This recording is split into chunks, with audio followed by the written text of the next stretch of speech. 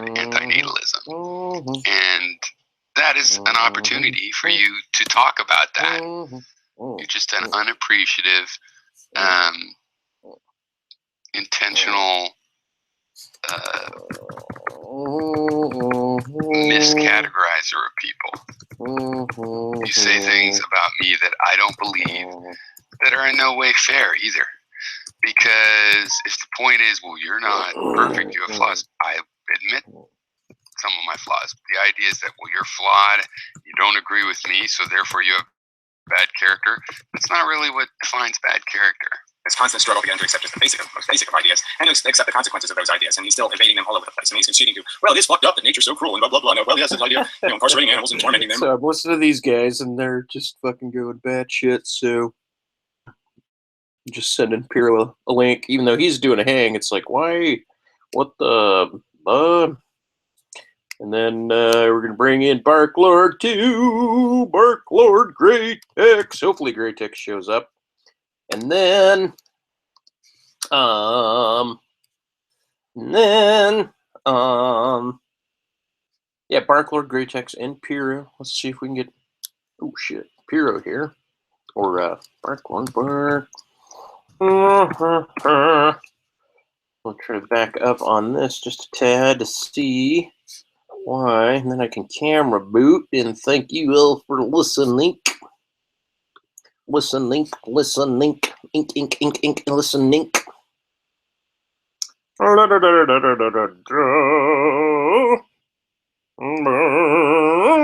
this shit. All right, well, it looks like there's a DasBook hangout. All right, goodbye, everybody. If there's everybody's out there, I didn't look. There's a number of people out there. I don't know where it is. Cheers. Or should I do this to say goodbye? Cheers. It's me. Oh, you thought it was an Amenhem video because of the icon. Well, that's how it works. All right. Ta-ta for now. Sent the link. All right. So, okay, so Piro's offline. I'm about ready to get online. And, woo, woo, woo, woo, woo. Nichols. Shit, Nichols. Oh, yeah. Okay, so I've been in the room all day long because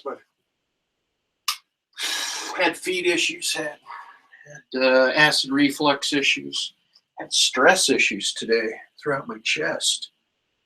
Anyway, point though is, wowza. Let's see what we got. Let's see who's gonna join. We'll see how to do it. Let's see whether or not I get any messages, because I need to check the chat. Ooh. Here, just let me cover that up a minute in case someone's looking at my mug. Let's just make it blurry. All right. Okay, a little blurry. Okay, now.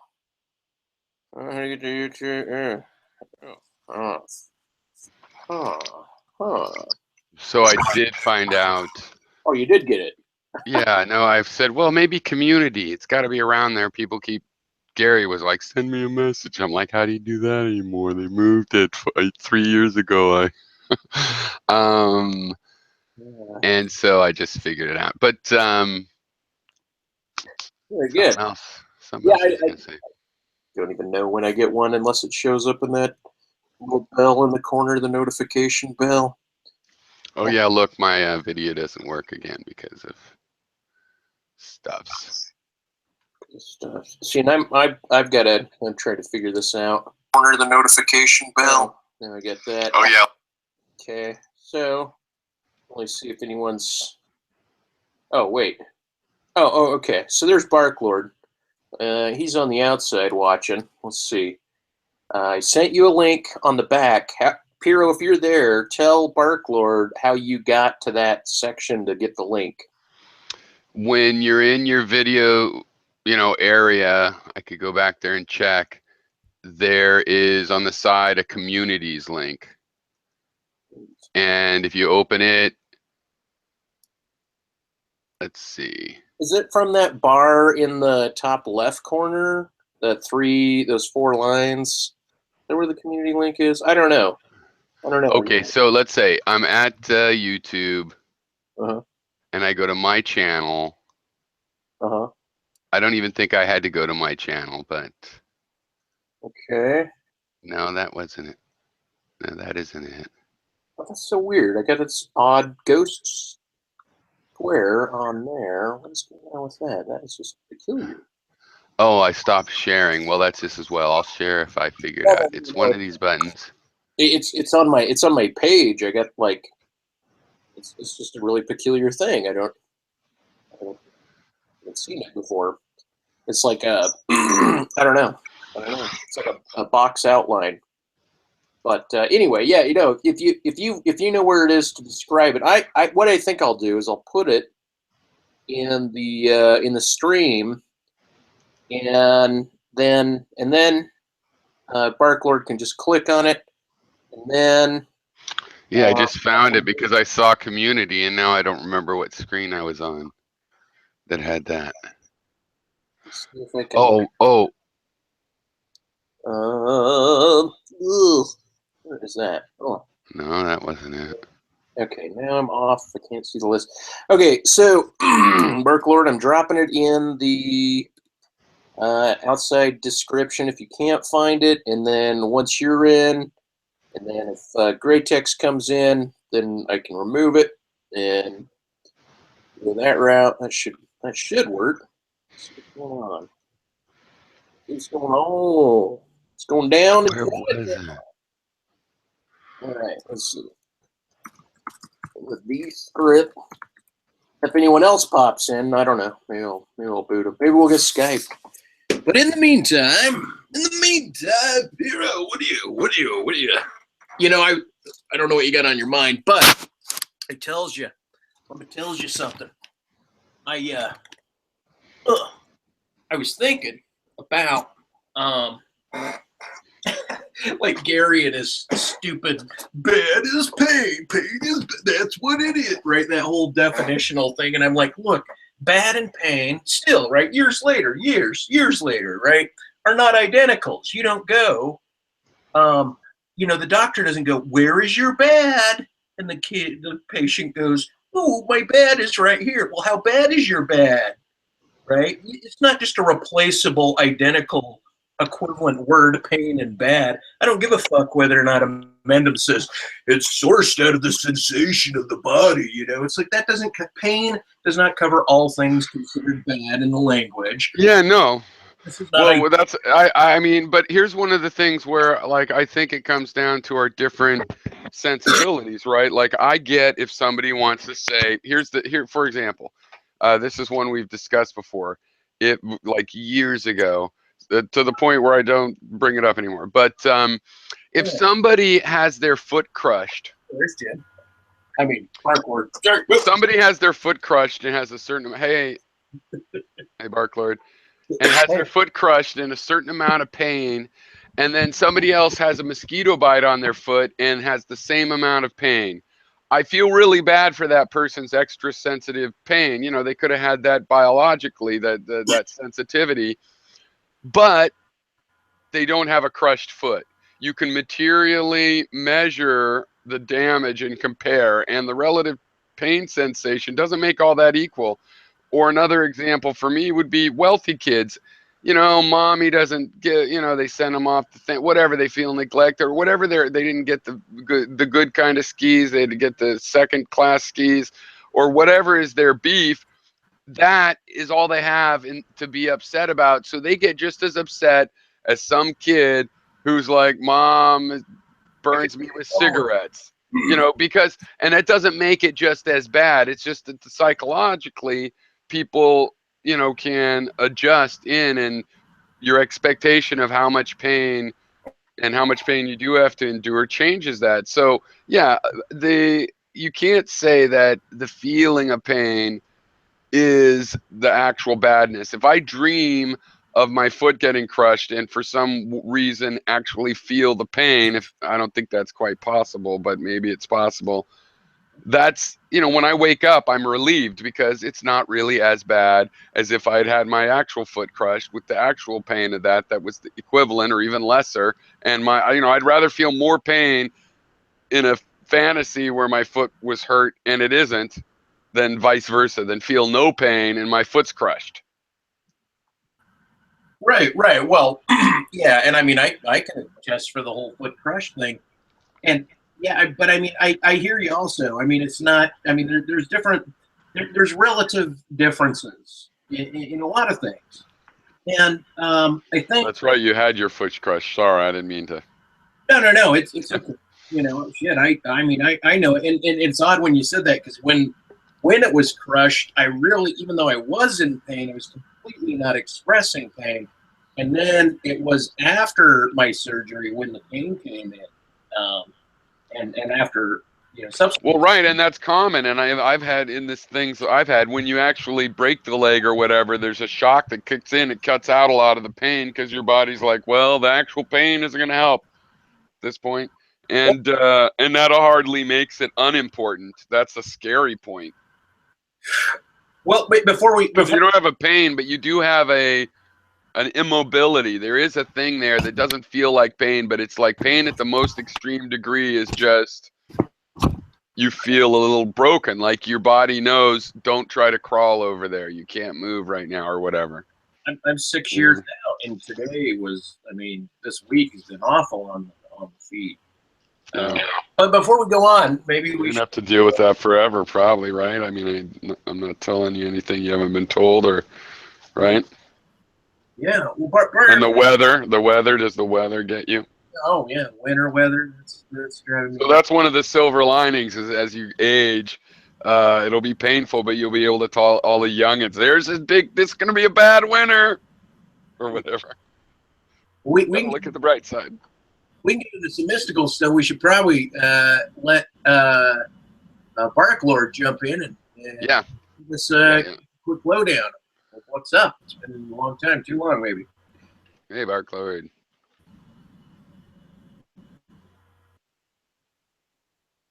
I don't know if his mic's working. It's not bumping on the screen. Check that mic there, Bert. I can see him moving, but his mic's unclear. Maybe, is that on my end? That's not on my end, is it? Let's see.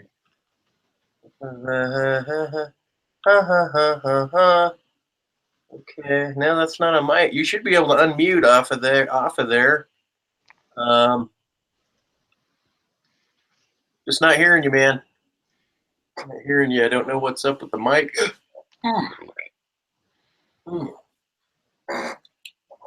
Yeah, it just barge in when you get it working.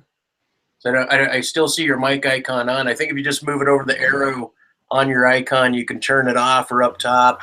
I don't know if you do Hangouts much. I haven't seen you in Hangouts much. Voice. Coming in, maybe. Coming in on the slide. Side. Say something. Can you hear me? Yeah, there you are. How you doing?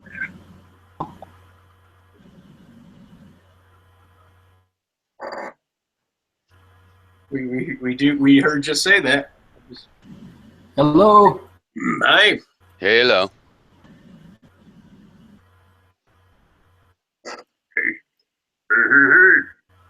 Video game. What's happened? What happened? How's the you guys are great because you you have endearing relationships to the environment. Just by well, I'm not going to get into it. I'm not going to say it. But I'm curious, what's up? What's going on, Barklord? News? It's like he's freezing or something. It's like he comes in and glitches. That's a nice picture, Piero. That's on the lake. That's where the eagles live.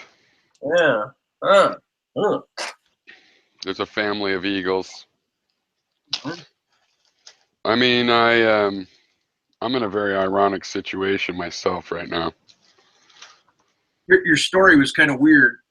I mean, I know you're probably going to bring it to Eagles in the Lake, but No. Did you hear that? I mean, I never know when people show up if they heard any of what I was saying during the thing. Well, Which part of it? The Ghosts and the Brewster, and I looked that Sarah Palin and Seth MacFarlane are also descendants of that Brewster. Well, if you have a grandmother that does that, you're probably related to. I mean, you know what I mean? They thread down. They've got millions of descendants. Well, he said So 10,000. I mean, if it's not them, it's one of the other ones. You know what I mean? So Yeah. the thing is, my mom and my grandma and her sister were into that, so they did it. They went to the Mormons. The Mormons are well beloved by the genealogy community. Oh, sure. They share all that info.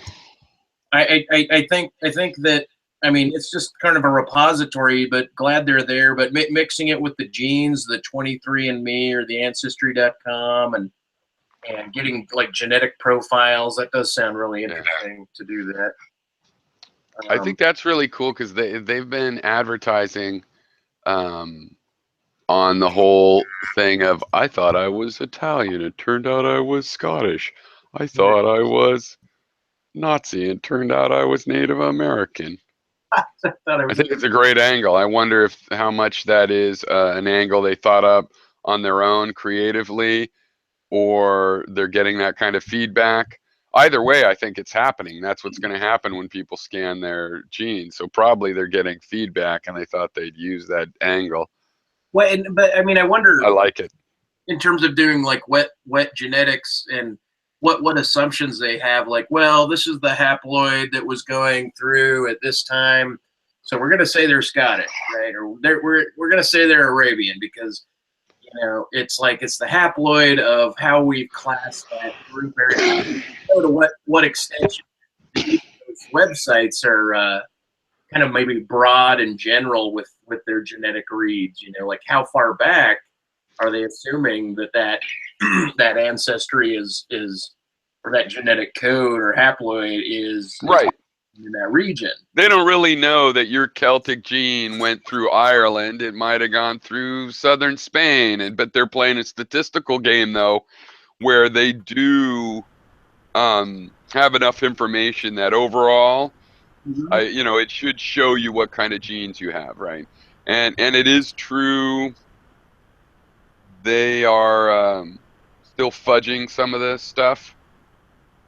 But like in my case, I am supposedly, and I have every reason to believe it, a 16th Cherokee, and more reason than that to believe I'm an 8th Polynesian. So when I do it, which I wanted to for years, I really haven't gotten around to it. Whenever I'm working and could blow a couple $100, it's like, yeah, it's still a couple $100. Now it's about 100 or less, right?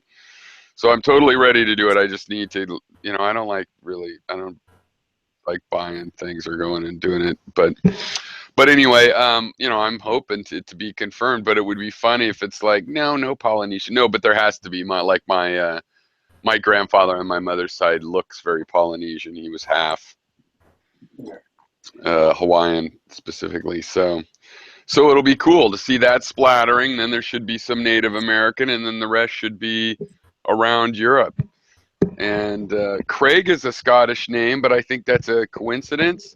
But Alan is also a Scottish name. As a matter of fact, I looked that up a few years ago. I want to get some mouse pads with the Allens are part of one of these. It was a recognizable Macintosh or recognizable Scottish clan. Allens have their own tartan that's kind of blue and green. It's kind of a nice, tartan or whatever. It's Scotch. Right. The plaid, a kind of plaid. They all had plaid for their banners. So, which I never thought that. For some reason, when I was young, I thought Allen sounded like it was French or whatever, but no, it's Scottish. Huh. Well, as long as I'm not the one doing any docs dropping, I feel comfortable. What is your right? What is your so your family was Mormon, or are you a displaced Utah that wasn't Mormon? I forgot. now there was a group of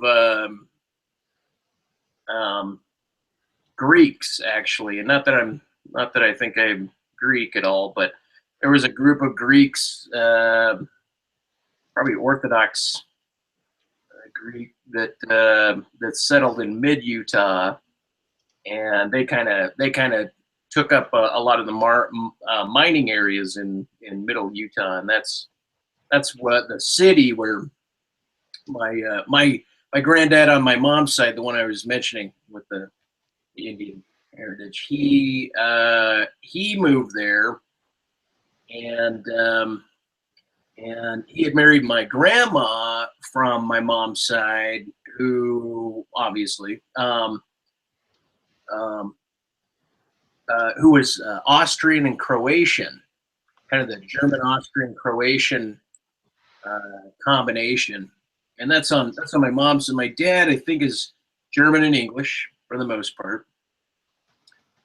And I don't know. It's odd. It's odd. But both the Germans and the English claim the last name, my last name, and so one is if it's English, it's based on the War of the Roses, and there's some banner to it. And if it's German, then it just means pale, like the color, like pale colors, like that. Looks like Jim Bale again. He was saying he has a problem with his connection and audio, but I was saying just type chat.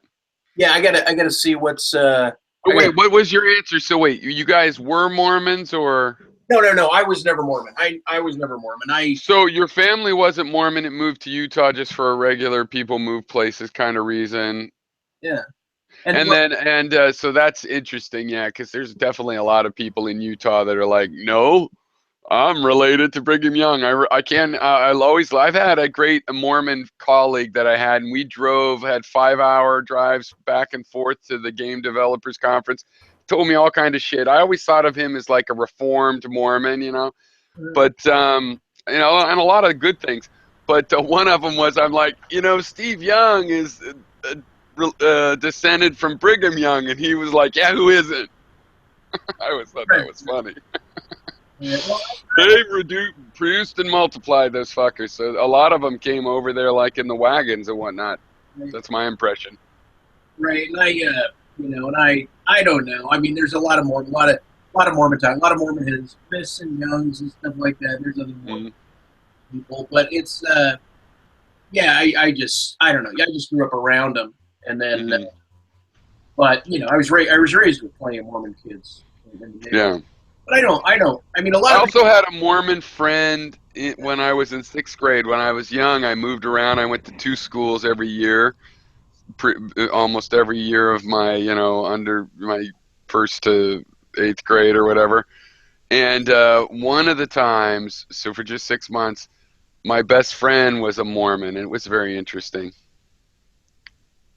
I thought it was he was an interesting kid. I think Mormons are interesting. I'm not against people in cults. I think it depends on the cult. I've had to reiterate my historic discontent with being around Mormons, growing up around them, in order to fabricate my disdain for them and develop my thoughts on it.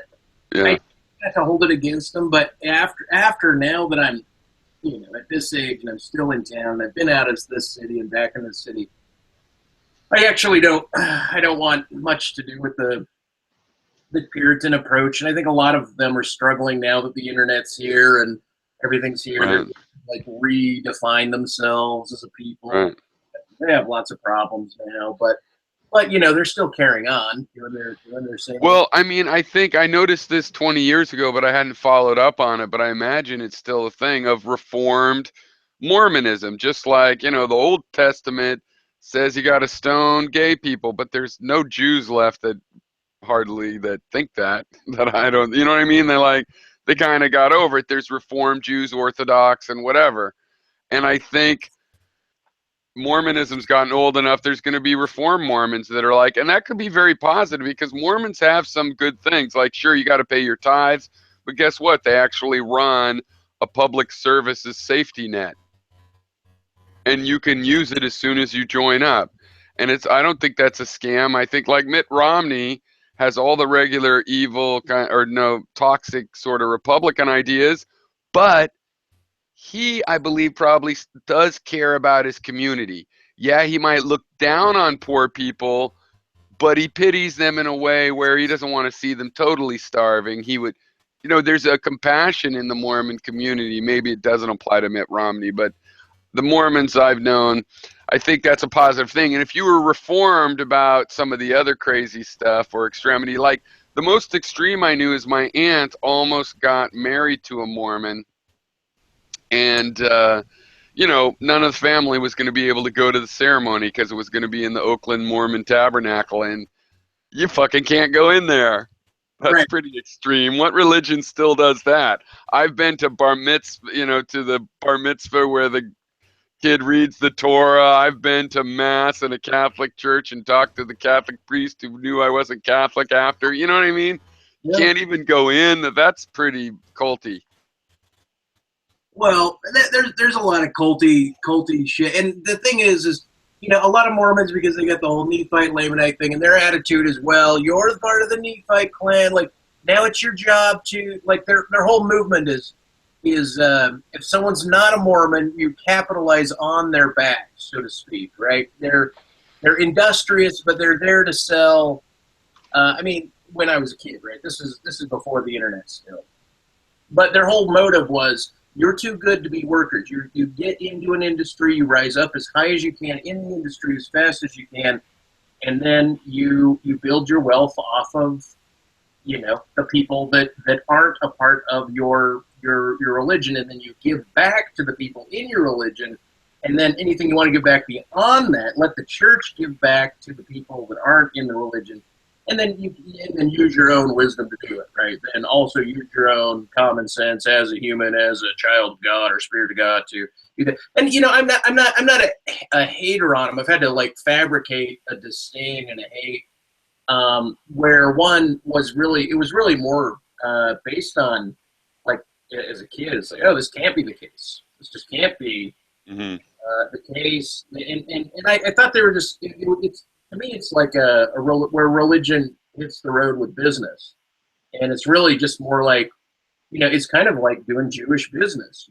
Take care of your own, get together, make the money, do it in groups, do it in clandestine groups, and then be open. Just don't be so open that you're going to violate or put at risk the other people in your religion. If you do it to the non-Mormons first, because they're the outliers. And then so it's internal out. They start internal and then they work their way out.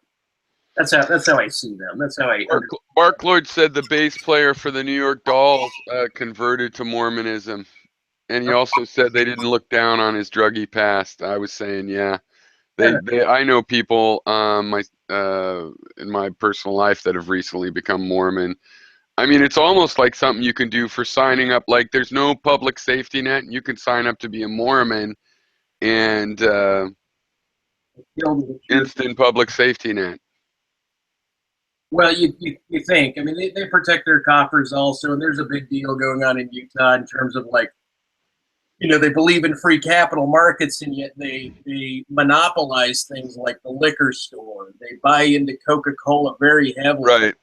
Well, remember I was saying this friend I had in 6th grade or whatever that was Mormon, and somebody had told me, and it was weird, like the Mormon church had bought Pepsi, or I think at the time. And so you still couldn't drink Coke, but you could drink Pepsi. And I don't know if that was true, but it was true that they had bought Pepsi, and if that wasn't Pepsi, it was some other soda. But the thing is, there's so many, like, the people I know here. They're a lot like Scientology, let's face it. They got a century on Scientology. Other than that, they got the whole aliens and every other fucking part of it. It's just like, it's so American. Like, American religions are pretty interesting. They're doing their best to try to find archaeology and map their archaeology to actual, like, oh, we found this, so we're in Latin America, so we're gonna assume that matches this part of our book, and then just carry on as if that's the case. But I was going to say, the lady that was here the other night, blonde lady, not to mention her name yet, but she was raised Mormon, and then this guy that was doing my video, he's like a smoking, heavy drinking Mormon guy that keeps falling back. And I keep saying, like, every time I'm talking to her, I'm like, she'll bring up something. Like she said, what'd she say? She said, we were talking about reproduction. She said, well, it's our job to repopulate the earth. And I said, why don't you just say populate the earth instead of when you say repopulate, I know that's stemming from Mormon text, right? If you say repopulate, that assumes that it was once heavily populated, right? And she's like, yeah, I guess like you're right, but it's just it's always imbued in so many of their thing. And then we got in a fight because we were going by a gay bar, right? And she, even though she's pretty liberal with a lot of stuff, she found it to be an abomination. And all of a sudden I was like, damn, lady, we're not going to get along too long. I remember I was like 15 or something, and I went to this friend, a lifelong friend. He lived in Santa Cruz, lived above this shop, and across the street there was a gay bar, which I'd never seen one, but I knew they existed in cities and stuff. And Santa Cruz isn't a city, but it's hip enough, it's got the city. It's like, a little outpost. And then this would be the 80s. And he was like, oh yeah, and I watch sometimes over there. I just hate those.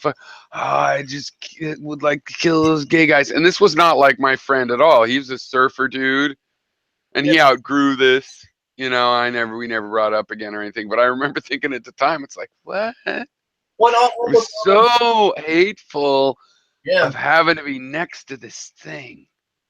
Well, and I mean, before 1978, when Mormons let me, not that I want to linger on the Mormon topic, don't get me wrong, I don't like to talk about it too much, but before 1978, or shortly thereafter, he was like, there were one black family on the block, and he's like, hey, let's go call the niggers. And I'm like, what did you just say? Like I'm thinking, like, my parents didn't raise me that way, and here's this Mormon kid pulling this stunt, and I find out, like, yeah, they're just heavily white racist until and then it opened up the Polynesian, the Hawaiian, the University of Hawaii. And not just racist though, but also like all of those poor Mormons they're letting in and getting on the whatever that community service thing, the Commonwealth or whatever that thing is. They and all the help they will give you, and watch your kids so you can try to get a job and get off meth. I lost my train of thought. Well, we'll just stay with meth and go from there. I'm kidding. Well, so we should probably bring. What I was wondering though is you were I mean, before, because this is a good intro into spiritualism, because you were talking about hearing your daughter and then talking about 10-year-old and ghosts and how you were considering it and stuff. And I'm fully engaged. I'm not going to deny my history with my thoughts on those things. I know you've been very clear on some of your experiences. Yeah, and so I mean, but hearing what you were saying made me think like, oh, like because I was just going over this guy's death and how these people were watching me on his deathbed talking, and they were like, we couldn't understand what you were saying. And even though with him, it was like everything seemed like kind of in this odd array, like it was obvious he was dying, and somehow like how to approach him was anything other than pragmatic. It was strictly a like a, oh my God, like a not a blessing, not a God, just more like an error of don't like my job there with him was not to speak about, hey, do you want some water, or do you need a blanket on you, or anything. That was more like, I'm here to say goodbye to you. I'm here to just wish you well in as you go into this. And anyway, but I'm not set on any spirituality, and that's part and part why I'm not Mormon, is because my experience doesn't yield a bonding. Well, here's the thing. I've always thought that everybody is like in this jungle where there's all these voices and sounds and images, chirp, chirp, chirp, and whatnot.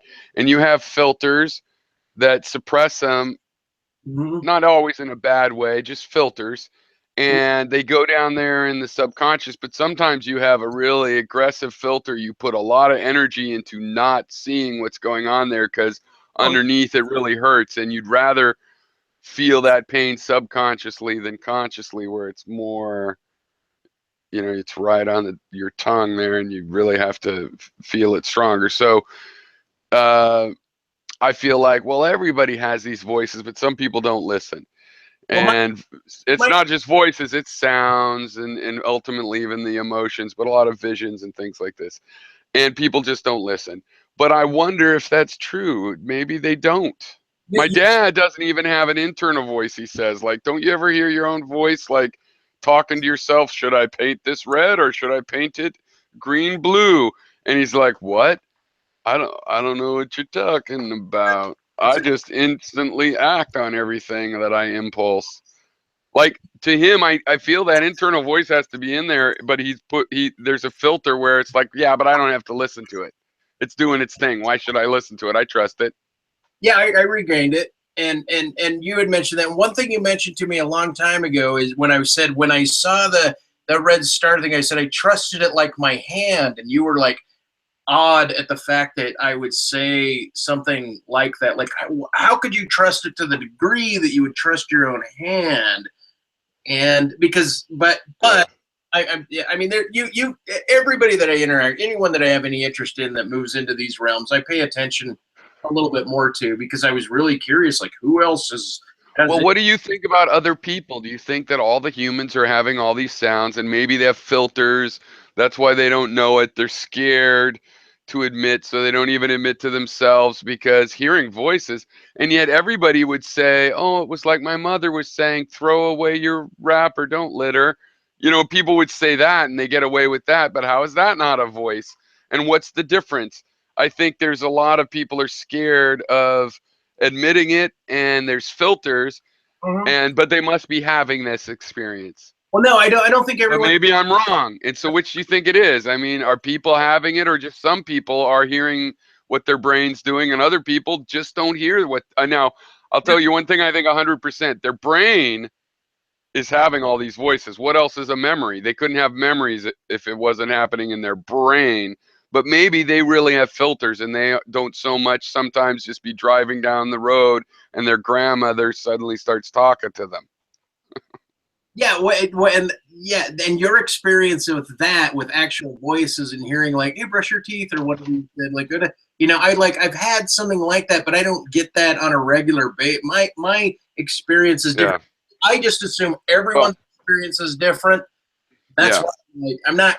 Well, no, and I'm characterizing. I don't have the go brush your teeth thing. That's just the common thing people talk about when they do hear a voice of somebody that was a mentor. My thing is sometimes I'm meditating and I end up kind of pulling a lucid dream, right? That seems pretty intentional. But then when you're having it, it's like it just comes of its own. You let it do that. And you know, I've had experiences where I'm just doing ordinary things, and there's like suddenly a voice, or it's early in the morning in that period, and there's a voice and it's talked to me. And so those are my experiences, are more ghost-like. Like if I just believed in some sort of ghost theory about it, I would say, yeah, I mean, that seems like a spirit, or somebody's beamed in your head, or it doesn't feel like it's me, but I believe it is me. Right, intellectually I know it is me, and so I interpret it that way. But that was also what I was saying I've been thinking about lately, is like, well, how honest is it to just tell myself that it's just you? Right. Yeah. And that's the thing. If you assume that, see, because one thing I'm convinced of is that there's, and so, you know, I talk to people about this, like oh, we're in Google AI, or I say, hey, you know, technology is far surpassed what a lot of us believe that it is. Or, you know, when I go into, you know, hyper intelligence, that everything's reading everything, that our thoughts are transparent, our doings are all known, everything is known in a God sense, even if God is just high tech AI, aliens, something else. I am convicted on the idea that we're not alone, you know, or it's all this huge solipsism, and then I'm potentially only ever alone. Well, you know, then I visit the arguments on that, and then part of it's like this, like there's an old controversy between whether the world is dirt and mud and clay, right, and salt and water, Mhm. or if it's spirit. Mhm. Spirit.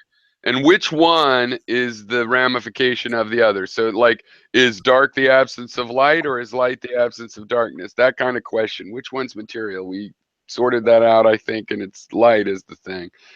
But so is the world like spirit flying around, kind of an idea?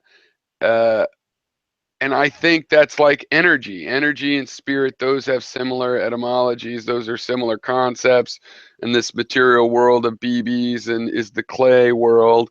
And E equals MC squared, then has two meanings. One, either could be the fundament of the other. But since there's so much energy in each little bit of mass, pretty much it looks like, okay, the whole world is actually energy.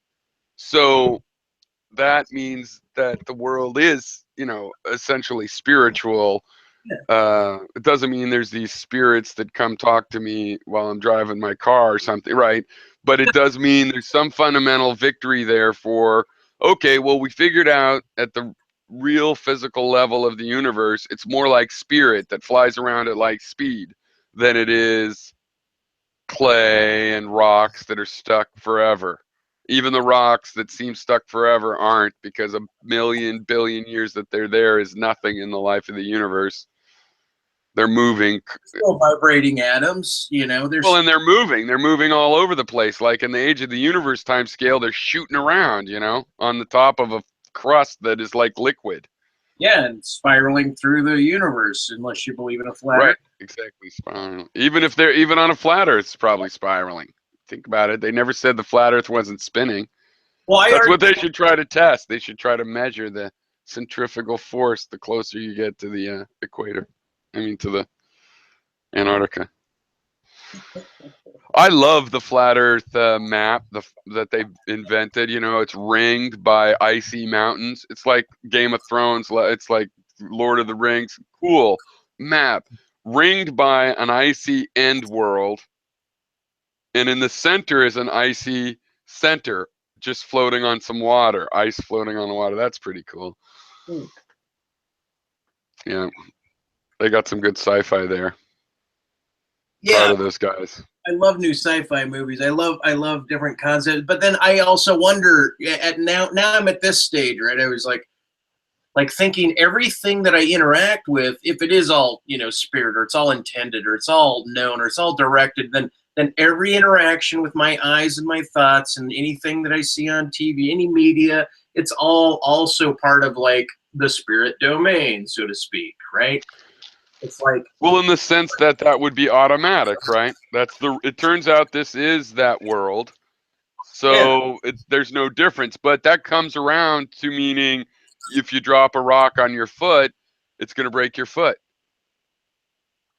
oh, right, meaning that there's still Those ramifications are all real. Like if we're in the Matrix and breaking your arm means you have your arm's broken and you can't pick things up, then you're in the Matrix. It's still what it means. So you try not to break your arm. You know what I mean? So it ends up, if it's functionally equivalent, then you respect it the same. So, well, I think there's breaches in that still, and I think that well, like for example, could I interject, because I just thought of an example here that's artistic as well, the relationship.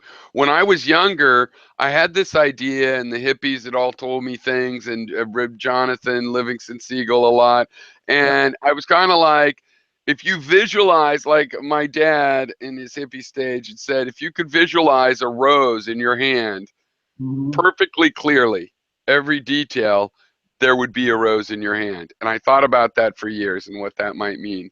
And for a long time, I was thinking, yeah, you could manifest things, you know, possibly. It was very fascinating to me. And so also then I thought, well, why not at least be able to hallucinate on command, meaning have a really vivid imagination? Why can't, sometimes I have such clear pictures of things, it's more clear than reality. all the details I absorb from some creative moment. Why can't I just turn that on and project it? Why can't I project it for other people through some sort of telepathy or manifestation of the illusion? If it doesn't mean the rose is going to be there, maybe it means it'll seem to be there, and all of these kinds of things. What I ended up deciding is that the special effects people in Hollywood have it right. The painters have it right. This is how you're supposed to. You're supposed to invent illusions through pigments. In other words, you're not supposed to project through your brain straight into reality. You're supposed to have to go get some clay and some chalk and oil. I'm trying to think of the things you use in your paints, really. And you know what I mean? You're supposed to do that, and you're supposed to finger paint, right? It's like everything is finger painting. And so if you want to project a great glowing thing, go and play with the laser projectors and make those things happen through physical, interact with the physical world. That's how you're supposed to make your images.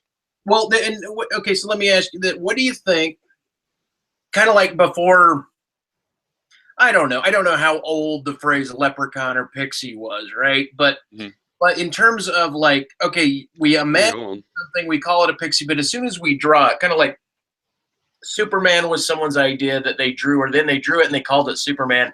But the whole idea is now we have a reference of an imagination in art, in form, and in that respect, now we have an external referent for an imaginary idea, and then those lines get blurred between, okay, now we can conceive it and reference it, as opposed to we can meet a real object and reference it. You know what I mean?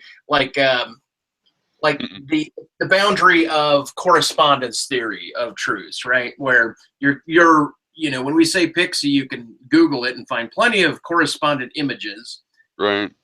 And yet you would still get a natural, methodological naturalist saying, hey, that's not, there's no such thing as unicorns or pixies or Spider-Man or flying gods or ghosts or demons or, right? Like a total, like there's a category of reference. And I think this is just my ignorance of whatever the philosophical term is for this reference of imagination, which I'm like, hey, bucker up on my, history of Western philosophy and get the right name for, correspondence to imagination, and then granting some validity to the reference itself.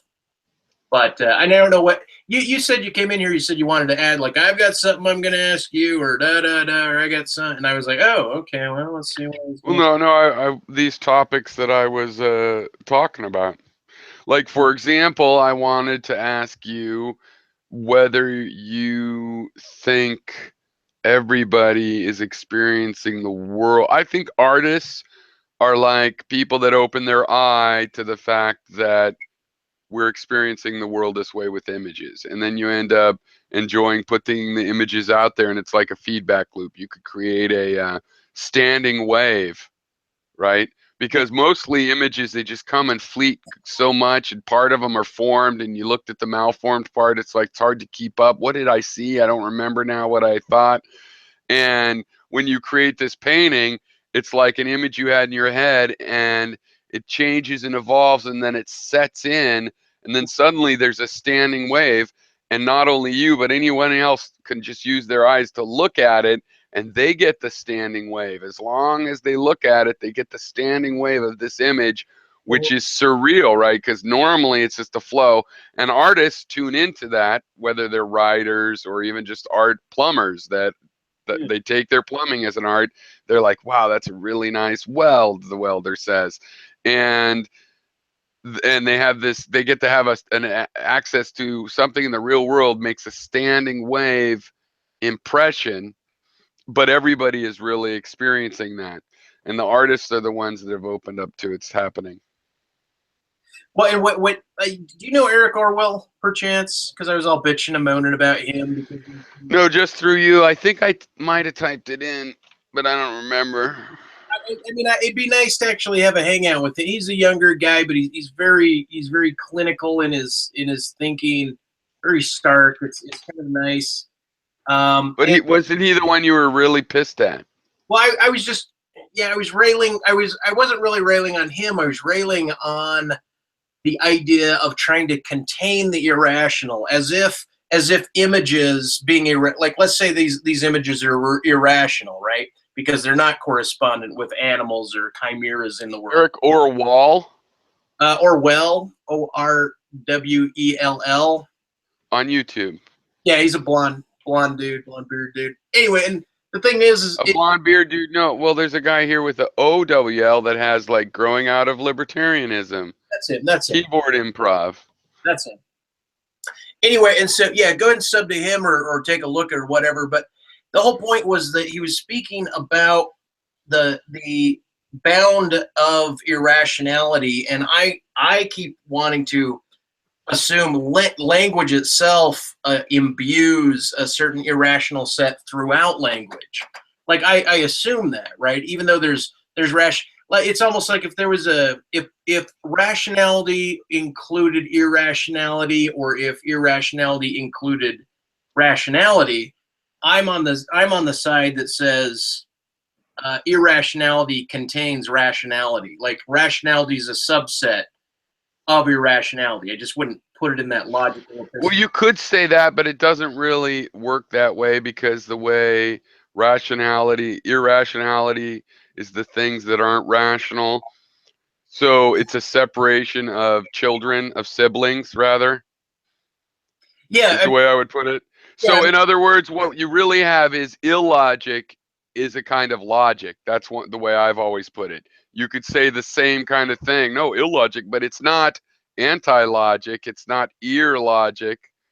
But okay, illogic is the same as irrationality. But I've always thought that illogic was a kind of logic, because logic is just a system where thoughts are computed from one logos to the next logos, right? It's the fact that logoses get processed. You have one, then you react and think about it, and boom, and then you have another one that's related, and that logical process.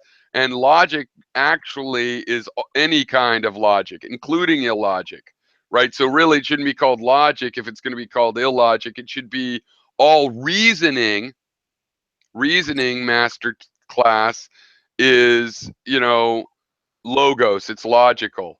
Illogic should be called like irrational or unconnected. You think logos means rational? No, a logos means an idea, any idea. The idea is the word ideas that can be, when you say a sentence, your logos, you can create an idea. Now there's a question of, can you create every idea that's possible with words? No, I say no, you can't. However, you can create an idea with words. You have the words, you read the words even after you've written them or as you're thinking of them, and there's an idea that gets created. It burns a little trace. Those ideas, that's a logos. The one idea like that is complex or simple. Then logic is when you transform one of those data structures, the logos, into the next step. Well, that's reasoning. What I was going to say was speech acts in linguistics don't necessarily have they might have a meaning content or a utility, like a command, but it's still like the smallest semantic terms, right? Like I'm trying to think of where one can speak and not really convey an idea. One can grunt and not mean anything, but someone might think that they meant something, right? It might intonate a sarcasm or something about the context to the speaker or the gruntor that's part of the logos, but it's not a meaningful conveyance of an idea. It's still a speech act, though. I'm trying to think of what these speech acts are. I've written down different, Well, so the idea that the logos might just be the words and not the concept that they trace. Yeah, meaning that there's also and so logic then is one sentence transformed into the next sentence in a logical order, and that includes illogic and all the fallacies. We call it illogic because we say, or we're trying to say, and I believe there are invalid, steps that are illogical.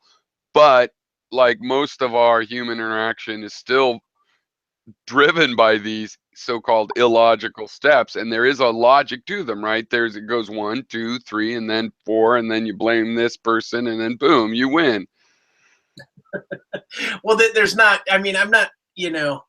I'm all I'm trying to do is mention that there seems to be a class of the logos that does not contain necessarily meaningful content or even necessary ideas. They may do it. No, I don't think that, because I think more like this. Like, you know how they've discovered, and it's true, that like red is an emotion. All the colors cause emotions. I would say red is an emotion. Every sensation is actually a kind of emotion. Some really reliable emotions, well, we don't call them emotions. Why? Because I only see red when there really is red there. It's not like an emotion. I can feel uneasy even when it doesn't make sense, and then I can feel comfortable, and then boom, I got hit by something I shouldn't have felt comfortable. That's an emotion. Red, boy. But then again, when you dream, you see some red, or you can have a hallucination and see some red. It's an emotion. Sure, the eyes can cause that emotion, but whatever. So can a memory. So it's an emotion. Right, but now just assume this, right?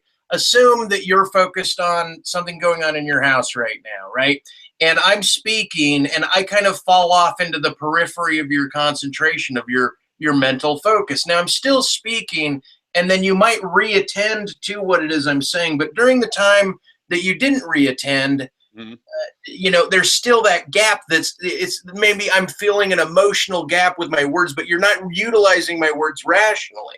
Maybe you're just listening to the tone or the tempo or something during that moment where you're not entirely focused on what's being said. And so, like a color, the logos functions like a color. Well, that implies that if we're going to use your language instead of the illogical, logical, which is, the same, it's like you're getting at the same thing, rational, irrational. And so which in that version of the rhetoric is the subset, and which, is the absence of the subset or whatever?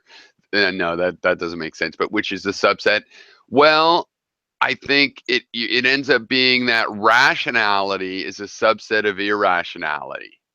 That's what I'm arguing. That's what I'm arguing.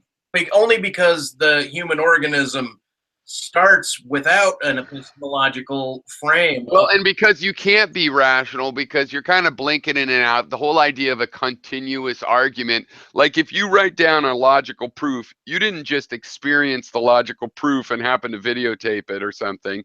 You have to go over it and take now I've missed an apostrophe. How am I going to do this? You know what I mean? You go over and over it, and it's like you're painting there. In the end, it's going to be like an image, a human image. But really, you go over and over and over it, and you play it down by silk screening with your hand, layer after layer of different approaches.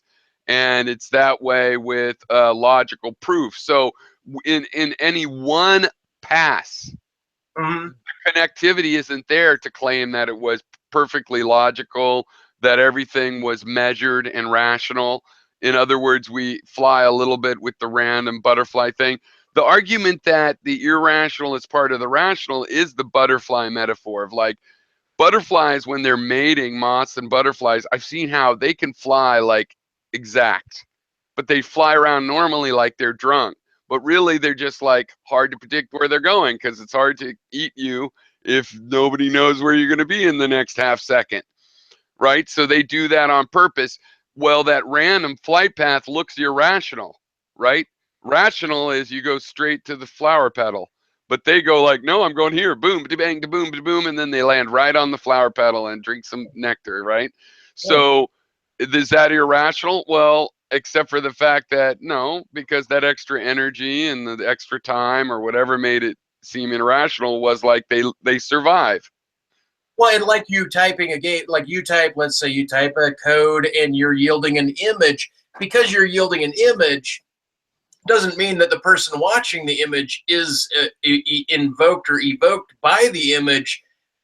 you know, in the same manner that you're knowing that you're making an image is even though it's all logical form in its creation, it doesn't mean that it's picked up the way it's presented. There's still the domain of not just interpretation, but the emotional content or the awe of what it is your logic in programming, let's say, yields. Same as the paintbrush, right? But oh yeah, because we were talking about that. I was talking about the paintbrush and how I was counting on a glitch, a non-stopping point, and talking about how Right. you would retrace every one of your program, makes it certain that you're completing that statement, right? You have to have a complete statement, and so you have to come to an end where in mine I get to just keep moving forward, assuming that it's all undone until the whole thing's done, or part of it's done until some of it's. And I guess you do that too. You work in different, like, hey, I'm going to work on this, and then this part, and then I'll nest them. But it's also just that how you get to look at it. In reality, you're probably, in my view, are just pushing some things off to your subconscious. Like you're letting your subconscious plan what the colors are going to end up being up there. Like you're painting what you're painting, visualizing consciously the colors you're putting down right now, while you subconsciously are visualizing, maybe you a little bit conscious, maybe not at all, what those other shapes are going to get. And sometimes you stand back and consciously try to picture the whole thing. And really, you know, you're thinking about the whole thing, and it's an iterative process. Yeah. And I am projecting this from programming, because the best way to program is this iterative process where you don't just write things from the top to the bottom. You shade, draw background. It's very much like how canvas painters paint, where you block things in and you sketch first, and sometimes you paint everything white, and then you re-sketch it. And you know, every artist has their own version of it, but it's always in these layers, right? Am I wrong? It can't be done other than in a layer, and it does involve planning. Now, I do have to be careful in my planning with programming, just because there's all the little syntaxes and where every comma goes, right? There's a lot of gotchas where I won't be able to finish my painting because it'll crash. And you know, in your case, yeah, you don't have to do that, but that's only because if you make a mistake, you can always patch it in.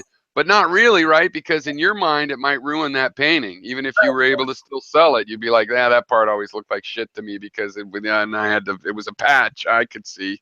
This guy had me doing a portrait of his sons once, and a couple years back, and after I had gotten about 3/4 into the painting, he said, "Hey, I don't like the posture of my son's hand. Can you change it?" And I said, "Well, I could force it on." I said, "I really think it would ruin the painting because the way that, you know, the method required that you know, the directionality of the hand be done at a certain layer that I've already passed. And so if I rewrite it, then it's gonna be a lesser painting in terms of how it is I finish the execution." But then again, I was bitching about this one because I didn't put an undercoat on it, right? I didn't normally have a purple or a gray or a reddish purple undercoat, and I didn't do it. And now I'm suffering a certain loss of having to lay in the color as if there's an undercoat, and then I'll probably try and end up painting an overcoat over it, transparent overcoat. But yeah, I mean, there's difficulties in how it's done. But okay, anyway, and on to the next. Well, I was saying, I just remembered the thing we were talking about where I was saying the opposite. As a writer, you would think you could use this iterative technique and you go over and fix a sentence. But I found that you can't really fix a sentence. A sentence has to be just destroyed, and even a whole paragraph, if you're going to phrase it a different way and change, you can't just like, I will change this into a passive verb, and you know, like you might with a business report or a school report. You can't just, oh, I will clarify this. It's writing is surprisingly like a live performance. You do it alone with your typewriter or your computer, but it's kind of got to all come out. And the iterations have to be creating paragraphs and pages that can be more or less left alone. And so that's kind of the other thing, is that how much, you know, in painting as well, as like each stroke is like a live performance, even though you're alone in your studio. Yeah. Nobody's watching. It's a live performance recorded on that medium, whatever it is. Yeah, I hear you. I hear you on that. Hey, I'll be right back. Yeah, I gotta get some water. Okay, good.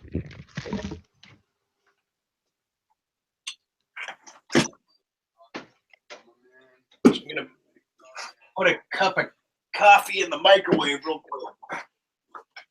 Oh shit. Mm.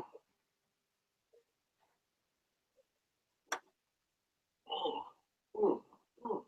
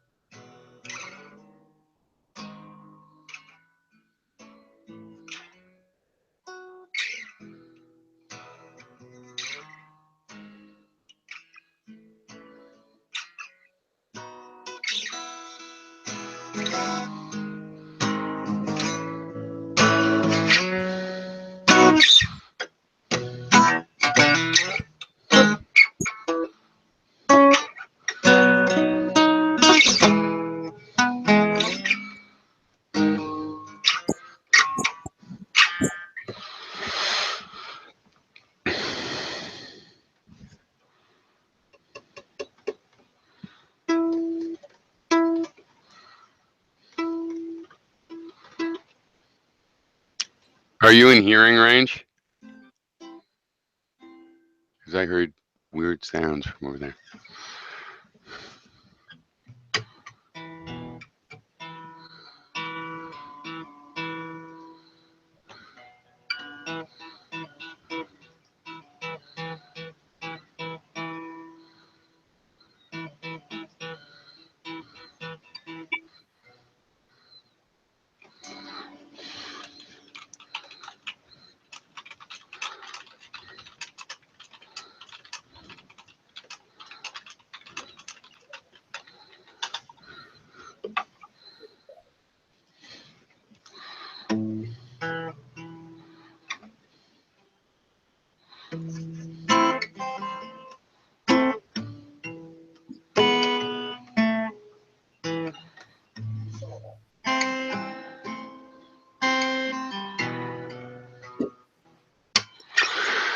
So yeah, I was thinking of these. The reason I was thinking too of like these personal thoughts is because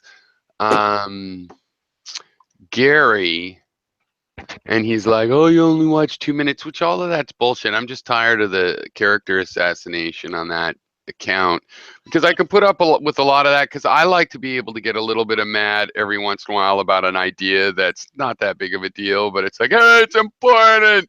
Fucking, you shouldn't have a 2-point conversions or whatever. Totally lame. Whatever. I don't quite understand. Objectivity is a subset of subjectivity, motherfucker. Right, like what he says, he wants that to be the parameter, the context of what's. But I don't like being told my character assassination. Should just be an imperfect person willing to be in the conversation and some appreciation that we're in that.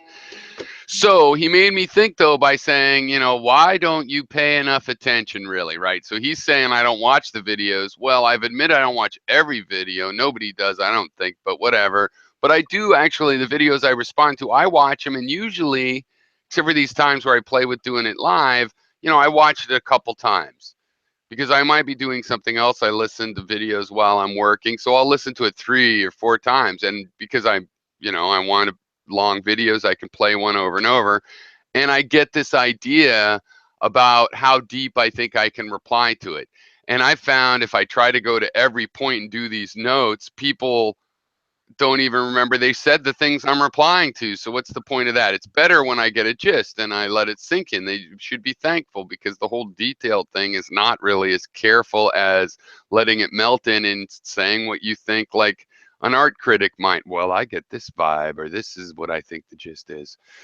And so, but the gist of what he's saying, where the grain of truth would come, where Gary's criticisms allow you to go, well, what grain of truth might there be to what this crazy person's saying, would be that I do lack an interest in a lot of these topics because it's like my positions are not getting that evolved because it feels like other people aren't catching up to the important parts of them, but maybe I'm just wrong, but whatever, there's no change there.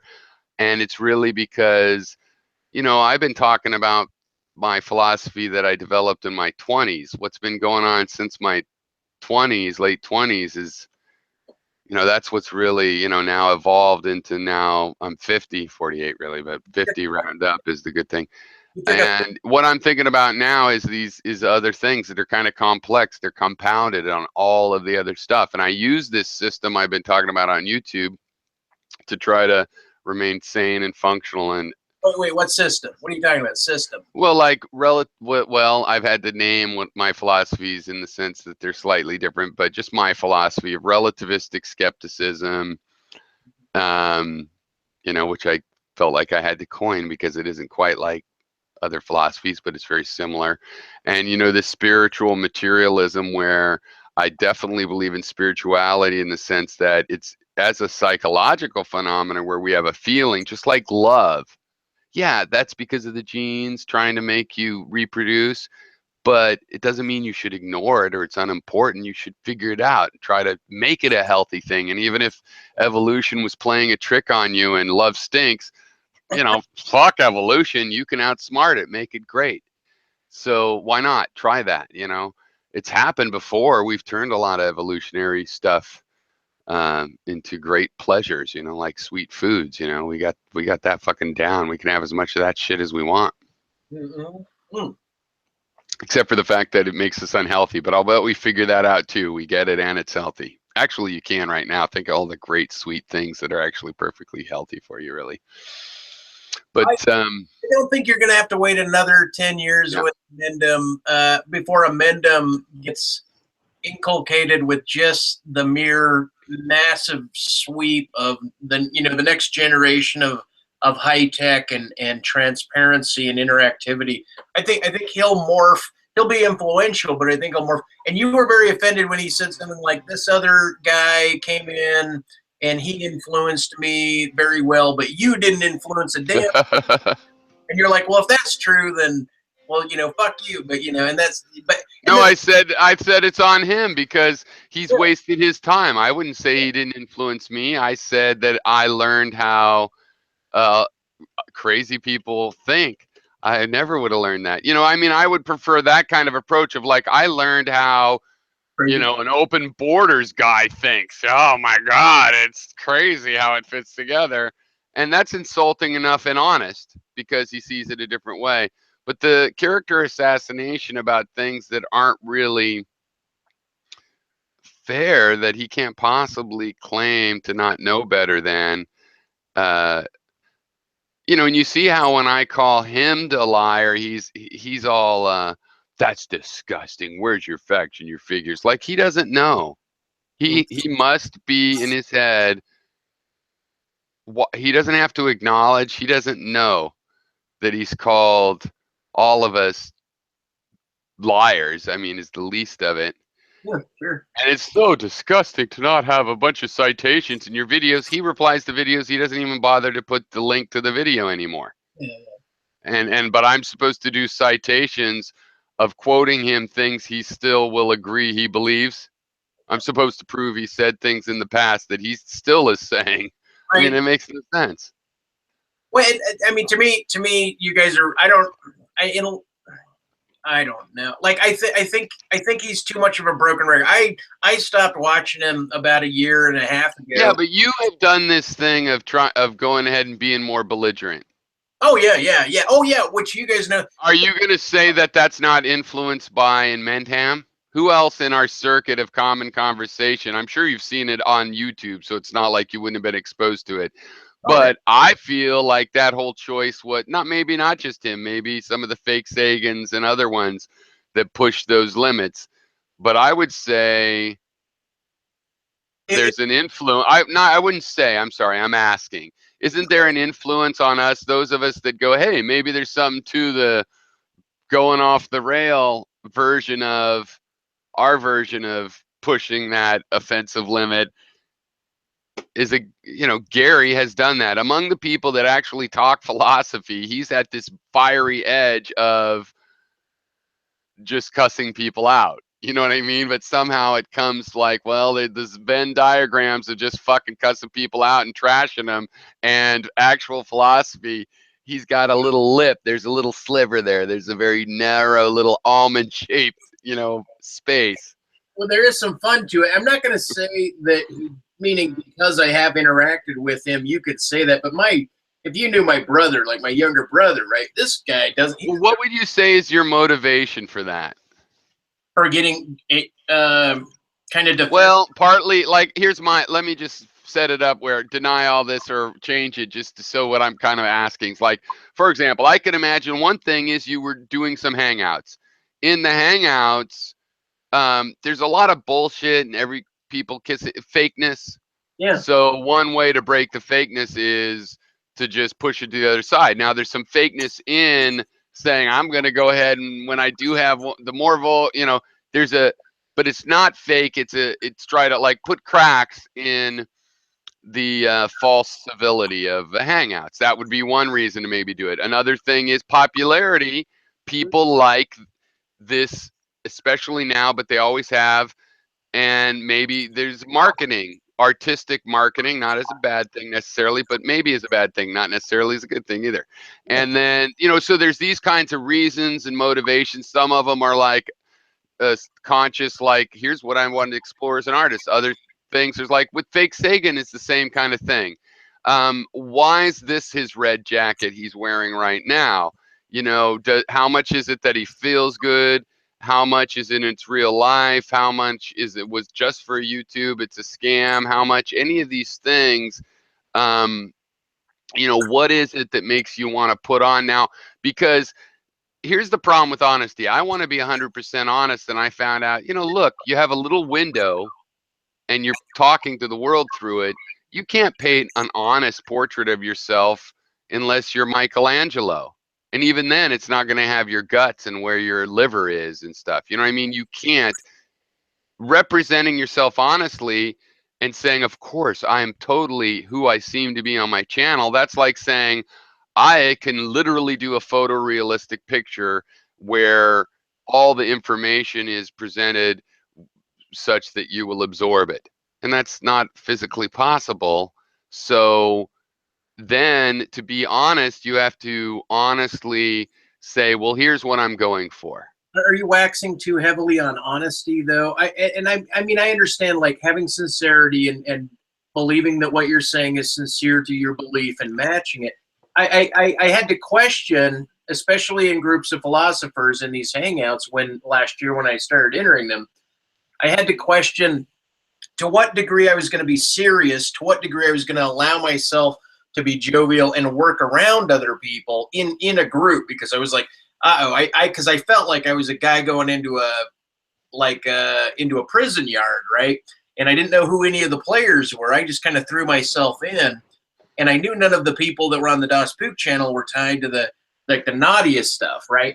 And that's where I was kind of dropped in. And so I was like, well, I can play these different personas and kind of remain agile. And I know the power of, I mean, even watching Amendum and knowing my brother, knowing what aggression can do, certain tonal personas and methods of trying to. Well, did you know Fake Sagan when he was Hard Case or Fake Sagan? Are you familiar? I don't know if that's a channel you followed. I don't know him as well as you do. I mean, I know I've seen him over time because I saw him when I got on the tubes, and I even subscribed to him, and I knew some of the drum and some of the things, and I knew he had a huge transition. But did you ever? Yeah, because the thing is, when he was Hard Case, it was a different persona that I just have to say I still really like this character he created.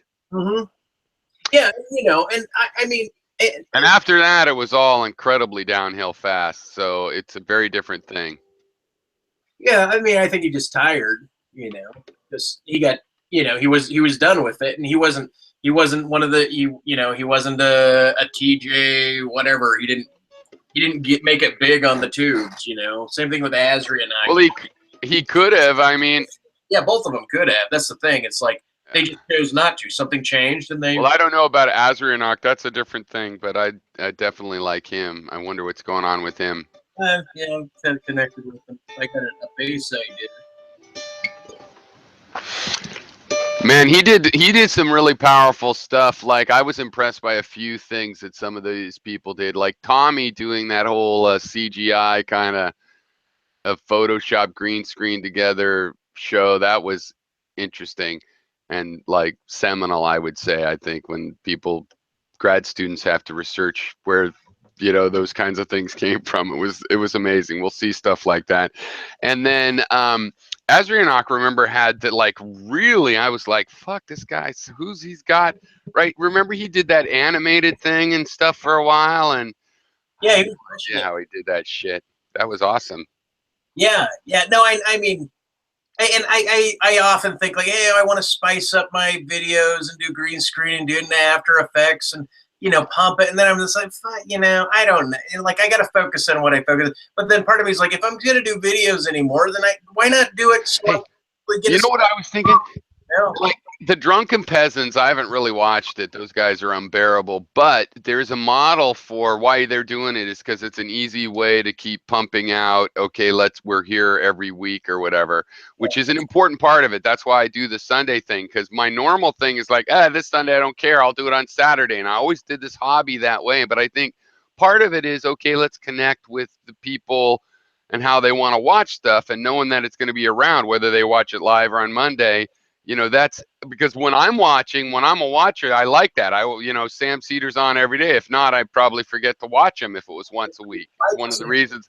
Okay, so anyway, when we were all in there, those people you mentioned, I didn't see Gail, but if we could have a weekly talk show, or even bi-weekly or whatever, but I think weekly'd be good. It'd be really funny if you could have like one daily, but just 15 minutes. But if we could all sync up, 15 minutes, boom. And Barklord, you, me, and Graytex, that would be a nice triangle of 5 people. Really, 4. Well, I think it would be really good. I mean, I think that would be an interesting kind of regular show where we're talking about, I should do green screen and this and that. Well, that's what I'm saying, like broadcast, and people are in the windows, figure out, what we have to, even if I have to buy something, how to have a video that we can play in the middle, and have some segments, just so we can produce it, have some, control of how it is as a show. I think it would be interesting. It'd be like, because to me, all of Europe happened to be like I mean, all of you know my name for years. Yeah. So, other than, accidental dock droppings or whatever it happens, that's different. So, I mean, it's not that hard to discover if you really know what you're doing. I really don't piss people off that much in the end, the end, when I piss people off, usually it's just like, oh, fuck him, he's pointless. As opposed to, I'm all destroyed because he's the worst thing. The world's gonna get destroyed by him.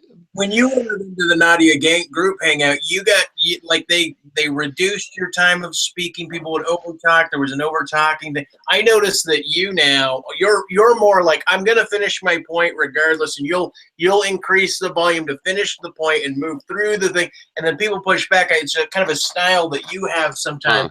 But I think it's interesting. And the other thing I was going to mention is... Well, really, that's funny. Wait, but okay, go ahead and mention the other thing, unless you can remember, because I kind of have a feedback on that. I might forget, but... They're not you. Like, I don't think that you've actually found your super hero power yet as an X-Men.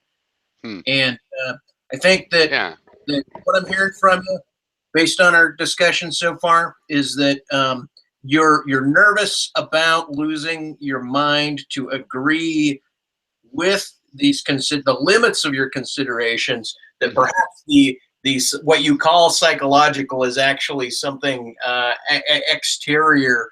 It's both psychological, but also exterior. Those are the two things. Well, right, because I've known a lot of people that had lovely ideas that I think should be followed, and like artistically write a story. Like the guy that believes in the flat earth, why not just write, be the next George R.R. Martin, painting words in a book and write a story about that ring world, right? Where the world is a ring around a sun, right?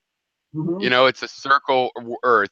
That's what science fiction people do. Go for it. This is a beautiful thing. And then you go, no, I'm going to fight to the end for those liars at NASA. Fuck them. And they crunch their life up. But maybe there's an art to that too. Actually, I've been thinking of doing an art hoax on George Norrie at night. But anyway, I'd love to run that by you. But so I've seen that happen. And then also your case, which, I like you a lot. I always appreciated you. And if you'd followed those images off into the woods and almost died one night, I'd go, wow, spirit quest. But, you really fucked your body up and it was hard. So I'm like, that's sad. So that's the kind of thing where, I want to put a filter on it. I'm nervous, like you said, for good reason, right? I'm nervous to let that be any more influential than it already is. Well, just don't become a standard.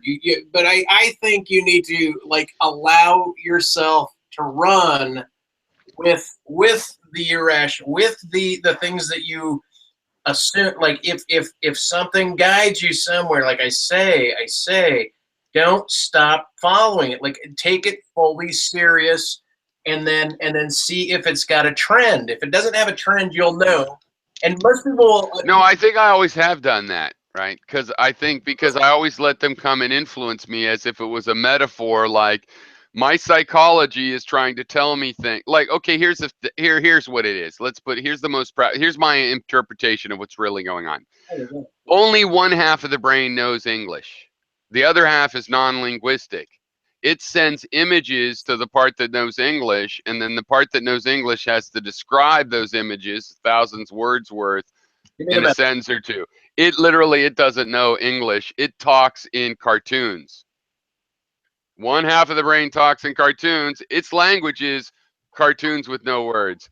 The other parts is words, and a healthy mind is cartoon strips with words. And unfortunately, since the world's based on words, it's also possible that the part of the brain that knows words could go, fuck you, you crazy motherfucking Dionysian asshole. Stop putting images in my brain. I'm not going to talk about them. Fuck you. I'm not going to vote based on fuck you. And so you have that's why people probably seem so stupid, because they're like half a brain that's not taking advantage of the part that knows the mathematical language of cartoon frames. Right. And so I think really what's going on is these visions of my daughter or something is my cartoon brain, because it's not just cartoons. It's like photorealistic 3-dimensional cartoon frames that it can project to my right side of my brain that is thinking in language. Piero, you're okay. You're good that you ground it. Good that you have a rational grounding and you've split the brain and everything. I'm saying now throw all that out the window. Let it go out the window, like the song "Everything I Knew" has gone out the window. And then take everything that's right when you have time, right, or when you're going to allow yourself to run off like a madman into the woods or whatnot. Then take the time. Well, I've done that enough in my life to have a reference frame, but I'm just right. I'm just saying, like, it's kind of a. Have you watched Fake Sagan's latest things? Why no? I haven't seen any latest. Well, okay, like his latest thing, he was saying, why did I become a theist? Well, he was having this idea of the brain as not the seat of consciousness, but more like an antenna to consciousness. Yeah, and back when I was younger and imagining all these worlds where really we're in a matrix, not on a computer, but in Vishnu's brain, you know, we're in a, and I thought, well, that's kind of how it, you know, would be, is that the brain gets grown and it's like an antenna, and then the whirlwind of all the spirits that are just coursing through space, that one of them would get tangled in it. It's like a little trap for that, and then it gets tangled, and then it grows in there, and then the spirit grows in the brain, and that's how you could have a kind of all physical monistic dualism, right? It's not really dualism because the spirit is physical in that case, but it's dualist in that, like, that's how the brain gets paired with the spirit, and why the spirit can go off and pair with another body, right? It's sort of so that reincarnation, right? How could you have that reincarnation if? And that would be the model. And but I decided that probably that isn't the issue, because since we're in the spirit world and the mass and the clay and all of that actually is spirit and energy, no, it's better that it is actually generated by this material, because the material is the spirit. There's no distinction. Well, once again, I mean, you're philosophizing, you're regrounding it, you're making the material. Absolutely. Thinking about it, and all I'm saying is at the point where like, okay, this is. Should I ground it? That's the thing. How are you gonna fly if you keep it grounded?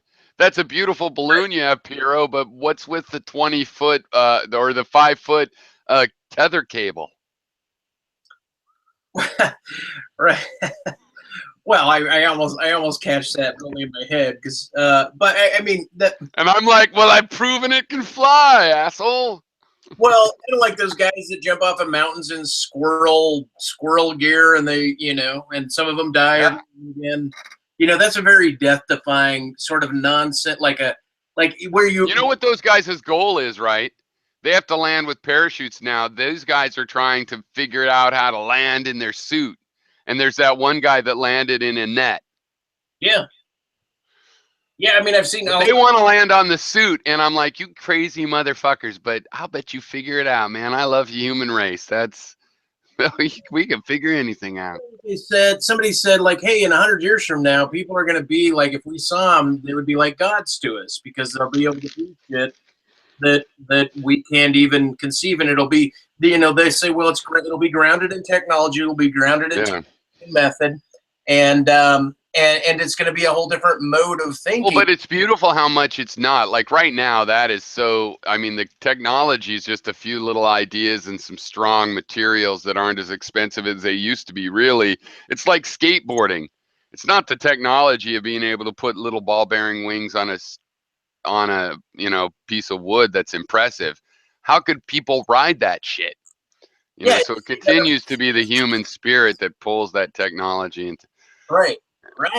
And that's all I'm at. That's what all I'm saying is when you're pulled in some oddball spiritual mythical direction, if you are, then try not to ground it at that moment in your mind. Don't fill your mind and go off on some entangled thought pattern. Just try to be like your dad and clear your mind of all thoughts and run. No, not like my dad. No. Okay, not like your dad. I'm just saying. Clear. No, his version was the bullshit version. I'm trying to come back to something more sane. I mean, like, he didn't actually believe this stuff. What happened to him is he was 18 in 1967 and just, you know, got swept up in being a 18-year-old and the summer of love, and you know, and he was a redneck who started spouting a lot of hippie stuff for 10 or 15 years while I happened to be growing up. So yeah, I mean, so he introduced me to these ideas, but his versions of them aren't really the good ones.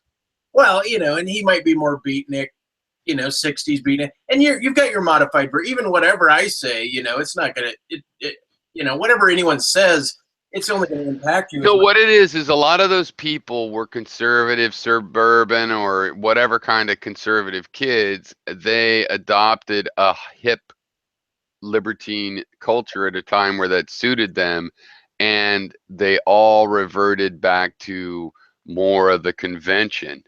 And a lot of them overall as a generation went ahead and became Wall Street people, and they invented the real estate bubble that had never really been happening before. So they're culpable for those kinds of things. My dad's not a bad guy. I mean, I get along with him. I love him. He's a great guy. But I mean, as far as analyzing honestly, it's just kind of funny. Like, for example, he turns out to be sort of an old school, a little bit sexist, but not, totally terrible. So, but, he believes in those roles. But when I was a kid, he was pointing out, subtle subliminal sexism in movies. Why?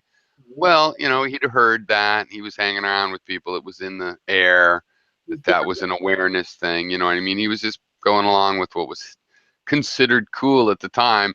As he thought it over later, he put this property protected by Smith & Wesson sign up on his property. You know what I mean? He's like, he was from a redneck place. And in the end, so on the other hand, I feel lucky because I'm glad I got that introduction to those hippies. Is he on the Brewer side, or is that your mom's side? No, that's the Brewer side, yeah. Brewer side. See, there you go. You tie some things to Brewer on that. So he lived on a gold claim and a teepee when I was young, and then he lived for years on a teepee. I don't know, 8 years. We took trips with the teepee, was our tent and stuff, and I was with my mom, but I spent like my 3-month summers with him just about every year. And see, just that alone, just switching from parent to parent, that's something I'll never know because I don't live that, But one of the most interesting things in my memory bank was, because I loved it so much, was I would go. My dad's family celebrated Christmas on Christmas Eve, and my mom on Christmas morning. So how convenient. So what that meant for me, though, was that I had a 2-day holiday where in the middle was like being transferred to Checkpoint Charlie in the middle of the night, where my aunts and uncles, who are all like 10 years older than me, are asleep because it's Christmas night. You have to go to sleep or, you're in trouble. And at 11:30 at night, when Christmas Eve is over at one house, I'm being shuttled over. So like I'm always open. I'm up late when I'm 7 or whatever, being transferred, which I loved. I always felt it was a big, big privilege, but it was also a separation from the actual experience that everybody else has, right? So I was actually like an audience member in a theater watching how Christmas works for other people. And I was never very deluded because maybe I wasn't in the audience. Maybe I was kind of watching from the side stage. And so I could kind of see that it was production, but I was still very, very impressed. And also I was like, some families do the morning, some do some do Christmas Eve. I'm just like 48 hours, motherfucker. But really, it was very disorienting. I found out when I was older, right? Yeah, I can only imagine. I'm basically, and it's not a lament. This is something I've always celebrated. I think it's why I am able to have a modern attitude that I think is realistic and is not bitter, because there's benefits to seeing all different ways of life. But this is kind of why, because,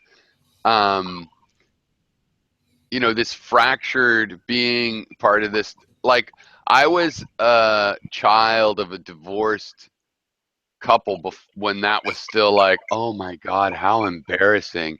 They're divorced. Oh my God. And their parents are divorced. Oh my God. And whereas around the 90s, it became the kids were like, if you weren't in a divorced family, you started to feel weird. if you didn't have two Christmases and couldn't play your parents against each other and do whatever you wanted in the end, oh, that's a tragedy. It switched around, it was an interesting thing. So it's like I've often felt like being the first kids of the baby boomers, I experienced a lot of bad trends before anybody else, before there was any sympathy for going through it. Well,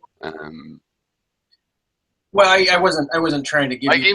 even this opiate thing, I come to Maine and New England has fucking people dying from heroin and opiates just fucking every week. A few people. It's the biggest killer. It's astounding. From the island, you're like, yay! Here it is again. It's part of the landscape. It's like getting your sweet fruit now. Whoever wants it can, go get it almost anywhere now. So the spiritual thing, not my dad, but my grandmothers were both New Age for their generation, right? In this greater generation, the one before the baby boomers.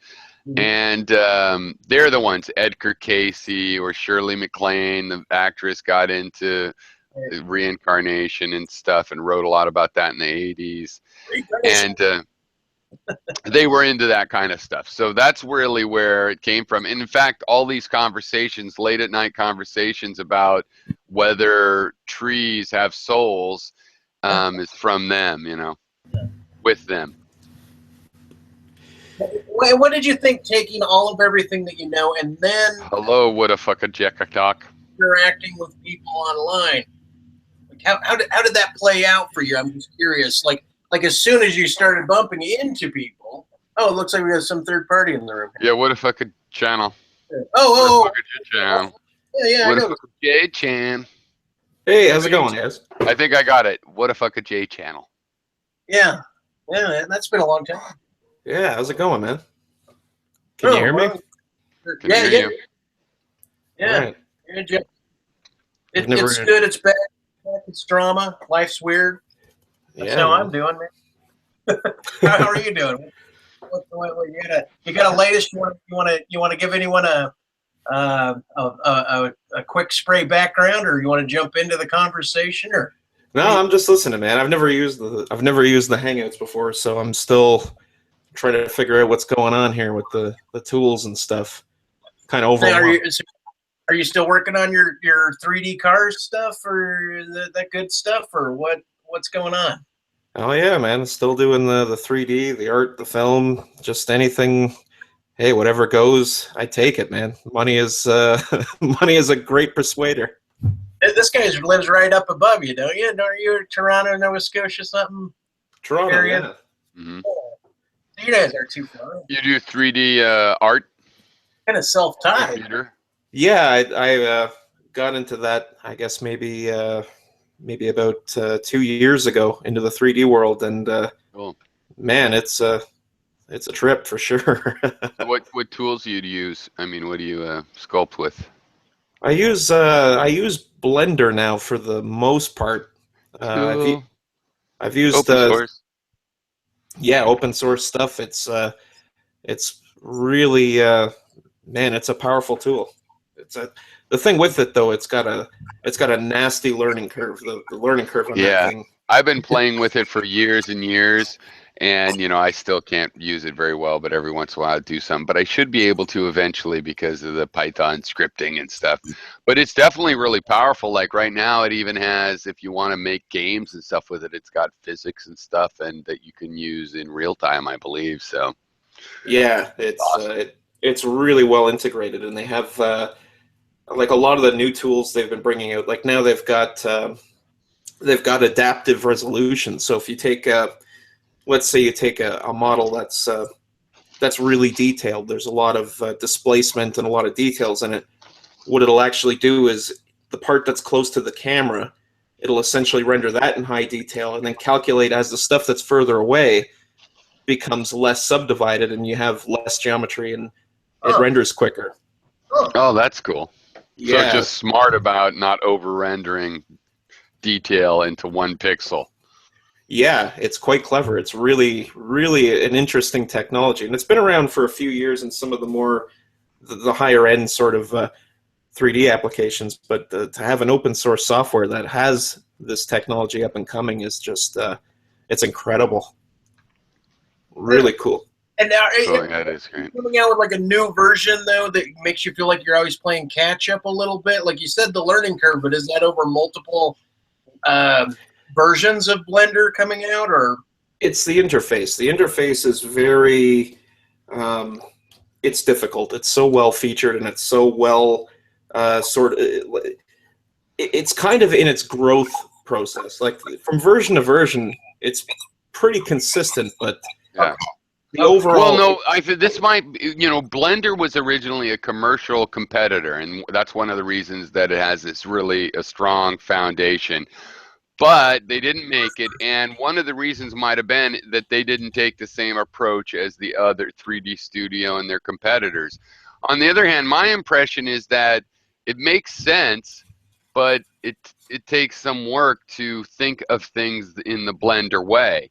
And like me doing a few hours on the weekend, I've never really got the Blender way, you know what I mean? But if I feel like if I did, then you can work really quick in it. Like once you understand it, you can work really quick in it. Well, what's your And that's what's important.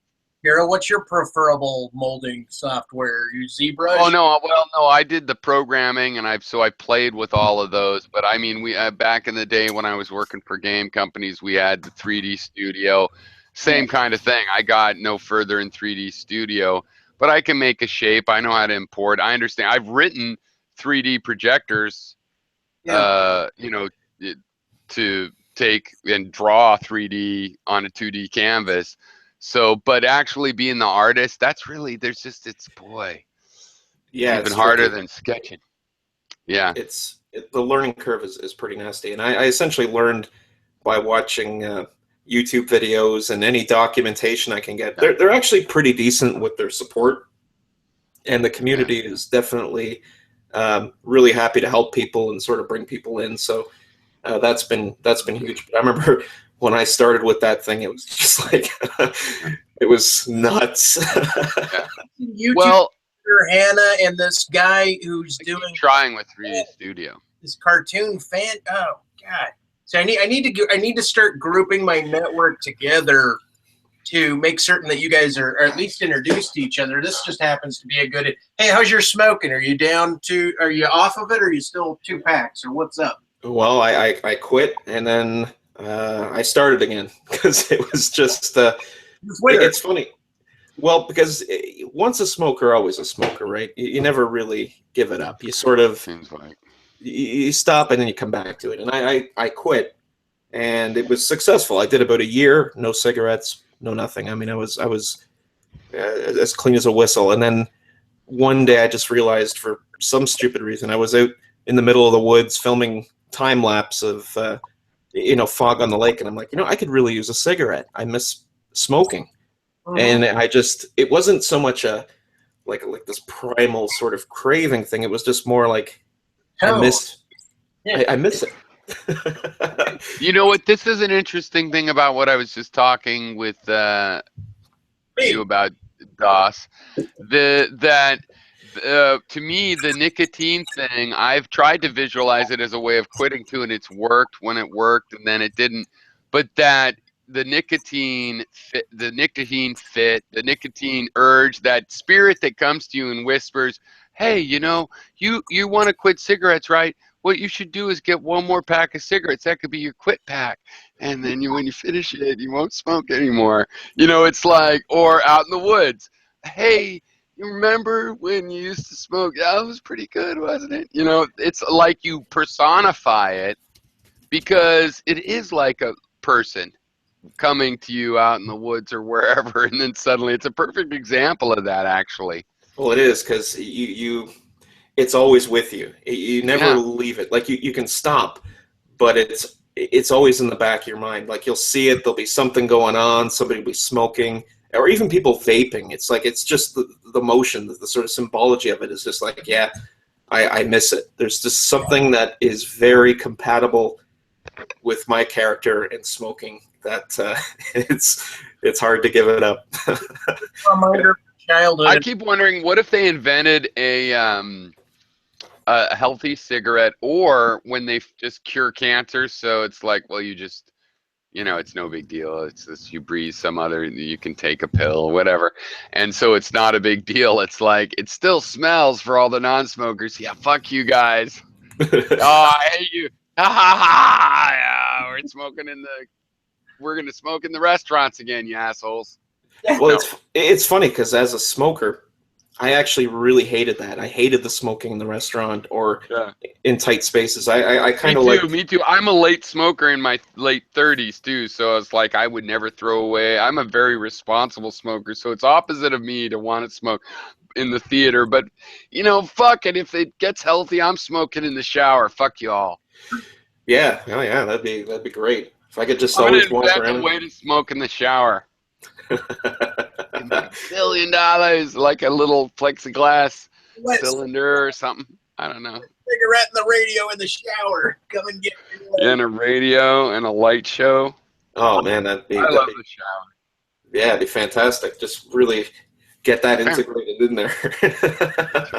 Bathroom pyro. I thought when I started smoking 38, I thought, well, I can kick any habit, I can handle this and then just stop, because when it gets too much, I just stop it. And so, 6 months and I'll stop. It's only been about 10 years, but I'm working on it. Yeah, that last pack is always the last one.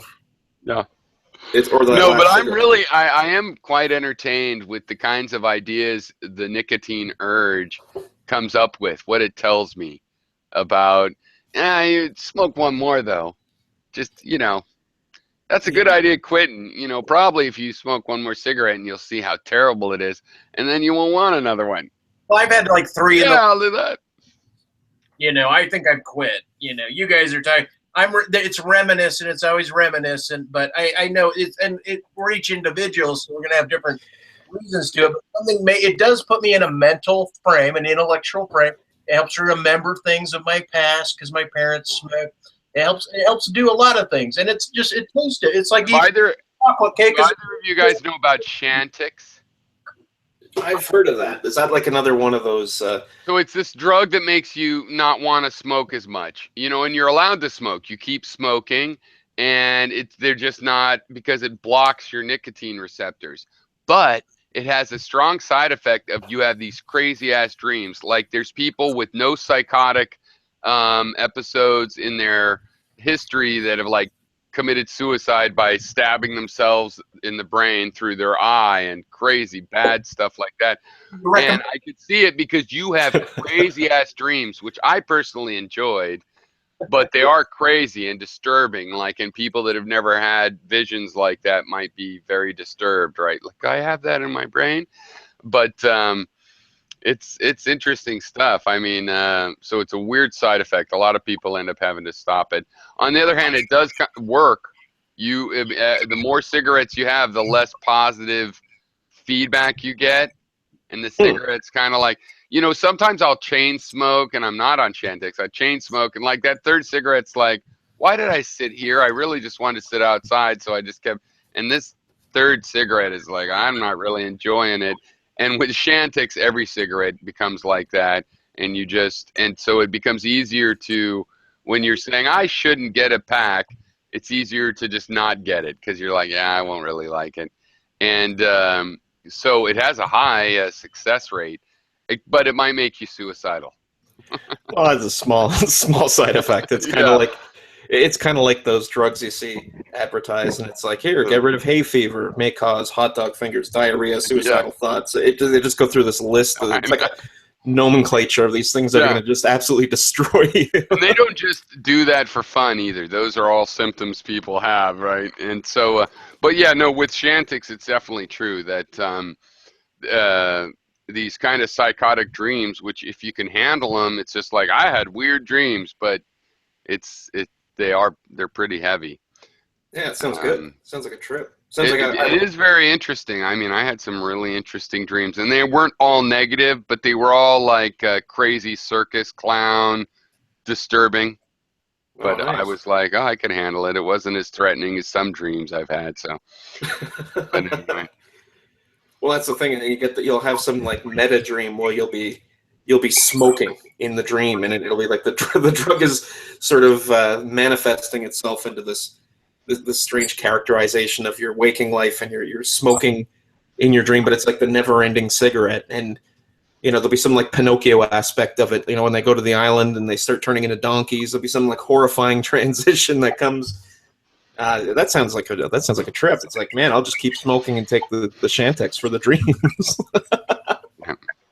That's cool. That reminds me of a Black Mirror episode I just saw, a video game where it's like it becomes like low resolution, then high resolution, then it's a horror show, and it's a psychological, like this video game company implants this stuff, and it's a horror show. But it's not about smoking, but it's about the dream, and it's about getting caught up in it to the point where it blows you. It puts you in a horror show such that you go out of your mind or you kill yourself. Right? That's what the video game does. And I thought, wow, that's such a weird, like, instilling paranoia with Chantix and with dreams and continue. Yeah, it's like, oh, it's nonsense. The future's kind of nonsense. What do you guys think about the idea of, like, if everything is like there's chaos and then there's utility of form and rationality and non-chaos, right? What do you guys think about? Do you think that you can get too overwhelmed with chaos until your guts and your mind and everything just falls out and you're gone insane? Do you guys get nerve-wracked about that, or do you think that there's like a need to necessarily not allow you nor your company nor your community to go insane? Maintain the bounds of reason, even if technology and drugs and all this shit is like blurring these boundaries heavily. Any thoughts? Yeah, that's a tough one because it depends on what you predicate chaos on. Like, if we look at things in like a sort of non-deterministic way, it's almost like, well, life kind of is chaos as it is. So I guess it's a matter of like the threshold of just how much chaos can you actually handle before it just becomes, before you just totally become, torn apart and you don't know what's coming, at the next second. So I guess it depends on what you look at as chaos. Like, some people would think that, not having the napkin folded a certain way at the right, when they go to a restaurant, it's like, that's chaos. Or somebody with like purple pants or something, it's like, that's chaotic to them. So I guess it really depends on what you mean by chaos. Well, I think the universe basically is chaotic in that we just are trying to hold it together. Like if you were in this ocean with a bunch of flotsam and wood and you're trying to build a raft while you're in the water, that's kind of, and so it's chaos. And then eventually, hopefully you've built a little raft of some sort and you can relax in a little bit. It's still pretty chaotic, but it's less chaotic, so you're happy with the order that you've imposed on something where you're still just a little, raft made out of flotsam in the ocean. Yeah, I guess as opposed to sort of jumping right into the ocean and just sort of swimming with the sharks, at least you have some barrier between yourself and the actual body of water, so you feel in your own mind that you're sort of navigating or controlling the circumstance. Perhaps maybe more than and that's order. Order is a little tiny bit of order on top of the background of chaos. That's how I kind of see it. Well, that kind of brings us back to earlier where I'm like, hey, your rationality is a subset, or rationality is a subset of irrational. Right, because the world seems irrational, right? From a human perspective, the world has so many irrational seeming aspects. Some people don't think that if you have a rationality in your approach and you think everything's ordered, you're going to misinterpret why it is that way. Well, tell that to Gary. I think a lot of people that don't see that way, the way you just described it, which I think is like I grew up where the universe seemingly was ordered. Everything that wasn't known to me was like a quest of reason and science, but I wasn't like all of that important. Anything I didn't understand, I wasn't like, oh, I need to figure it out either. But at the same time, I just think there's different people that are raised in more order, like you said, like, hey, the napkin, like super high ordered individuals might not see the chaos in the world or ever even be able to interpret it as.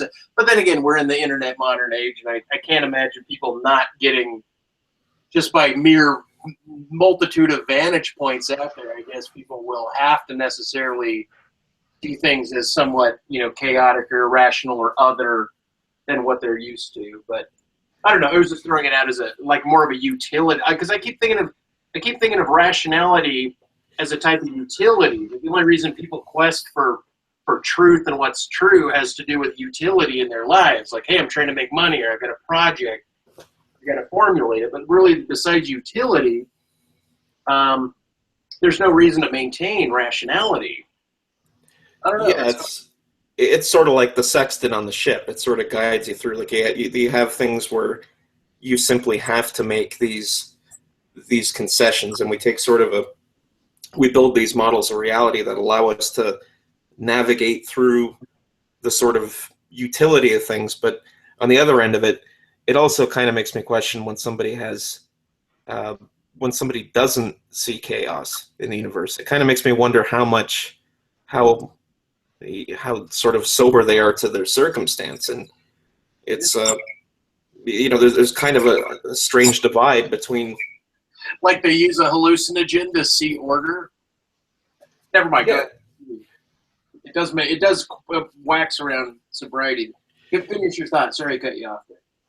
Yeah, that's kind of the thing. It's, if you look at things, if we tie everything up into a neat bow and we sort of have this sort of Carl Sagan cosmos type thing where we can quantify everything and we can just sort of look at things in such a way that, well, everything is a model. We've already predicted this. I guess it's easy to say, well, we can really navigate through things with a clear mind. But I think there's so many variables and so many things involved with it that we just don't even, we don't know what we don't know. And that's kind of chaotic in many senses. Yeah. But that's kind of what makes it fun, right? I mean, if it was too ordered, if everything was too predictable, there'd be no variety. We'd kind of be going through, it'd be like life on the treadmill sort of thing. It's like, it's kind of nice when every now and then something gives you a kick in the ass and the speed sort of picks up and you're like, wow, I wasn't expecting this, or this is new. Now, of course, that manifests in negative things as well, but those are all part of the trip. No, and that's what I was thinking about, the negative aspect. Like I think people that they don't want to discover what they don't know because they've been damaged by discovering what they didn't know in the past and it didn't work out well. So they try to maintain, they retend, or they have a retention back to like rationality and laws of logic this way, and we're not gonna. Yeah, I don't know. Maybe I'm waxing too heavy there, but I think it's like people. I think humanity and the internet, kind of like when Revenge of the Nerds came out in the late '80s, like that was like a turning point between like just people shooting the shit and then having to get serious and rationalize their lives and try to take paradigms of reason and learn them and associate them. And it's like the whole world that's online has some goal of utility. Not, I'm generalizing, of course, but it seems that in order to use a computer, or a calculator, these techniques, you have to go through the motions of learning how to habituate yourself to it. But prior to high technology, it was pick up a phone, right? It was, I don't know what I'm saying exactly, other than it seems like the zeitgeist requires a type of utility. And I think I'm a symptom of pushing back against the utility into the chaos, at least in my own mind I am. I don't know how I come across as a general persona on the webs, but... Well, it's always fun to push back against complacency. Well, for you, it's complacency. Okay. Well, I think to a certain extent we do make some concessions where we say, well, this is, this type, like take for example something like behaviors. We sort of have an outline or a social contract of this behavior is acceptable, this behavior is not acceptable, and we all sort of comply within that sort of contract. And whenever somebody strays from that contract, when you get a variable, they stick out. and we sort of look at that. So I mean, complacent in that sort of sense, where we sort of agree on certain things. We have certain, maybe even axioms, and we sort of agree on them, and things kind of maintain at least an orderly facade. But I think there's always that chaos underneath that's just waiting to bite us. You know, just waiting to give you the next chapter that you didn't see coming, and that's kind of cool. I kind of dig it. The artist in me loves it, you know.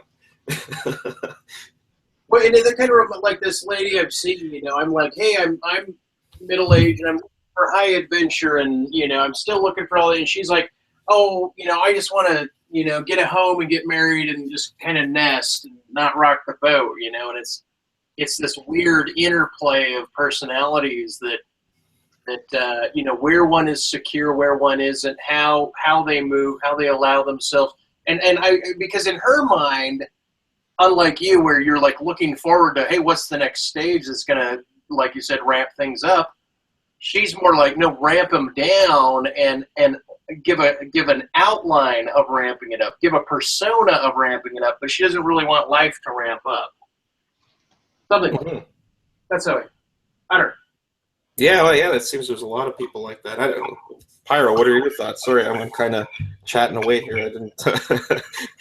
I'm sure you have something to add to that. It's okay. I'm just free farming now. Pyro was free farming earlier.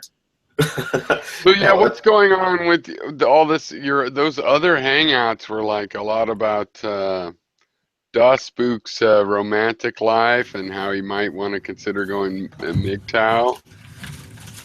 MGTOW. Yeah, that's interesting. That's an interesting development there. What's going on there? Well, I'm just saying. I mean, I was wandered into a couple hangouts that were sort of a little bit, you know, Das Spook's got women fighting over him. Oh, nice. Kind of a thing. That's what it seemed like. I mean, I'm asking him. I mean, that's what it. I'm saying.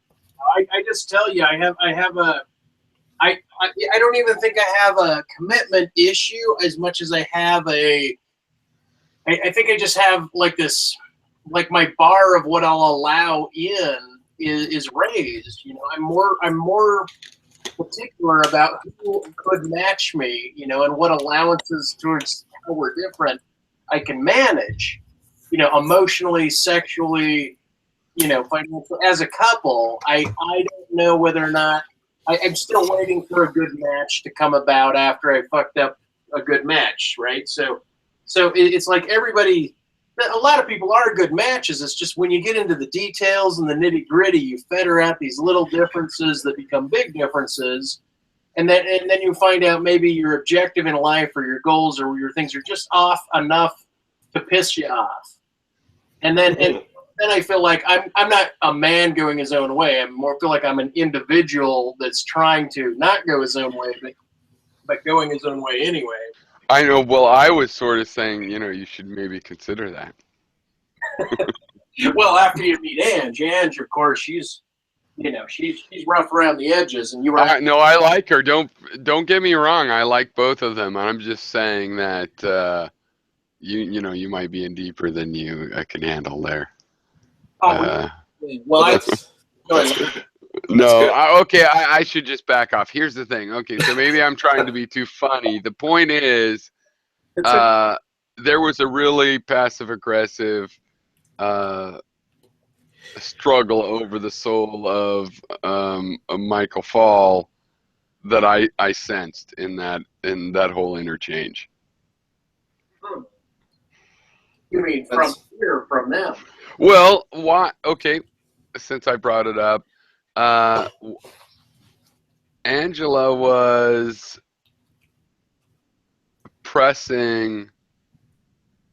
I forget wait. What was the other person's name? Chris. Chris, to give you a chance, and maybe you're the one. At the same time that she was saying what a horrible, horrible person you are. It's like he's a terrible. They were both commiserating. He's the most worst person in the world. You should really give him a chance. I think he's your spiritual match. He's terrible, terrible, terrible. He'll abandon you. On the other hand, they seem to have some good anecdotes, lending credence to the fact that you'll abandon a motherfucker. But I don't know if that's true or not. I'm just saying they had some pretty good arguments that it was true.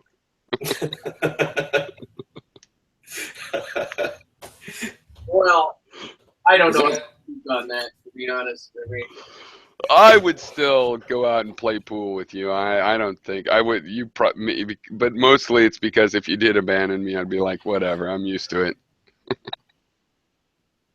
well, I kind of do take on everybody is fleeting in this life, and you hold to and around those that you want to, I don't know, no longer, no more, no differently, no in-depth be with. Yeah. Well, in all seriousness, with the examples that Chris gave and stuff, I kind of got the idea that you believe in fate. You're not real paranoid, and it's like when things go and seem like, well, this is the decision that has presented itself as the one of the moment, then let's try it out. Let's see what happens with it.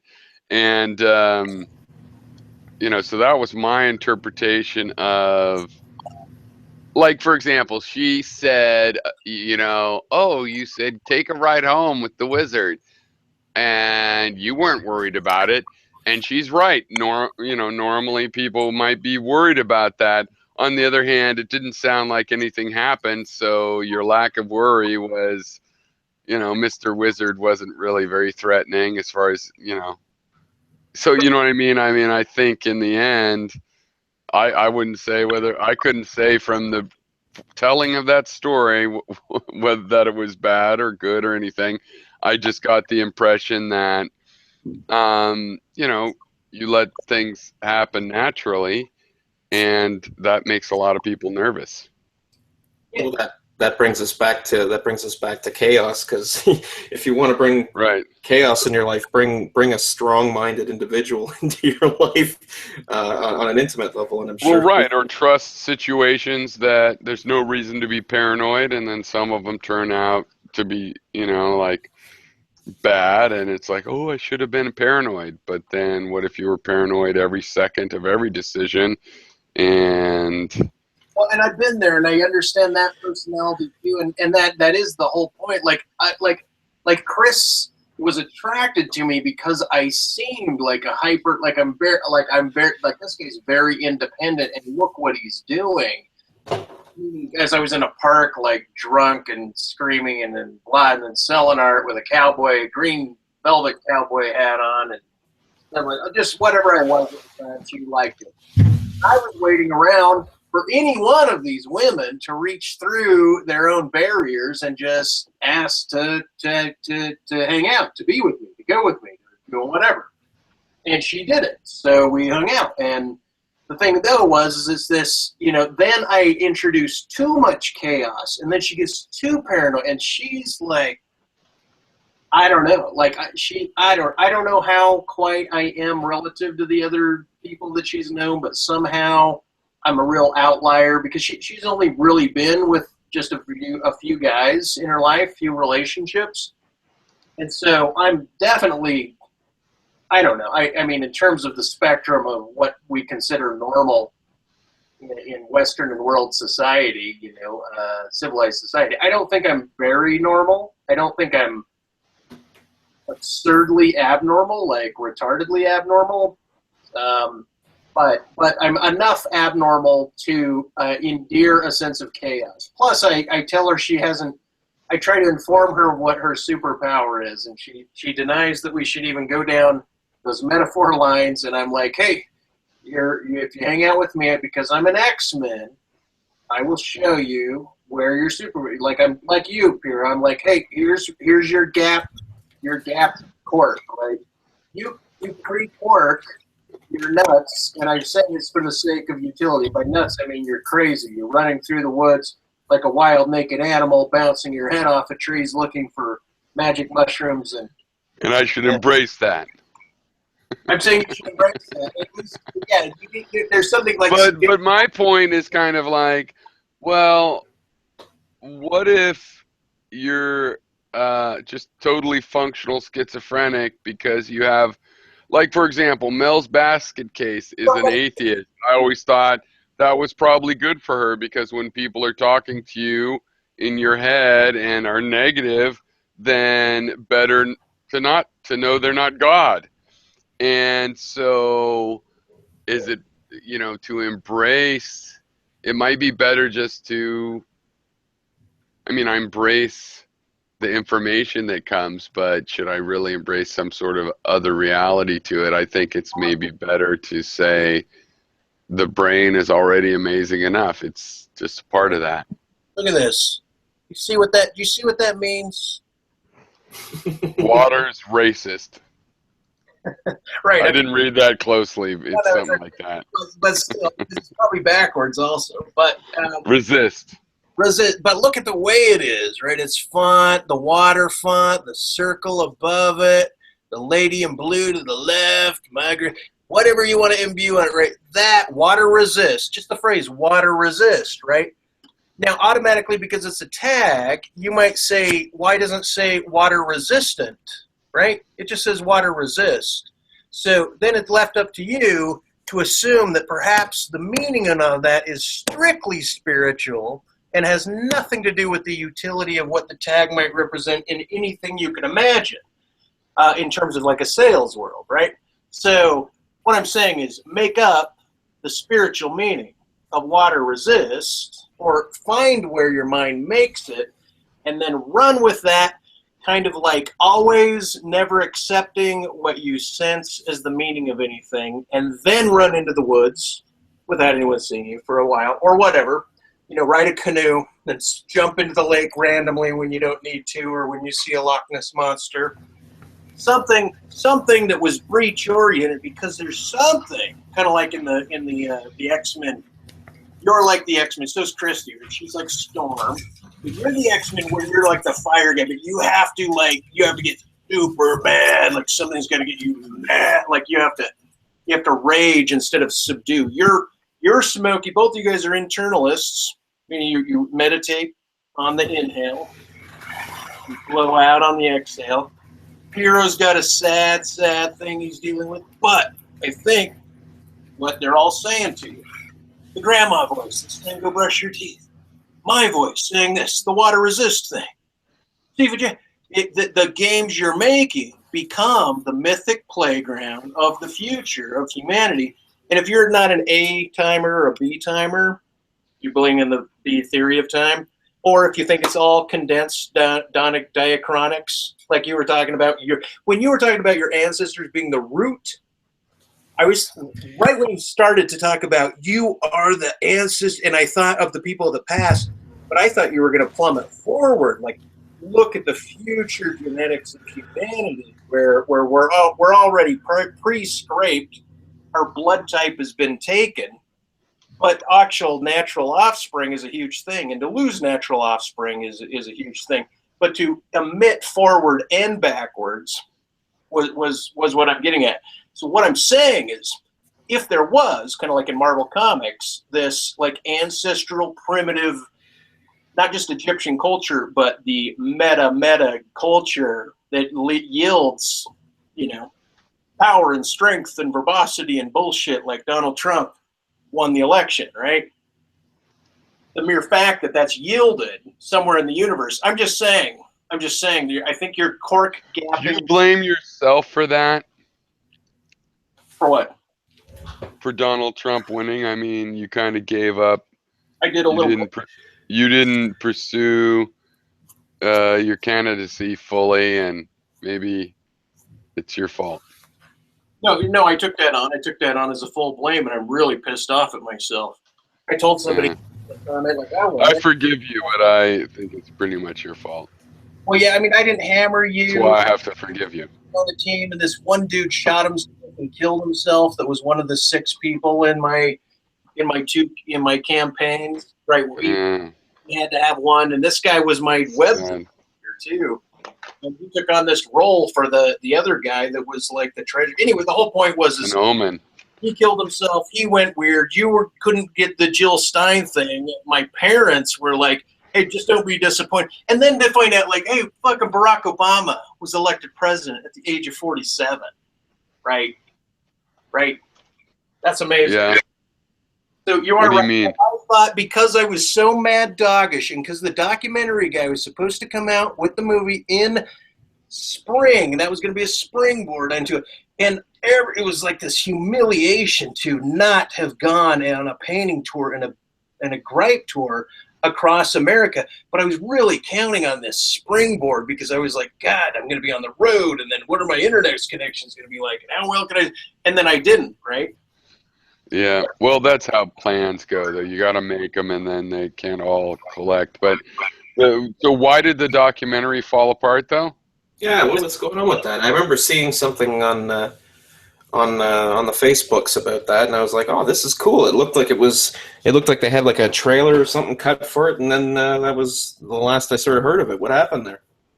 Well, what happened is the guy put it off multiple. It was supposed to be done last year, in late August at the least.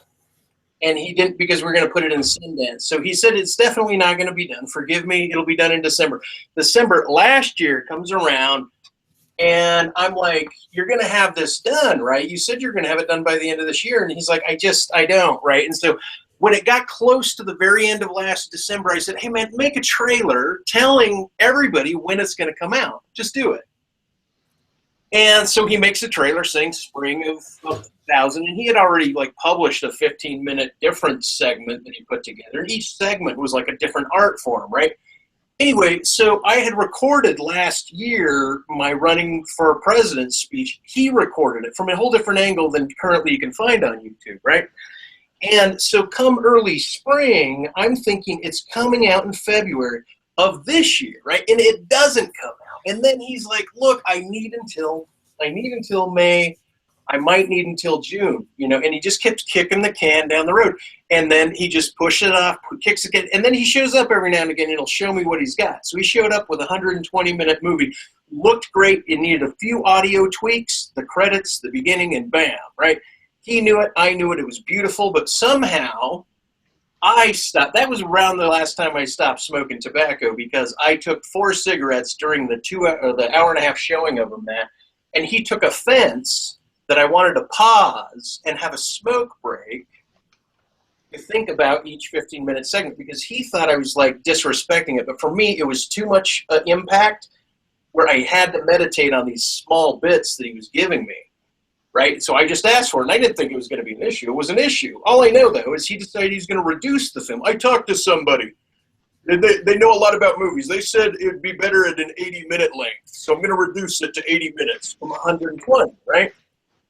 And this pissed me off to no end because this is like, Badu, wait, right? Like, anyway, so it's got down to me threatening, like, hey, I'm going to take you to court. I'm going to sue you over this, right? I'm going to sue you for, saying you were going to come out. I talked to a lawyer. We never had a written contract on ownership. So we've been fighting over this ownership distributed, blah, blah. And anyway, he said, I will have it done, right? He typed it because I would try to type me what you're due to contract with me online, right? Put it in writing. He does his best to only speak, not contract. But I said, when are you going to have it done? And he didn't write back, I will have it done on January 4th, 2017. He just started his email off with January 4th, 2017. And then he says it. So he never made a declarative, definitive, I will have it done, right? And then I told him that was the case. And then I had a bunch of movie people over here for the party the other night that you can also see online. And I said, you better get down here, man. There's going to be horror people. There might be Trent Harris showing up, other actors, actresses in these horror movies showing up. I think you should be here. And I was trying to mend the fence. Anyway, all I know is I'm saying. You know what? If you want to continue that, Trump is a big opportunity for people to do alternative party and candidacies, I think. But all I know is my mad dog approach that you saw me switch onto last year. I knew my tonality, my edginess was right up there to compete with all of his bullshit, at least to like yell at it, right? I didn't make videos yelling at it because Interesting. I didn't think about that, but if that, in that case, yeah, no, it was definitely the vibe, right, that's going on. I know, and I really regret because I thought, man, because even with you, you're like, hey, I think I can get something with Jill Stein. It's like, oh, and then I thought, well, I'll pitch him or someone else will pitch or something, right? And then I thought, well, I'm not certain what to debate, but it'd be great if I was on the coattails of Jill Stein or anybody. Right, but also my feelings was I usually am involved with the politics, and I decided with Hillary and what was going on, I couldn't really volunteer and stuff. It's just not my vibe. What's going on politically.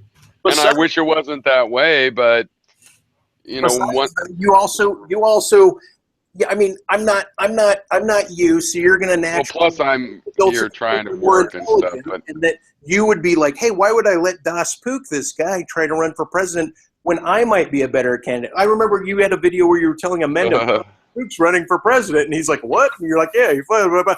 And he was like, huh, like anyone. And now people, you know, then he started to like. You know, like all of his shit about orphanages, how you think he would run? He started like he had already mentioned it, but he was like really like whoa, like trying to like you know, and it was kind of interesting because I thought, like you said, we all entangle each other, we all affect each other, but what does it mean to like pull a rock? Like when you told him that, he had a visceral twitch to it. Yeah, maybe so. I don't remember that specifically. I do vaguely. Anyway, my point, though, is I don't blame you for not helping me get the thing with Jill Stein. This guy had already killed himself, and I said some shit to this guy, and I don't know whether or not I had an influence in him doing it. I would hate to think so. I would really hate to think that something I told him would oh, fuck. Okay, I'm going to say it, right? I told this guy who's making my website, knowing the guy that I'm running for president, right? But this guy that I brought onto the team, he knew this guy, and he thought that the guy not only would be good website for my art, so I said, yeah, let's bring him on. So he wasn't a contract. He wasn't on the contract. He wasn't part of my business, right? He was like a subcontractor of this guy doing me a favor for my art site, and of a guy that I invited for my campaign, right? So anyway, the point though is that he's there, and he came up with this beautiful design of two of my spiral women, like on both sides of, like nested one inside of the other. Like here's one spiral women on both sides, and then inside is these other two spiral women that I painted, and so the two interior are identical, and the two exterior are also identical, right? But it was moving. He was doing 3D for me for my art. So anyway, all I know is it was beautiful. So this is what I told the guy, right? Because I was trying to fabricate the worst thing that I could imagine, and that would have been, to get attention, would have been a self-indictment. So I came up with the idea that I not wired the 9/11 buildings, right? I hadn't went public with this, right? But I said, look, in 1998, I was up in Wyoming, and this guy from Boeing, who also was in a motorhome there, he took me, and we flew to D.C., and I wired the 9/11 buildings, and on the 88th floor, I met the Saudi prince and Dick Cheney and even Bill Gates and some other people up there, Giuliani and so forth. And then I'm down thinking I'm putting camera wire in, right? Sawing in these, right? Putting it in, learning. I hadn't done this work before, right? I get like $4,000 for it, and I'm out. Took a few weeks. Anyway, and then I said, hey, wouldn't it be great for me running for president, right, to be also the guy that helped drop the 9/11 buildings? So I told the guy that, and I left it like that. Was it unwittingly, or no, you knew what the purpose was? I was just trying to test the guy's, like, notion, like, is the guy abstract enough, right? That's the last I met the guy. It's the first day I met the guy, and it's the last day I met the guy. And all I know is, I also, when you said, hey, do you blame yourself for Trump? I also don't really blame myself for this guy's suicide, but he drove off to San Francisco, took a pistol to his head, and blew his temple out. Oh, that's the same guy. Oh, yeah, that's crazy. The guy in my campaign, though, right, he then went silent. He told me about it, right, and then I responded, and then he kind of went off the radar. And he was one of 6 people that make up the 2 companies that I needed. So not only did his friend kill himself, I thought, holy shit, I might be responsible for that. But then again, this guy that once bought a painting off me before I jumped off the roof, because it was so recently prior to my jump, that he bought this painting, and he bought it off me saying, look, Mike, the only reason I bought this off of you now, 20 years later, is because in college you said you'd never sell it. And I'm like, I don't even remember that. Yeah, I'll sell it to you, right? But then I end up jumping off a roof. He then thought he was to blame for me jumping off the roof. Like he had ruined my paradigm of my own self-contracts or my own ethics, and he was blaming. And so, in other words, I don't really think I helped cause this guy jump off or kill himself, right? I would hope, even though it's a fucked up story, right? Right. No, there's entanglement, but yeah, no, you didn't cause it. That's not how it works, I don't think.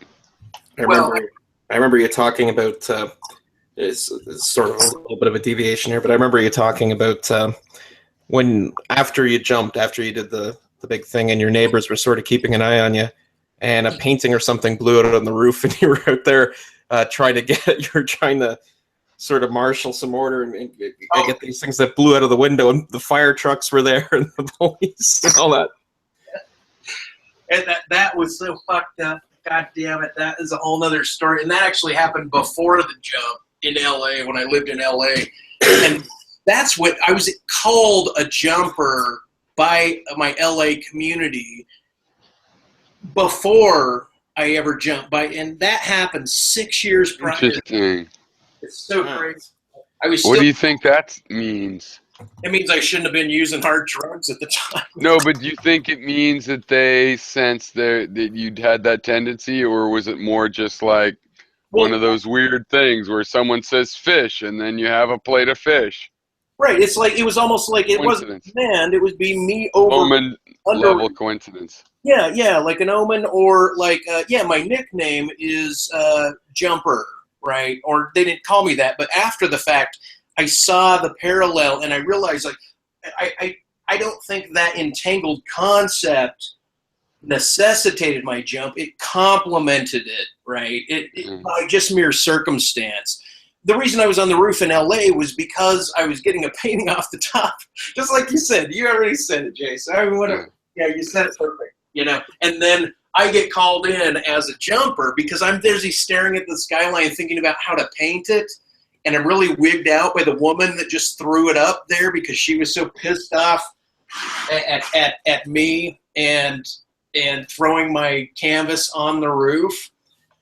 And but not me, just this woman was just, I mean, every damn good relationship is maddening with me. Anyway, not always. All I know is she threw it on there. I was wigged by that. I was also on there, and I was on a lot of heavy shit at the time, and I was just staring at the scenery, the landscape of downtown LA, because it's very, very flat, right? Lots of palm trees. Then you got the 2, right? The 2 goes up into the mountains back there behind Hollywood. Normally in LA, you can't see them. On this particular day, you could see those mountains. And so I was because the fog wasn't in the valley, right? So I was up there, and then, yeah, sure enough, my old roommate who had moved out click his phone shut, close his door. He moved out of my place. He moved up into the corner place. And he clicks it, and then here comes the fire engine. And so now I'm interested in looking at the fire engines, like, wow, where are these fire engines going? Right? Like, I don't see a fire, right? I'm like looking at like, what, okay, there's a lot of traffic. They were coming to get me off the roof. Right. The thing was, this was a garage roof. This was 7 feet to 9 feet. Do you think, but I mean, people are perceptive. Do you think even if that isn't really your purpose at the time, that maybe people saw some sort of a, like maybe if it hadn't been interrupted, it would have expanded into the same vision that, caused that or whatever. Well, all I know is I like to float my own boat and steer my own boat, and I feel bad that I got this documentary guy as my first mate or captain or whoever's behind the damn wheel. Right, but that's the way it goes, right? You got to keep going. I mean, these people that do get their documentary made, it's never the first one or any of that. So unfortunate, but that's the way it goes. Don't give up. My dad would never watch. He never finished the documentary. You running for office right now, if anything, it should be a cottage industry. I mean, that's one thing about Trump is that people need alternative voices. So right. I just somehow felt. But on the other hand, if you're exhausted, found you didn't enjoy it, then that's over. But if you did it all, I'd say keep going, man. Well, and then I might keep going with a future presidential election because I do think my corporate ratio reform from what would be cool? The high. Why don't you run for president in the off election? Like, in 2 years. Well, run for president. It's like, you can't tell me when to run for president. This is a democracy. You should try.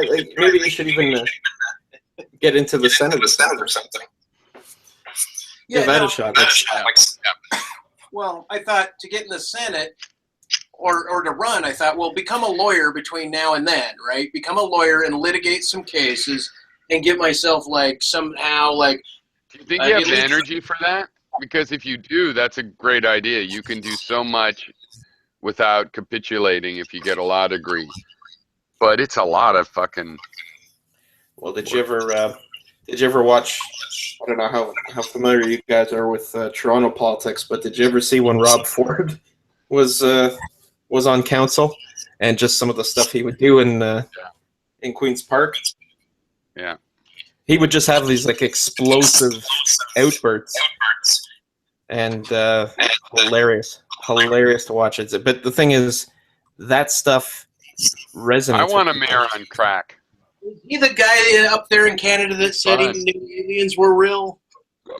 He said, "What's that?" Is he the guy in Canada that proclaimed to your parliament or whatever your Congress is that he thought he knew that aliens were real and the government knew about it? He's not that same guy, right? I don't think so. But then again, I mean, he definitely had some shiny moments there. One in particular was the Winnipeg is at the border of Michigan. That was an interesting insight from me.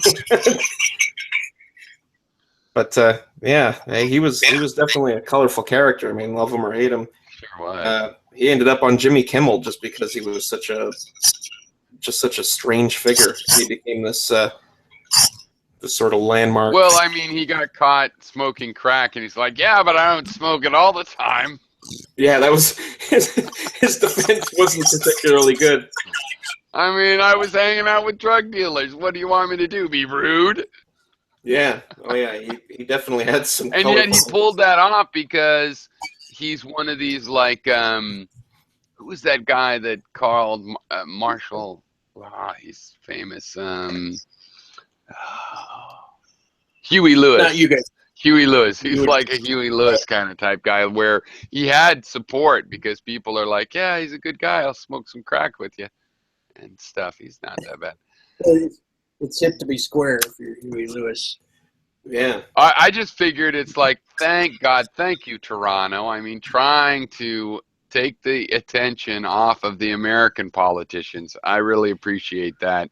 You're trying to do your job to make Florida look sane. Yeah, At least somebody's helping. What a good ally. Yeah, we got no other allies that'll do that for us.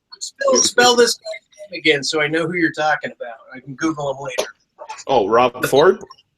Yeah, Robert Ford. Yeah, Robert.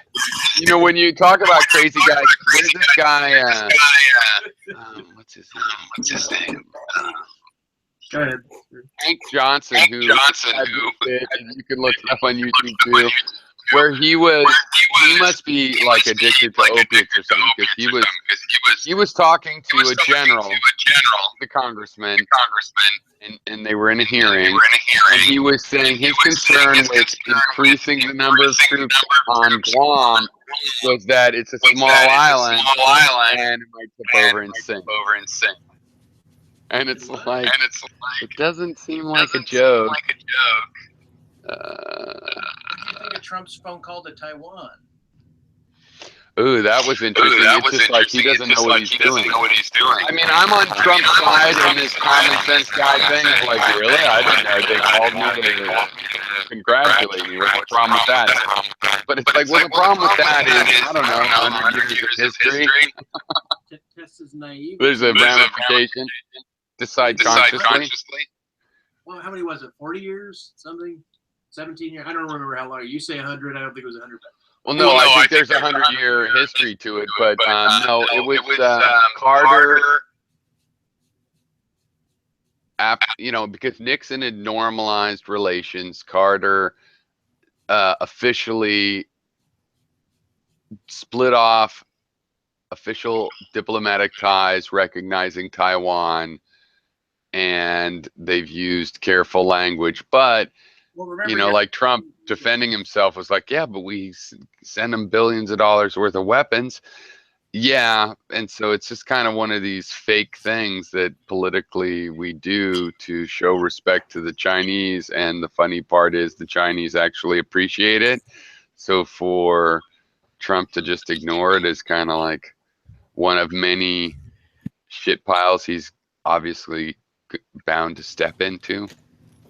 Well, it's interesting you bring up Carter. Like, what are your thoughts on Carter? I've actually got this book. It's a biography on him. I'm looking forward to reading it because he's such an interesting sort of office, like the whole Peanuts Carter thing. And the thing I sort of remember with Carter was the 3 Mile Island thing, and how he showed up there.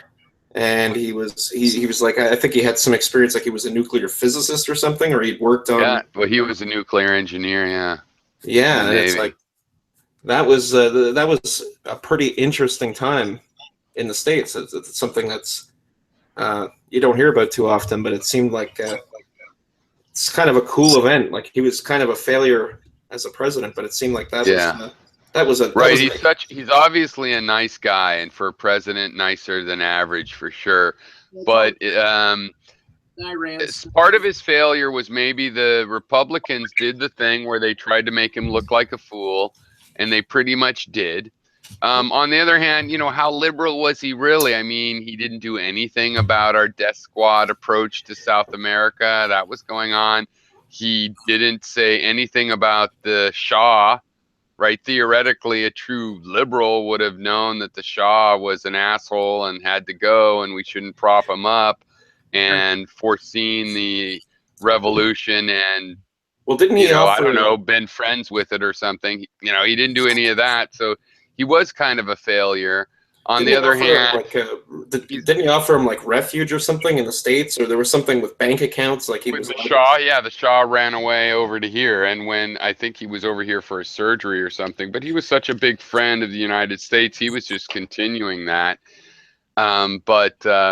It's not like he was real proactive on a lot of that stuff or super liberal by a true liberal standard. You know, he was just a nice guy. He cared about people he didn't change the status quo in some pretty shitty things. Like what we were doing in South America was as bad then as it was, you know, in Nixon and earlier. So, he didn't stop any of that shit. It's like Obama didn't stop any torture. Yeah. Gitmo still. Well, he might have stopped some torture, but he didn't really stop it, right? And there was the other thing with Carter too, that botched rescue attempt where there was some captives, and he sent people out to basically a slaughter that ended up. I remember as a kid, a big thing was his brother Billy Carter. Like at one point, his brother was photographed with Gaddafi. That didn't play well.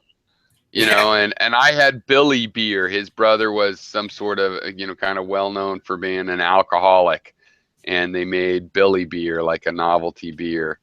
And so, he had, that was the ridicule of him, too, was Billy. Yeah, you guys you had a couple interesting presidents at that time. I remember Gerald Ford too, stumbling out of the plane. Like it was like a couple of years there where you just had the sort of this interesting transition of characters in office there. Well, it's always really been like that to a degree, and it's like with Trump. You're like, I figure Trump will rape the country for billions of dollars, but I'll bet he doesn't get as much as Halliburton did because Halliburton was all set up and ready to do it. You know what I mean? I don't think he's going to be taking those billions of dollars from other billionaires that take them in the other years. So the one silver lining of, oh, he's going to shake things up is like, yeah, because he's going to take billions of dollars from the people that normally get them. And then Eric Trump's going to end up with them. And you know what?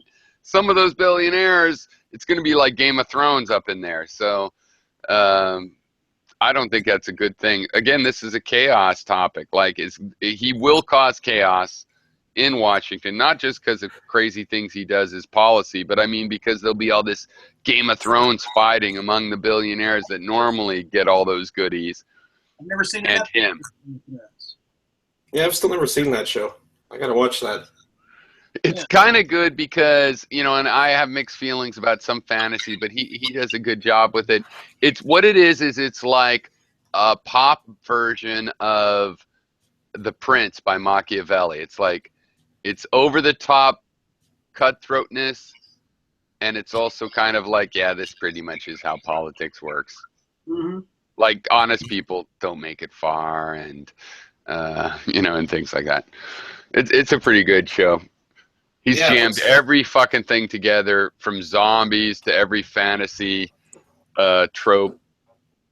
Yeah, I've seen a documentary. Well, I guess like a featurette type thing about the production of it, and it looks really good. It looks like it's really well put together.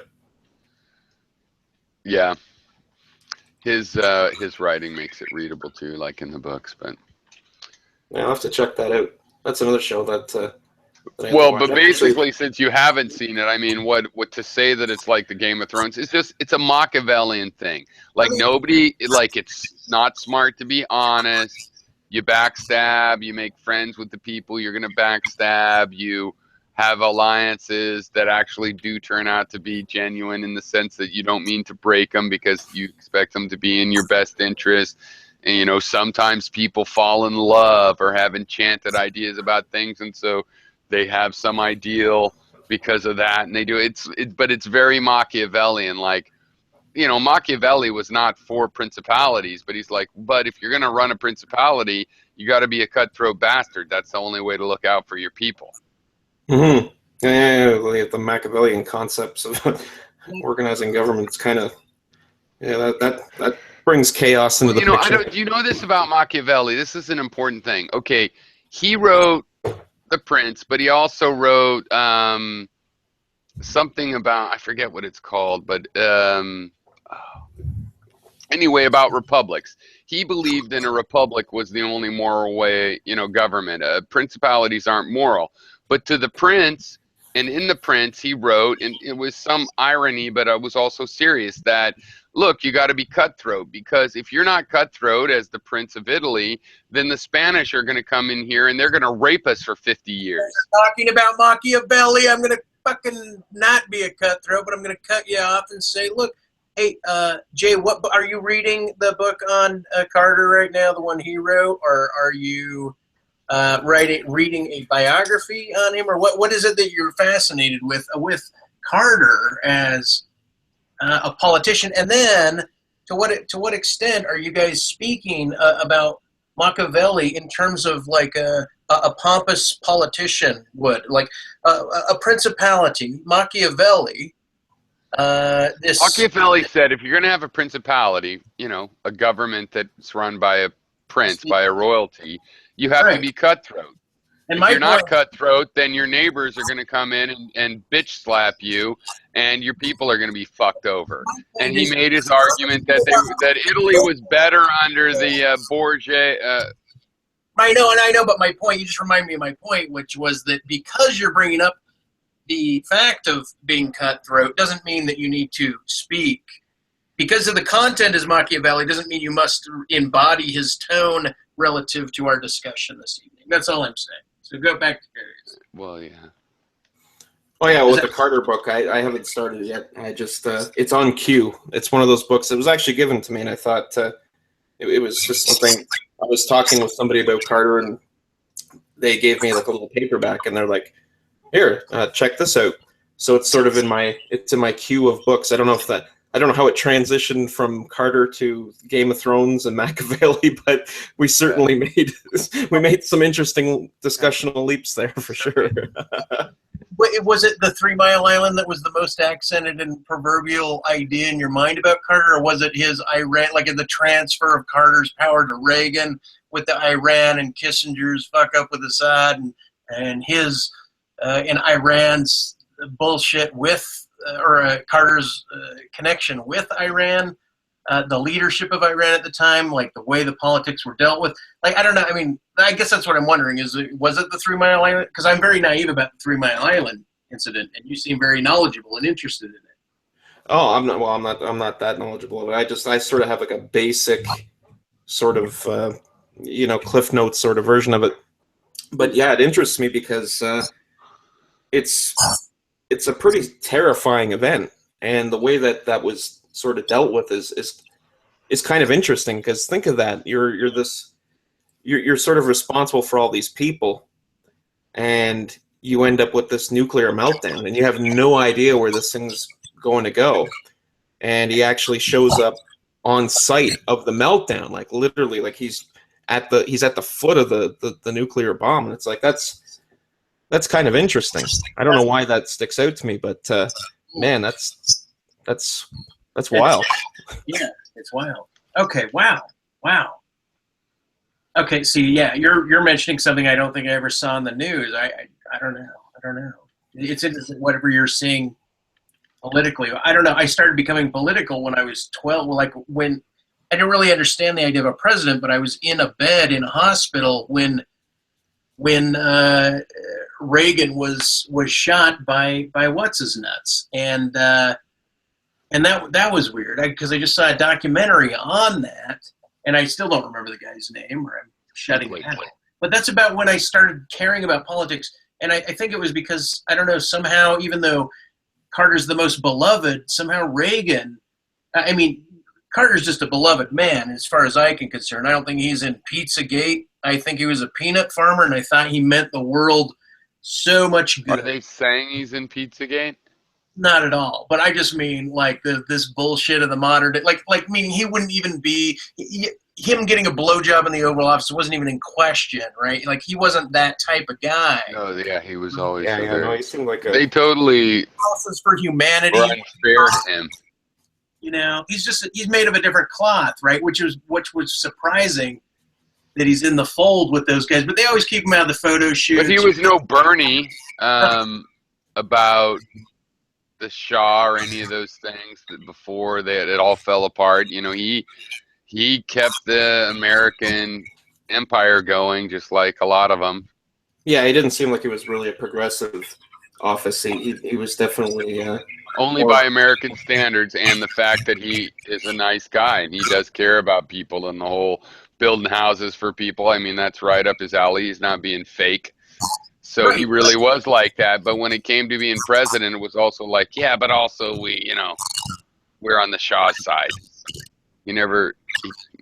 Yeah, that always did kind of interest me. That is a strange connection, but yeah, it's like the interesting. activists and real progressives at the time thought of him a lot like, people think of Clinton, selling out the progressives.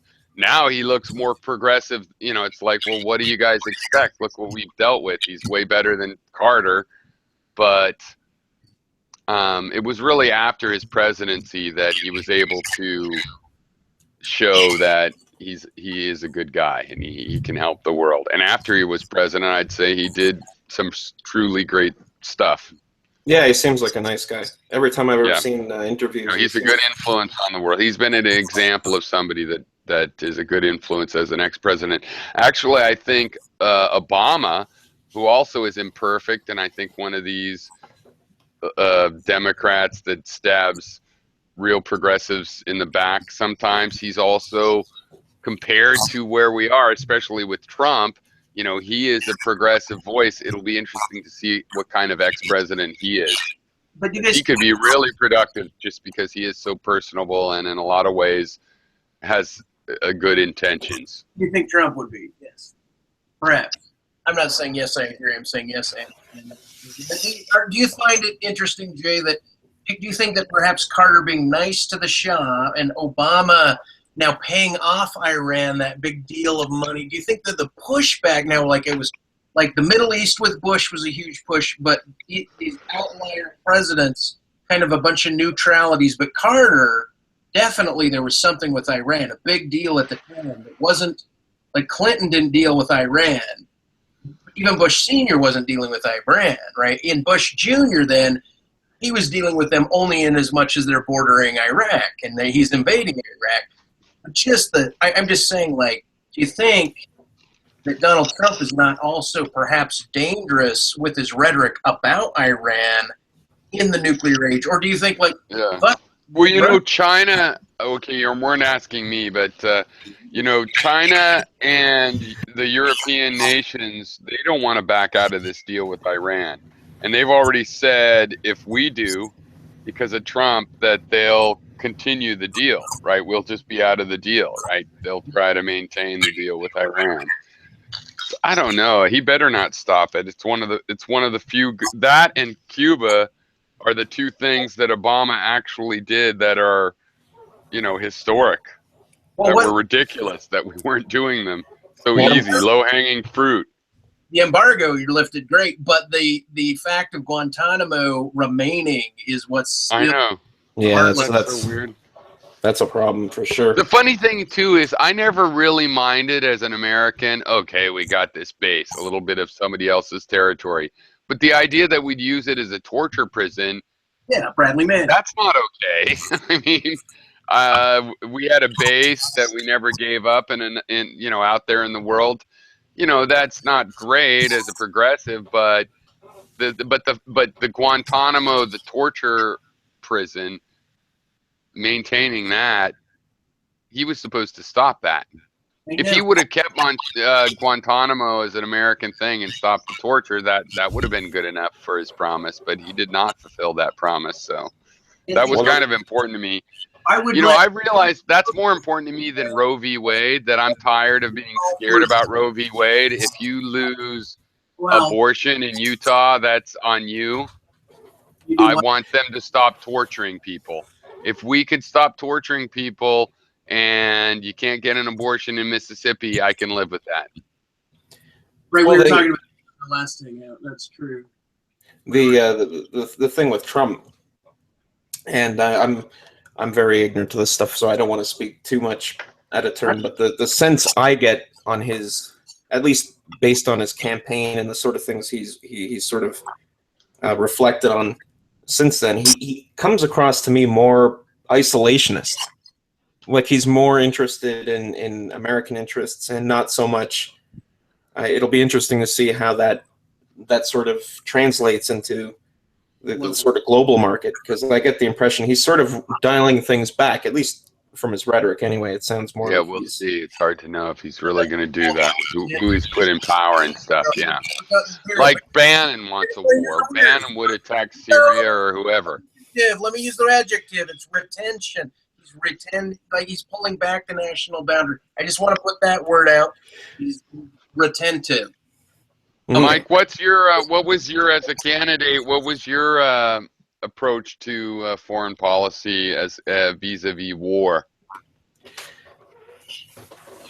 Well, because I've never been in the military, right?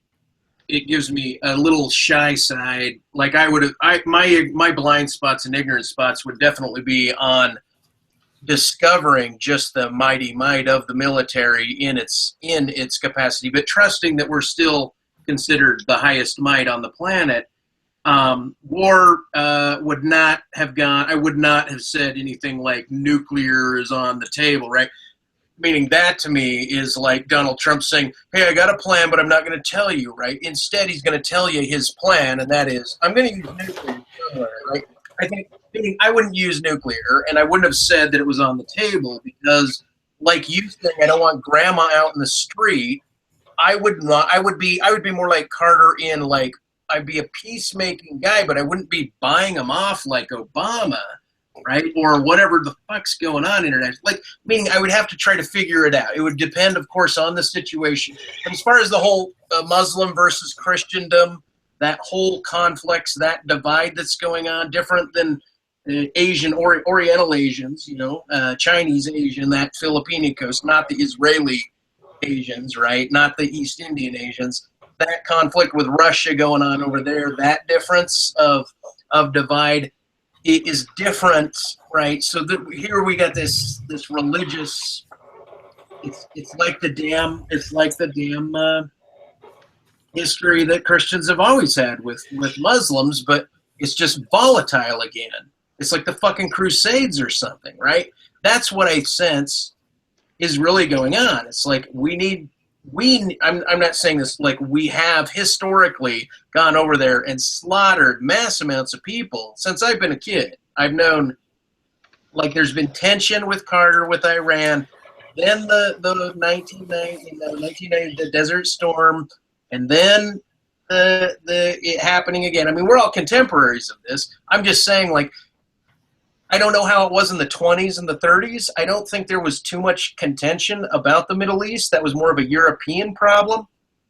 But now it's our problem because it's a resource problem, right? It's an environmental problem. It's like Bernie Sanders says, hey, the problem, what's going to cause World War III is really an environmental issue because we're like, hey, we're going to get all of our oil here. We're going to try to get oil here.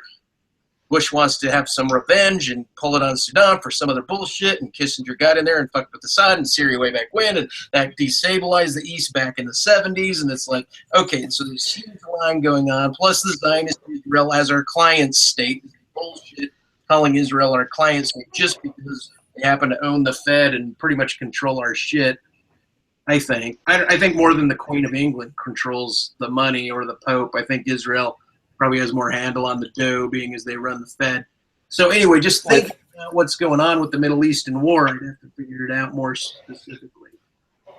Well, I think prior to Pearl Harbor, the U.S. was kind of was definitely more isolationist. They weren't. I mean, it was a different economy as well. It wasn't. Well, and that's it wasn't. Yeah. So I think at that time. Sorry, go ahead. I was just going to say, I went to this Gutu or Bantu. It's a Chinese, like the Chinese Google network, because Google only has like 2% of China, right? But Google, besides that, pretty much runs the Latin America's networks and a lot of the rest of the world, but not in China. And so all I know is when Trump comes in, because he's becoming isolationist or he's pulling back, he's being retentive, that tension with China, plus he wants to buy out the bonds. He wants to try to sell them off their bond, like we're going to release. I would hope he would do that, right? He's never said that. If he's serious about it, I don't know why he wouldn't try to repurchase the bonds that are sold so we quit paying interest on them, right? That's very huge, and it's big league, and I don't know if he's going to do it. Big league. Yeah, I like his. Well, the funny thing, just sort of watching the debates and whatever we sort of get here in Canada, because it was actually a pretty big event even here. It was televised daily. There was stuff going on. And the funny thing is with frankly both candidates, with Hillary and Trump, I didn't really hear a whole lot about policy. I just heard a lot about politicking and personas in history. And one of the things that I thought was absolutely hilarious is whenever Trump was asked a particular question about policy, something very specific, he would always answer with, we're going to do wonderful things with this. Wonderful things. It's like, well, what are you going to do with the healthcare thing? Don't worry, we're going to do wonderful things with healthcare. We got a plan. Terrific. Yeah, it's terrific. We're going to do terrific things. It's like, well, that sounds good, but can we lift the hood of this thing and take a look at the motor? I know, and yet the promises he did make, like the wall or repealing, or and some of them that I hope he doesn't keep. And so you got to wonder where his supporters are going to go. We got robbed. Yeah, I don't know. If you will. Well, I think potentially what you might have for the next. Here's sort of an off the cuff, oddball prediction. I don't think he's going to serve his whole candidacy, or his whole presidency. I don't think I think he's going to get impeached for something if he even gets into the office. Who knows after December 19th? But I think Marble he's gonna- in office. yeah, I think he's going to be the last Republican. I got a feeling that we're going to see maybe in our lifetime. I think if he screws this up, I think that's going to kind of be like, that's it. I think people are just going to have enough. Yeah, he could wreck it for them. Well, America has a little bit of a tradition of sometimes the parties collapse and, you know, another one takes its place. Or they rebrand themselves on the flip side. Well, the Whigs, when they failed, you know, that's where the Republicans came from. Lincoln was a Whig party leader. So when they failed to come together, they got destroyed by not being able to agree on slavery in the new territories. They just started a new party. But, you know, it was the destruction of the Whigs, even though some of the people moved over to the Republicans, some of them moved to the Democrats. And that's an interesting parallel, too, when you mention Lincoln, because I don't think there's been a president or a candidate, that has had so much disdain from the press as maybe even since Lincoln. I mean, I've never seen the press just fillet a candidate quite like they did with Trump. He was, man, that's like, talk about one man against the world. He definitely wasn't getting any love from the media. Yeah, but it still helped him the way that all worked out. I mean, well, it did. It seemed to have they talked about him so much, and you know, all press is good press. I mean, it isn't really, but Trump definitely seems to know how to make all his press be good press. Well, I mean, he goes out of his way to say crazy things just to control what they're talking about. Yeah, that's what I'm thinking. I mean, he's good at that. I think that, you know, it's hard to tell what he's lucky at, and just that's, you know, he's lucky or whatever, or has resources, and which he is smart at. He certainly seems, I mean, this tweeting that he does he obviously controls what they talk about. You know, they're talking about something that makes him uncomfortable, so it's like, the flag. Yeah, he seems to be good at these sort of these. He's like it's like a teacher, though. Like we're in a fucking classroom, and he's trying to teach everybody how to fucking sell each other nothing, right? And get the best deal on it, and get as patriotic about it as possible. Well, maybe at the end of this, everybody's going to get a diploma from Trump University. Our Canadian friends. Yeah. That's even us Canadians. It's like, that's right. We have some serious Trump accreditation. Yeah. We're all. I think his education program is going to end up having something to do with Trump University, probably. Well, then what do you think of the Joel Peterson or Jordan Peterson, that psychologist doing the anti-multiple pronouns thing? I'm just go ahead and finish this thing. I was just curious if you had an opinion on that guy. Oh yeah, Jordan Peterson. He's an interesting cat. That guy. What's going on? Here's a guy that's stepping out of academia. And he's a total, like, he's just, they can't paint him as crazy. What's that? Because Piero said, what's going on? And I was trying to give him a synopsis of who the guy was, but keep going because you were giving the synopsis also. I'm just running a verbal poem to show you. Well, he's this, at least from my understanding, he's a tenured professor at University of Toronto. And he's also, I think he's a clinical psychologist. And he's been teaching. If you ever go to his channel on YouTube, he has a lot of lectures where he talks about anti-authoritarian ideologies. He talks a lot about communism, fascism, and stuff. Like he's one of these cats that's really opposed to that type of politicking. And of course, he's seeing trends happening in politics that he thinks play specifically into those categories of authoritarian politics. So he comes out and sort of throws it all on the line, like he risks losing his place in the university. Basically, just goes out and he calls out the specific bill that it had. It was university itself by allowing it to happen.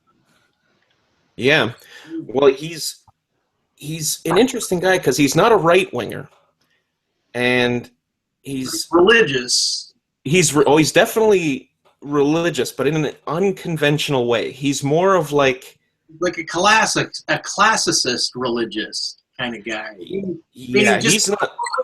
What do you think of that then as a politic of like because he's the thing that I thought was the thing I agree with him is he said Canada just legalized. They said they put it in the hate speech area of our law structure. The idea that 70 plus self-describing pronouns have to be used based on the individual's desire to be identified as such a thing. Yeah. Well, he's That's an anti-utility function within government. So I don't know. Oh, so go ahead, talk on that. I'm curious of your ideas on gender because Greatex is an interesting gig. Do you know Greatex, Jay? I don't think so. I know. I used to see videos. That name sounds familiar. Well, don't worry. Go on this. He was invited in other rooms. But go on this. I'm curious. Yeah, no, it's an interesting issue because this Peterson guy is actually quite a clever cat. He's not your run of the mill sort of agitator. He's kind of this really nice, honest guy. He's not a right winger. He's not a left winger. He's just this academic that's sort of gone rogue and said, "Hey, the system is busted. We've got to fix this shit. This stuff is out of control." And he went on this really interesting campaign, and he has a lot of support. In fact, he has a lot of support, from what I gather, anyway, from the transgender community as well, where they're saying, "Yeah, we're getting kind of tired of these SJW type people speaking for us and representing us. It's making people turn on us and hate us and want to." That's the SJW supporting him, saying we don't agree with what these SJWs are doing with their SJW ticket to play or license or whatever the fuck, right? Well, yeah, he really agitated the whole flock because nobody can just sort of put him in a box. I think that's the part that makes him so difficult. Is he's a hard guy to sort of track down because even though like when he brings up like the religious aspects of it, he looks at it more in terms of like symbolic. He reminds me a little bit of like Joseph Campbell, where he kind of has this Campbellian sort of, these myths and the sort of like masks of God thing, where you have these symbols that are deep rooted, and they sort of transcend any of the known religions that we're currently familiar with. That there's these themes and these undergoing narratives that mean a lot to us, and there's sort of like these truths and symbols. But are they truths, or is classicism just kind of holding on to gender binary, cisgender binary modalities, right? Throughout a history of having neuters and Catholics cutting off certain, neutering the boys for singing and different things and histories in the group. Meaning, I hear what you're saying. I'm just also saying there's got to be some. I know. Would you ever argue on favor of these SJWs and getting that law, not necessarily as a legal structure, but as a political movement, like something to embed in society more so? Like, hey, look, I'm a satyr, right? I'm a man satyr, and I'm also an X-Men, and that's who I am, right? I'm not really my dick. I mean, would you agree that I have the right to say that? And if other people want to come to my little mental cosplay abstract, that they not only should be allowed to, but maybe it just should be embedded in a law structure because it's. Yeah, I don't know. I have mixed feelings with it. Like in terms of what he was talking about, that bill in specific, it's kind of hard to nail it down to actually what to sort of hold it to all the implications and things that it could be. Like, how can something like that be abused? And you can see that there's people that would abuse something like that. So it's hard to say. Like, I anything that's like that, my sort of feeling towards any legislation is, let's really hammer this out. Let's bring it to the public. Let's really nail this out. Look where it can be abused before we put it on the books. Because once it's on the books, it's really hard to get it off. And if something's sort of run amok, or it's put in there for, what's that? You guys have a Supreme. What do you guys have a Supreme Court of the land? Well, sort of. We don't really have. If it's in law up there, does somebody have the like? What are the means of getting it off the books? Because in the states, you just have to challenge it to the Supreme. If they find it unconstitutional, it becomes. I don't know how Canada's is with law structure and who's like the final authority on that, or how you reverse it. Because, like you said, it's hard to grasp. So, what? I guess I just need to study your law structure slightly to find out, because I don't know your judicial process. Yeah, I'm pretty ignorant to that stuff, so I wouldn't know the full extent of it. I just know in terms of these things, they're hard to turn over in Canada. So once you have something on the books, it's really kind of it's a big process to amend it. From what I understand, it's a little bit of a rigmarole. So. But my feeling towards any legislation, towards any parties, is always on the side of caution. Now, how we treat people, or how I perceive people in their personal sort of dealings, yeah, I mean, I'm cool with pretty much everybody. I don't care, if somebody wants to, identify something I'm not familiar with, I'll do just as as a polite person, I'll try to accommodate that and sort of approach that in the most constructive way I can. I think that's really the only way we can. Very Canadian of you. Yeah, it kind of is, isn't it? But I hate hockey, so that's my redeeming. Oh, really? Okay. Yeah, I'm not. Yeah. I hate it. I fucking hate our national sport. So much. Everything's hockey. My brother is not everything's hockey. I'm like, I know. I love slapstick. It's my favorite. One of my favorite.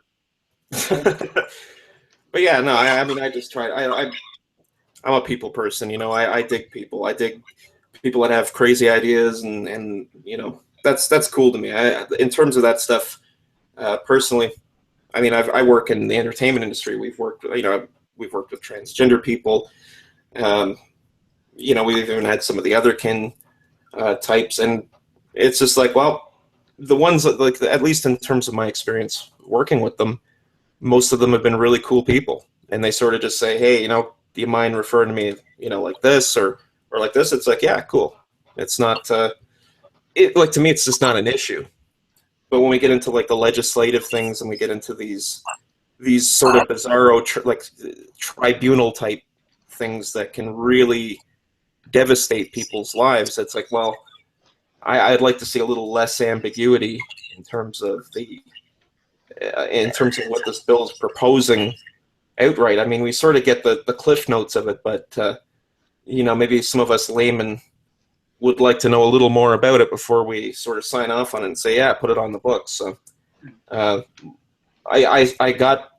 watched the debate with Jordan Peterson and the lawyer, and she really articulated her case pretty well, and where she said this is the implications he's talking about aren't built into this, and his refutations to this, or his concerns about it, also kind of resonated with me. It's like, well, yeah, I mean, that's one interpretation of it, but he's also got other legal advisors or other lawyers that are saying, well, it can be abused here, it can be abused here, and it's like, well, now I don't even know where to begin with this thing. It's like, well, it's on the books now anyway, so it's when he did the debate, it was in its third reading, and now I think it's passed as legislation. So I'm on Joe Rogan, and I think you rubbed me right the most of the way.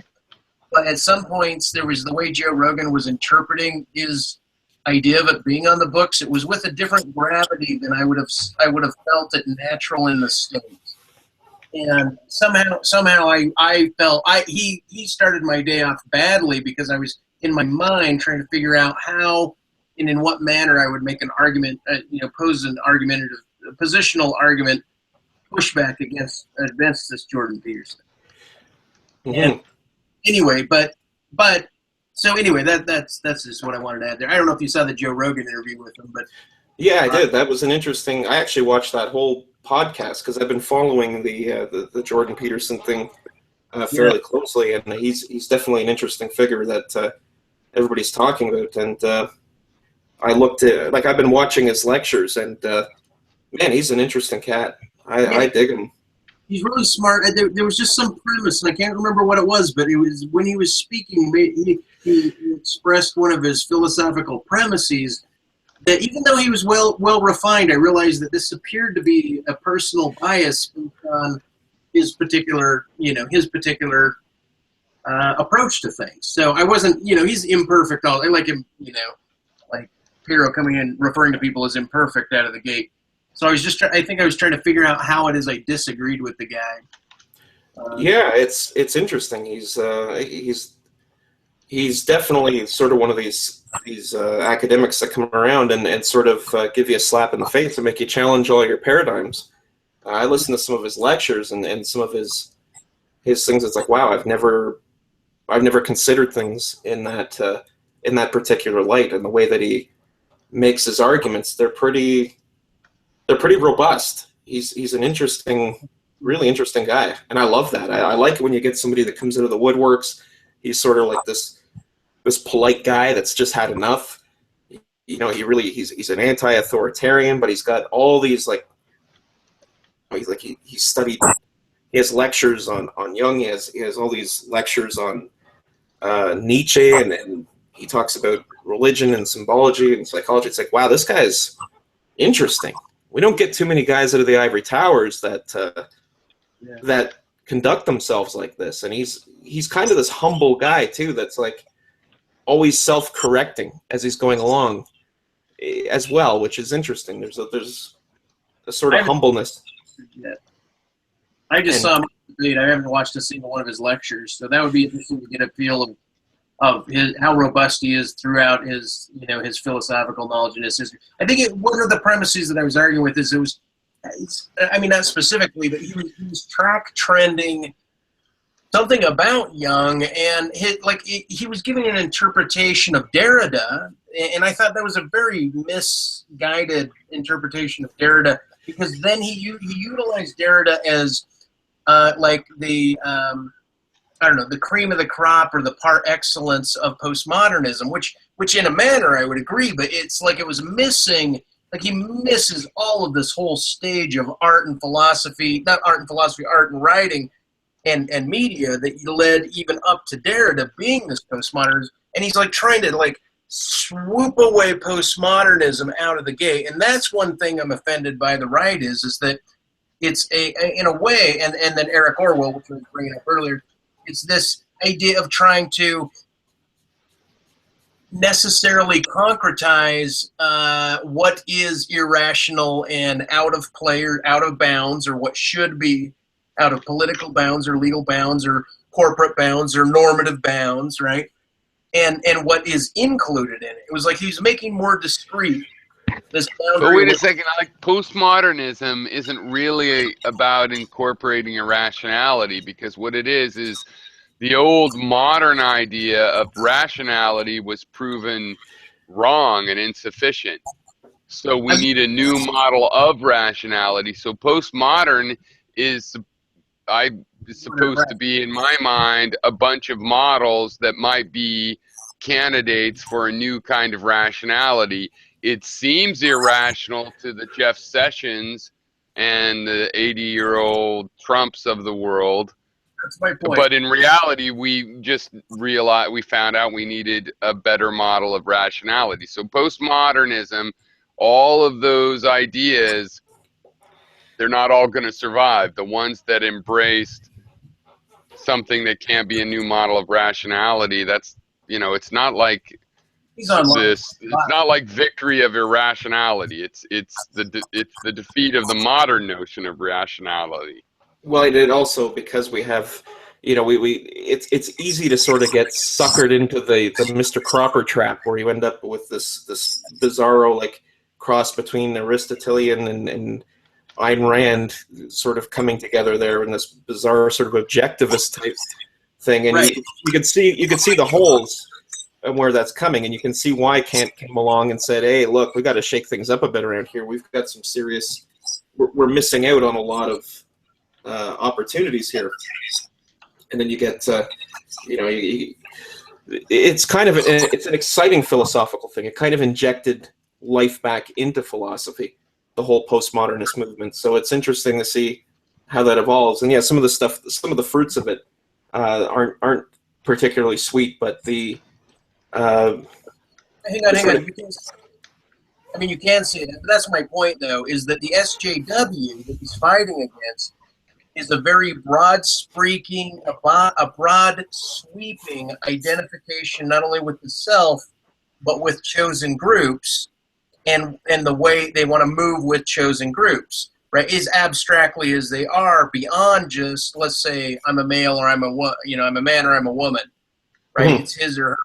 Like now, no, I'm part of a black mulatto, right wing or left wing or whatever. Well, it is left wing, right? But postmodernism yields things like Anita Sarkeesian. It yields things like Black Lives Matter. Like it yields political. I don't know, like political redefinitions. Like this is another kind of group, right? We're going to talk about the queers and the lesbians all at one thing, LBGTQ, right? And then we're going to add in all of these extra subdivisions. Yeah, well, I mean, that particular brand of sociology isn't particularly new, and I think. Yeah, and I'm just saying. I think the distinction. I was just trying to say that's what I meant by postmodernism. I'm agreeing with Piero. It's not about irrationality proper, but it's about how one might consider that approach irrational on not only on the face, but as an effect. But I still I don't know. I support Anita Sarkeesian's attempt. It's like how I would look at something like, for example, feminism. You can look at the activism branch, but when you look at the tools, like actual feminist theory, there's quite a distinction. There's a demarcation between the two branches, where you've got the activist end of it, which it sort of propels a certain type of a certain interpretation of it. Whereas when you look at and you can say, well, I'm not too fond of that particular behavior. That's kind of petulant or this. But when you look at the actual tools that it has, or what it's trying to do, is actually quite sophisticated. It's actually quite a clever tool in addressing different issues that are difficult to deal with in a more sort of conventional way, like things like identity politics and stuff. That's something that you're not going to, like, if you, let's say you take we put the Mr. Cropper hat on, and we're rolling the clock back to Epicurus or Socrates.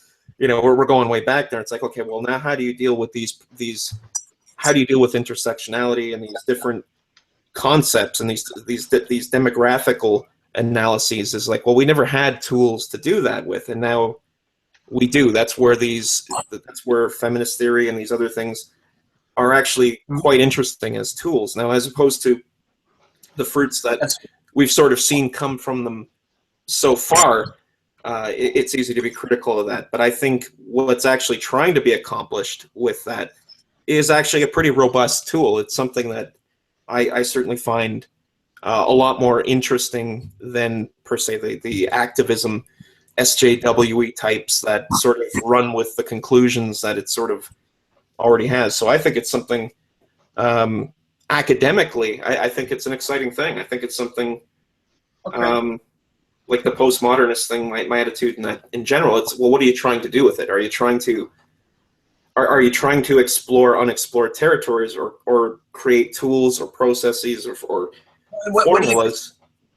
Sorry to cut you off, but I was just, before I forget, what do you think of the trend line of early 20s, like late teens, early 20s, need for tribal rebellion against the group? Like these different, like, what do you think of the idea that at that age, generally there is a kind of like a debutante into adulthood sort of grouping that happens, that's like, it's like part of like groups and campus clubs, and so one thing that they do is they push back as the Western civilization's trend, as far as it is maybe parasitical to academia at this age group. But don't you think that just the trend of needing to come up with the next thing to push back off of the rest of the world, to sever off yourself from it, is that not a trend line that's It's all that's. I think that's what I don't like about fucking Jordan is that he seems stuffy also, right? Like he wouldn't look at a trend line like I just mentioned. He's just stuffy. He'll look at the mythos and the logos, and he might talk about the philosophy. But he's also working with these kids. But he might be condemning the one thing that might be amazing about these young kids that he's teaching. Maybe he has a resent from them. I don't know. To overlook the trend line that at that age there is this tendency. That's all I'm saying. I don't know. Yeah, it's yeah. I mean, it's a tricky thing because the identity politics and the sort of tribalistic nature is something that's embedded into the humanities. One thing that I've never been a big fan of identity politics to begin with, but I was tolerant because I think people were being have been and are still like marginalized and stuff because they're put into these groups. But I've never been that thrilled with it because it's like, well, my point is I see people as individuals, not as part of groups. But if you're being discriminated against because of some group that's essentially imaginary, but it becomes real, that discrimination, right? So go ahead and live with it. But now, I mean, I've just about had my fill of it. The problems are economic. Racism is exploited because of economic reasons. It keeps us divided. We cannot think that we can keep torturing people, but we allow gay marriage, so we're liberal. The Clinton style of DLC Democrat is that, hey, we're okay with gays, but we're going to keep raping you and giving your money to the banks and fighting wars, and your kids are going to die in the war too. Hey, and that's not liberal. So I mean, I think identity politics, we've got to. I don't think it's not okay that it takes over. Well, yeah, no, I taken over.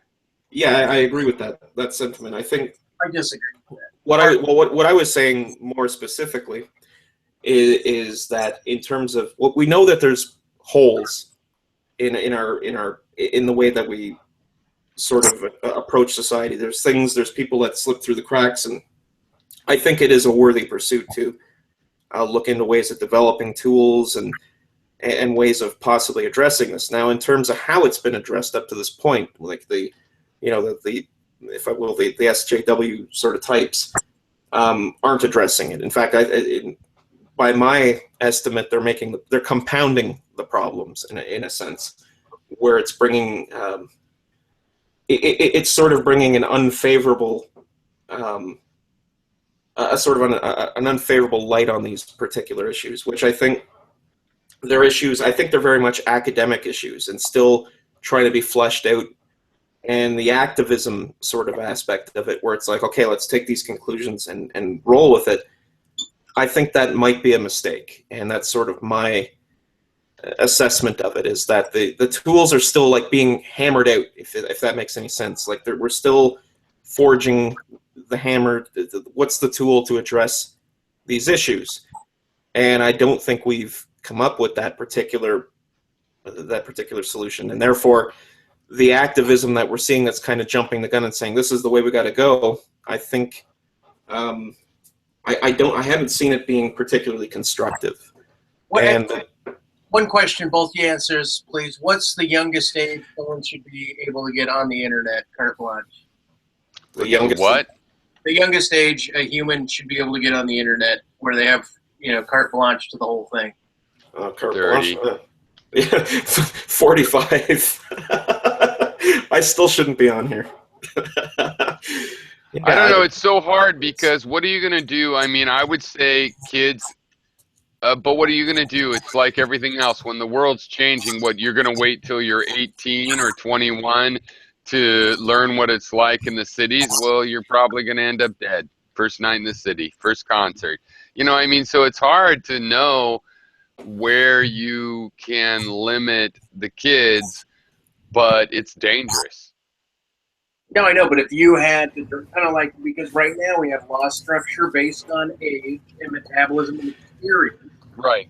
And Well, I'm denying that you can set things up that way, but seriously, like, if I could, it would be, 15 or 16, but really it's 8 or 9. You can't, if you keep your kids off it, they'll be on it over at their friend's house. They'll have an Instagram. Well, I think it's that's kind of an interesting question, because I was sort of late coming to the whole internet phenomenon, and there's some. If I look at my own experience, I could say there's some good things and bad things about that. I think with kids now, just the rate of keeping up with things and keeping up with technologies, it's probably a good idea to some capacity have these kids interacting with these technologies. And because we got to remember that the stuff we develop today, they're going to improve and build upon tomorrow. And the sooner they sort of get their hands on these things, competently, where they can sort of navigate with them and learn them. And it's sort of like the kids with the Arduino boards that build like hands and arms and like robots and stuff. That's a good thing. I think that's really cool that these kids are younger and younger getting interested. I agree with that. But Yeah, there's some Darwinism to it where, the kids are going to have to figure it out. We hope they would all figure it out, but the ones that can figure it out, they absolutely have to have a chance to do that. And the ones that can't, maybe their friends will help them. Not about because I'm agreeing. I figured out. I mean, how not to get predated on by some fucking gross 25-year-old that's all out there chatting you. And that's the sort of dark side of it, where it's like, well, I don't think it can be just sort of unsupervised, unfettered sort of. That's my point. Not carte blanche. In other words, a subset. You allow an allowance towards the education, but some sort of monitored control. And my whole point is to bring that up is to point out that you don't want to get like a 4-year-old with carte blanche to the internet, or a 7-year-old with carte blanche. You want them to have tools that are going to help yield something, right? That's what I think. That's my opinion, right? And so when I argue about SJWs, as soon as an individual is defined as an adult, right, which I guess might be 26 now when they're off of parents' insurance or something, then they must already be able to have a self-identity relative to their community. They must have some sort of a strength of one's identity relative to the world. And I think they carve it out as a part of their age and not only their metabolism, but their sexual interactions at that point. They're mature enough to see the porno stuff. They're also engaged through the education. But what I'm saying is they're also able to group with other people abstractly, freely, without parental supervision. So they're going to experiment with groups. What age were you talking about? Defense of SJW. This is the defense of the left. It's the defense of everything that Jordan Peterson wants to regulate. It's almost like, fine, bring it to the law. And I agree with you. Trudeau should not pass it. That's why I'm curious now about the Canadian law structure for amending laws or losing it, because I don't know what it is. Anyway, okay, back to, I'm arguing from the left. I'm arguing for identity. What age did you say you thought, maybe it's that they're on their own? Or not on their own, but that they could be responsible for themselves? Well, if it was I think there's going to be a neurosis coming up. Like, we got the millennials, but we're going to have the. Well, all the principles you said were good, but it's always hard when you're going, yeah, what age does that? 0. I'm trying to answer your question. Like, okay, but you aren't saying the number. We're going to have a Venturi.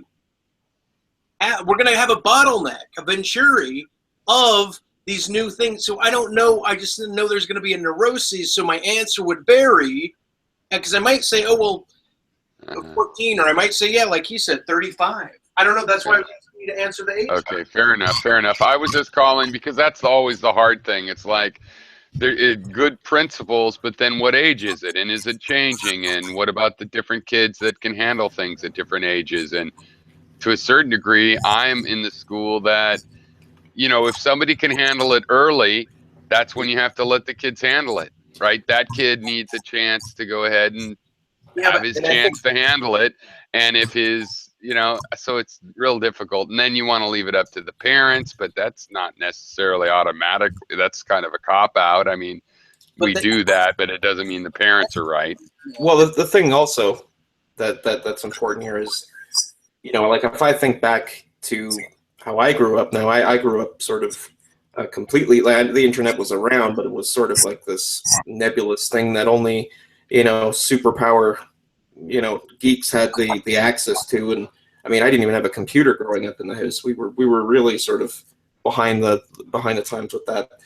And the way that I think of how I sort of discovered myself is through the actual social interactions, the way that I dealt with people in school and that stuff. So when I sort of juxtapose the technologies and stuff available to kids, it's hard to imagine somebody carving out their personality with internet interactions, but at the same time, there's still social interactions, and I can see where they would shape things. So it's hard for me to, I guess, get a proper perspective of that, just because of my own sort of upbringing and biases. So it's an interesting discussion. It really does open up a lot of questions, for sure.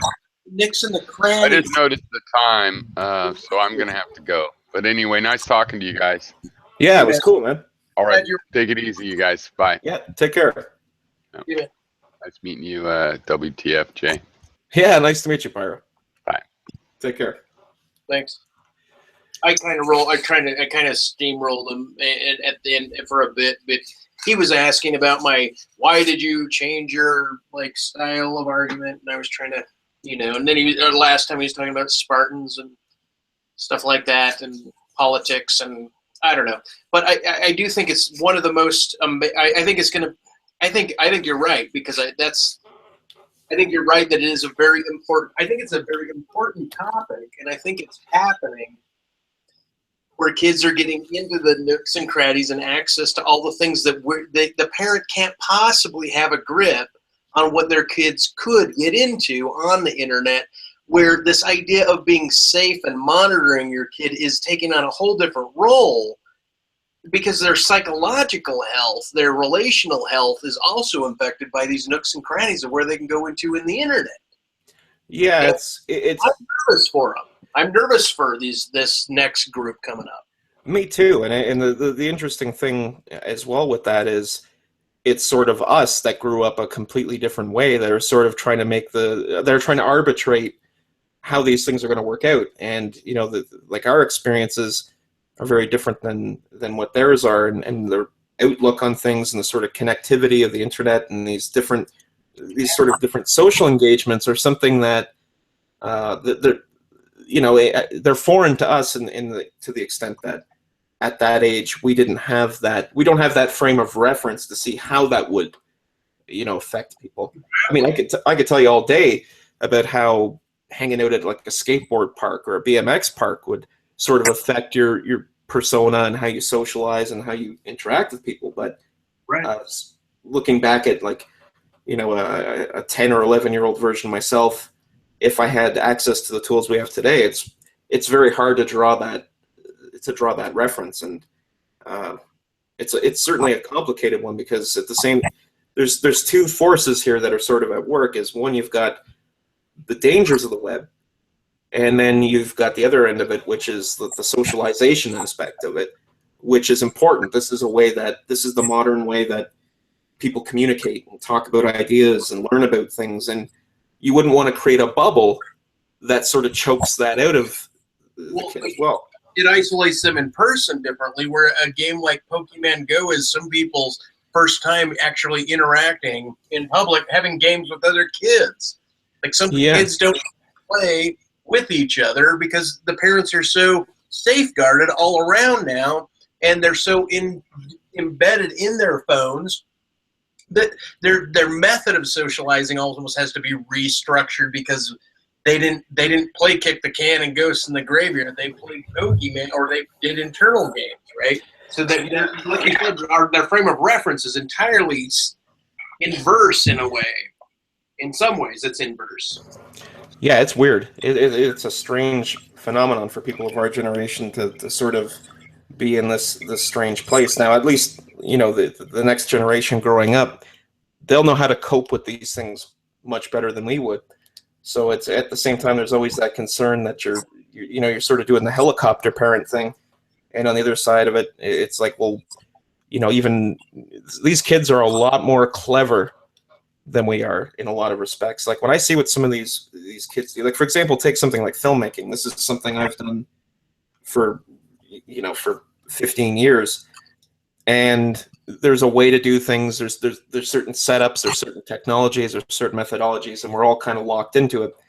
And then when we look at what these kids are doing, and they're creating these drones, and they're using these cameras that have these really high frame rates, and they're coming up with all these different techniques, and it's exciting. Like you're looking at these kids, and you're thinking, wow, this is brilliant. We never would have thought of this, or we didn't have any way of doing this sort of thing. This is really clever and really cool. So there's a goodness, I think, to sort of passing the torch at some point and saying, hey, look, you teach us. Yeah. But don't you also feel like you already intuitively know how to make clever videos, and that you maybe are looking so much towards the modern technology that you're not just utilizing some sort of, classical, traditional video making? I don't know. I'm speaking about myself now. I'm self-projecting onto you. Well, I'm kind of the same, because I am kind of, in many respects, just sort of stuck being more or less a traditionalist, just because for so many years that's just the way we had to work. Like we had to do things the dinosaur way, and we sort of evolve as we come along. But when I look at something like the 3D aspect we were talking about earlier, a lot of the stuff that I was learning online and from YouTube was from kids that had gotten a hold of this open software, and they've inundated these incredible techniques and ways of utilizing it that I'm sitting back and I'm thinking, this is incredible. Yeah. This is a really exciting thing. So I think there's a lot of goodness to that. And at the other end of it, I'm not really a web savvy guy, so I can see where kids that pick up on these technologies and they sort of just jump into it almost knowingly, like, okay, they're already more aware than what I would be.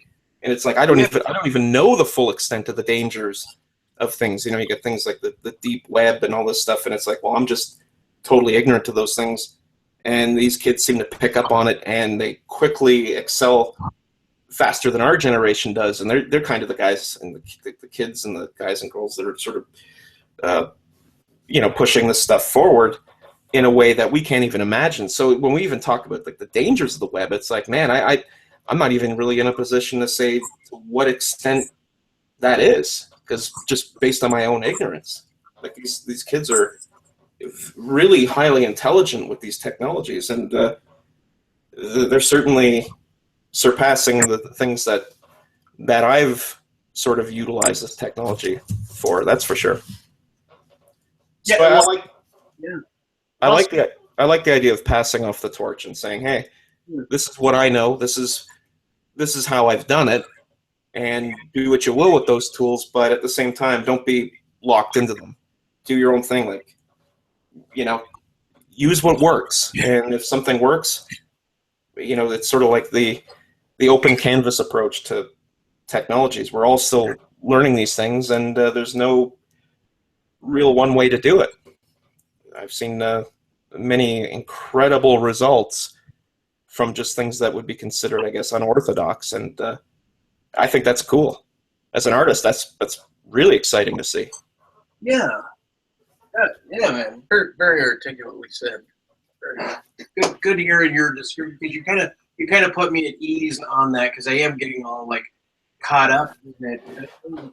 My niece is getting older, and I'm watching her, and I'm getting nervous that the kids that don't just jump into it naturally, or they're going about things differently, that they're going to suffer some sort of depression, or like this girl that got cyber bullied, right? Never met the person in their life and killing herself, that type of shit, right? Like just the ill effects, the negative. It's so depressing, because it's like the parents can't frame it in such a way, like which they're playing catch up to protectionism and trying to apply a model that is now not a stable model. It's a mutable model. It'll mute as every generation re-embeds itself in this thing, this recording device, this transfer device as time goes on.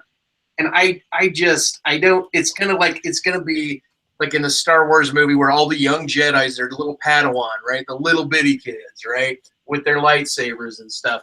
And it's like, instead of Luke, right? This older dude. So it's like crunching down in time. But it's just this weird phenomenon. But I'm nervous about who will keep up, who can't keep up, what the ill effects will be, how they'll be. You know, that's why I'm thinking there's a bottleneck that I'm really worried about everyone going through. But you kind of put me at ease, like, as long as they're raised in it, in some capacity, they know they're part of a generation that's also doing it.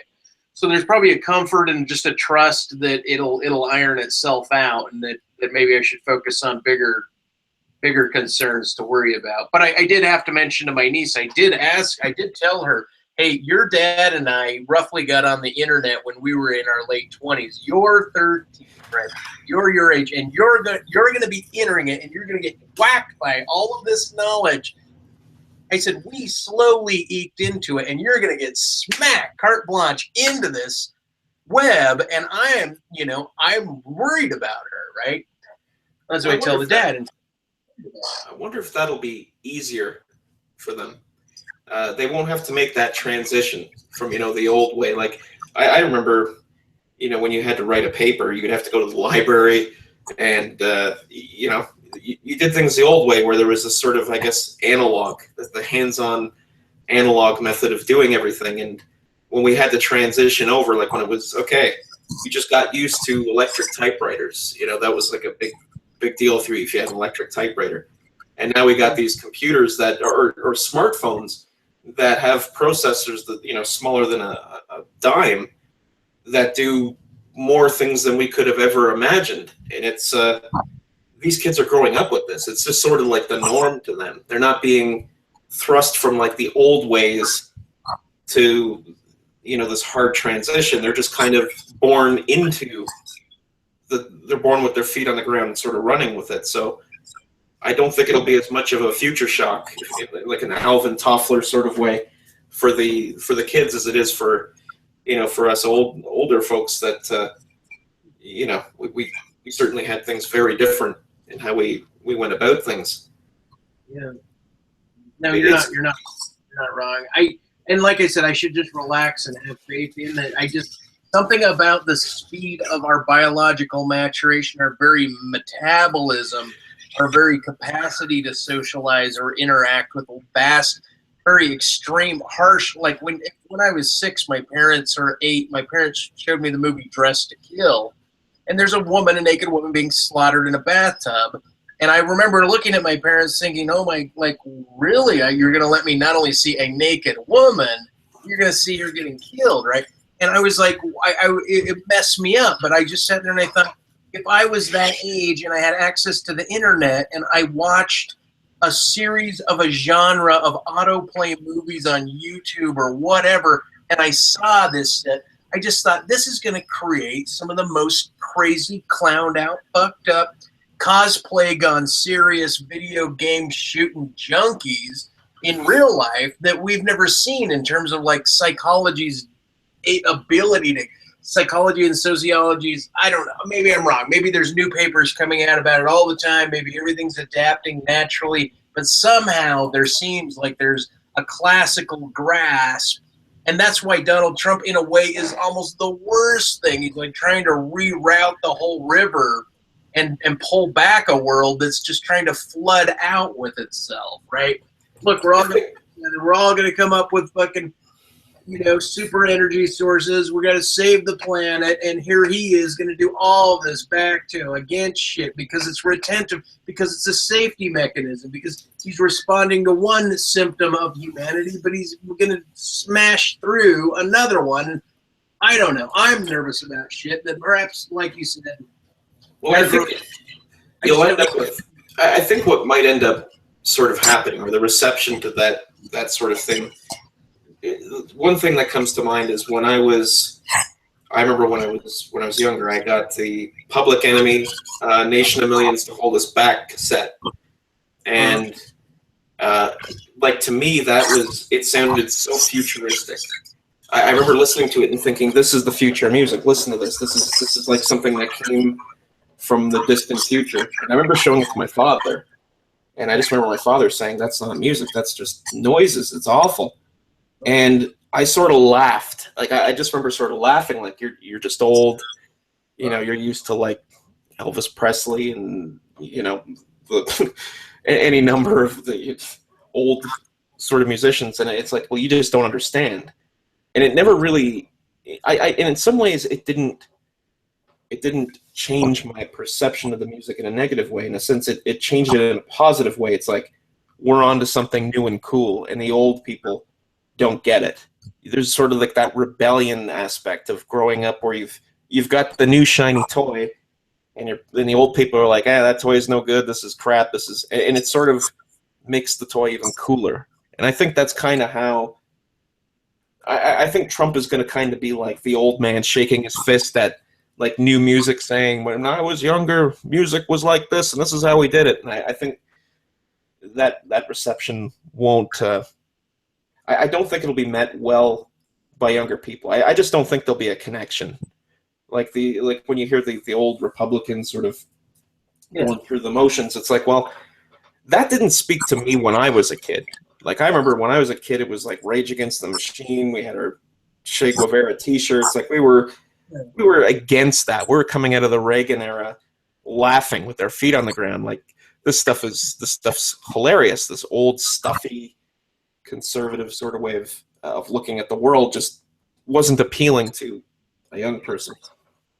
Whereas, you know, these new kids, I think, coming up with this stuff and hearing these same things that we heard when we were a kid. I mean, things haven't changed, you know, they've changed, but not to that huge extent where they're going to hear a lot of this stuff and think, wow, this is strange. Or it'll go the other way. You know, maybe Donald Trump is the new Che Guevara. Maybe we're seeing this thing where liberalism has gone so far a certain direction that the youth of today think it's more punk rock to be conservative, which that would be interesting. I mean, there's always that possibility that maybe they'll embrace this stuff. And what you call Nazi punks. Nazi punks are rejected because they're so straight edge, they're hateful. But I hear what you're saying. I see the trend. I like that. But I don't think you could sum it up as being cool. But not that I'm against. Well, just saying. Now where I don't think I'm in really much of a position to say what's cool or what's not. I mean, I don't think I'm disconnected. I mean, we know what's cool with us. We can say, well, this is cool. But if I approach like a student with a piece of music and like, here, this is really cool. Here, listen to this classical piece, or here's some like retro hip hop. Here's like Run DMC Raising Hell. Listen to this; it'll change your life. And they listen to it and think, oh man, that's just old crap. Yeah. So the things I think are cool are probably not entirely consistent with what kids think are cool. So it's. But there's going to be nostalgic people. I remember when I was a kid thinking about 1940s music and recorded music, and like, wow, like my parents were roughly born, just after photography and radio and recording was invented. And I'm like, wow, so this is really recent. And then it made me think, as like the 90s came around and YouTube went from where I saw them at the beginning to where they went. And I was just thinking of like, wow, and then digital ages and mass, like infinite amounts will allow an infinitude of nostalgia to go on the internet, where any track trend followed by any kid's interest for too long would yield an addiction to, let's say, a certain genre of nostalgia, trying to keep up with information. I think my concern is the speed and the how magnanimous the information is, such that trying to learn in an infinite universe with no restriction, no compulsion. It's like teaching a little girl, here's a Barbie doll and here's a Monster High doll. Oh, and by the way, here's hardcore porn before you even get to the Barbie doll stage. You know what I mean? But it's more like politically speaking, it's like we're going to have different track trends, and the next generation's got to work through this whole misinformation, real information, not knowing whether or not it matters to figure out what truth is, sort of blasé, and then it's the old guard's job to bottleneck them into a functional set, unless we're just going to become pets and expect AI to take over and feed us all and just, become the utopia that we learned on the Jetsons, that you and I learned on the Jetsons, perhaps. Yeah, that was some pretty cutting edge stuff back when we were the youngins. Yeah, it's funny. It's hard to say. It's just something we're gonna one way or the other see what the result of it is. I think I'm enthusiastic about it in the sense that I can feel it in your voice. I'm a little more cynical. Yeah, but okay, good. I feel that too.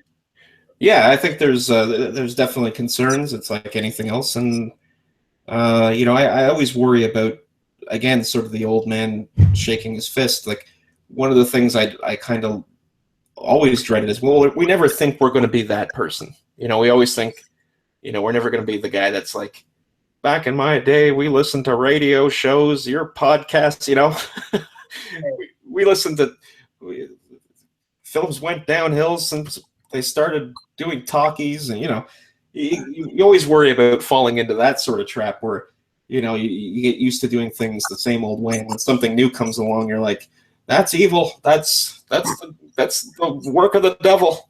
That's what my girlfriend told on me. Like, oh my God, these gay bars, this is the work of the devil. And I was like, I totally understand, but I think we have to part ways because you're really pissing me off. I'm hearing you though. With that, you just nailed my frustration in a weird tangential way. Yeah, it's fun. I think the Piro, by the way, I'm glad, and I wish Barklord was in here longer, but I'm glad you met Piro if you hadn't hung with him before.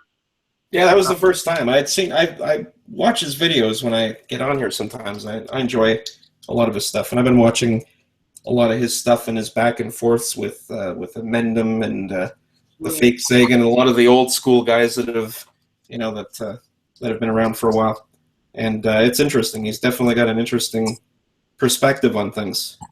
I like that. I like that he sort of goes his own direction and just sort of says, here's where I'm at. It's kind of cool.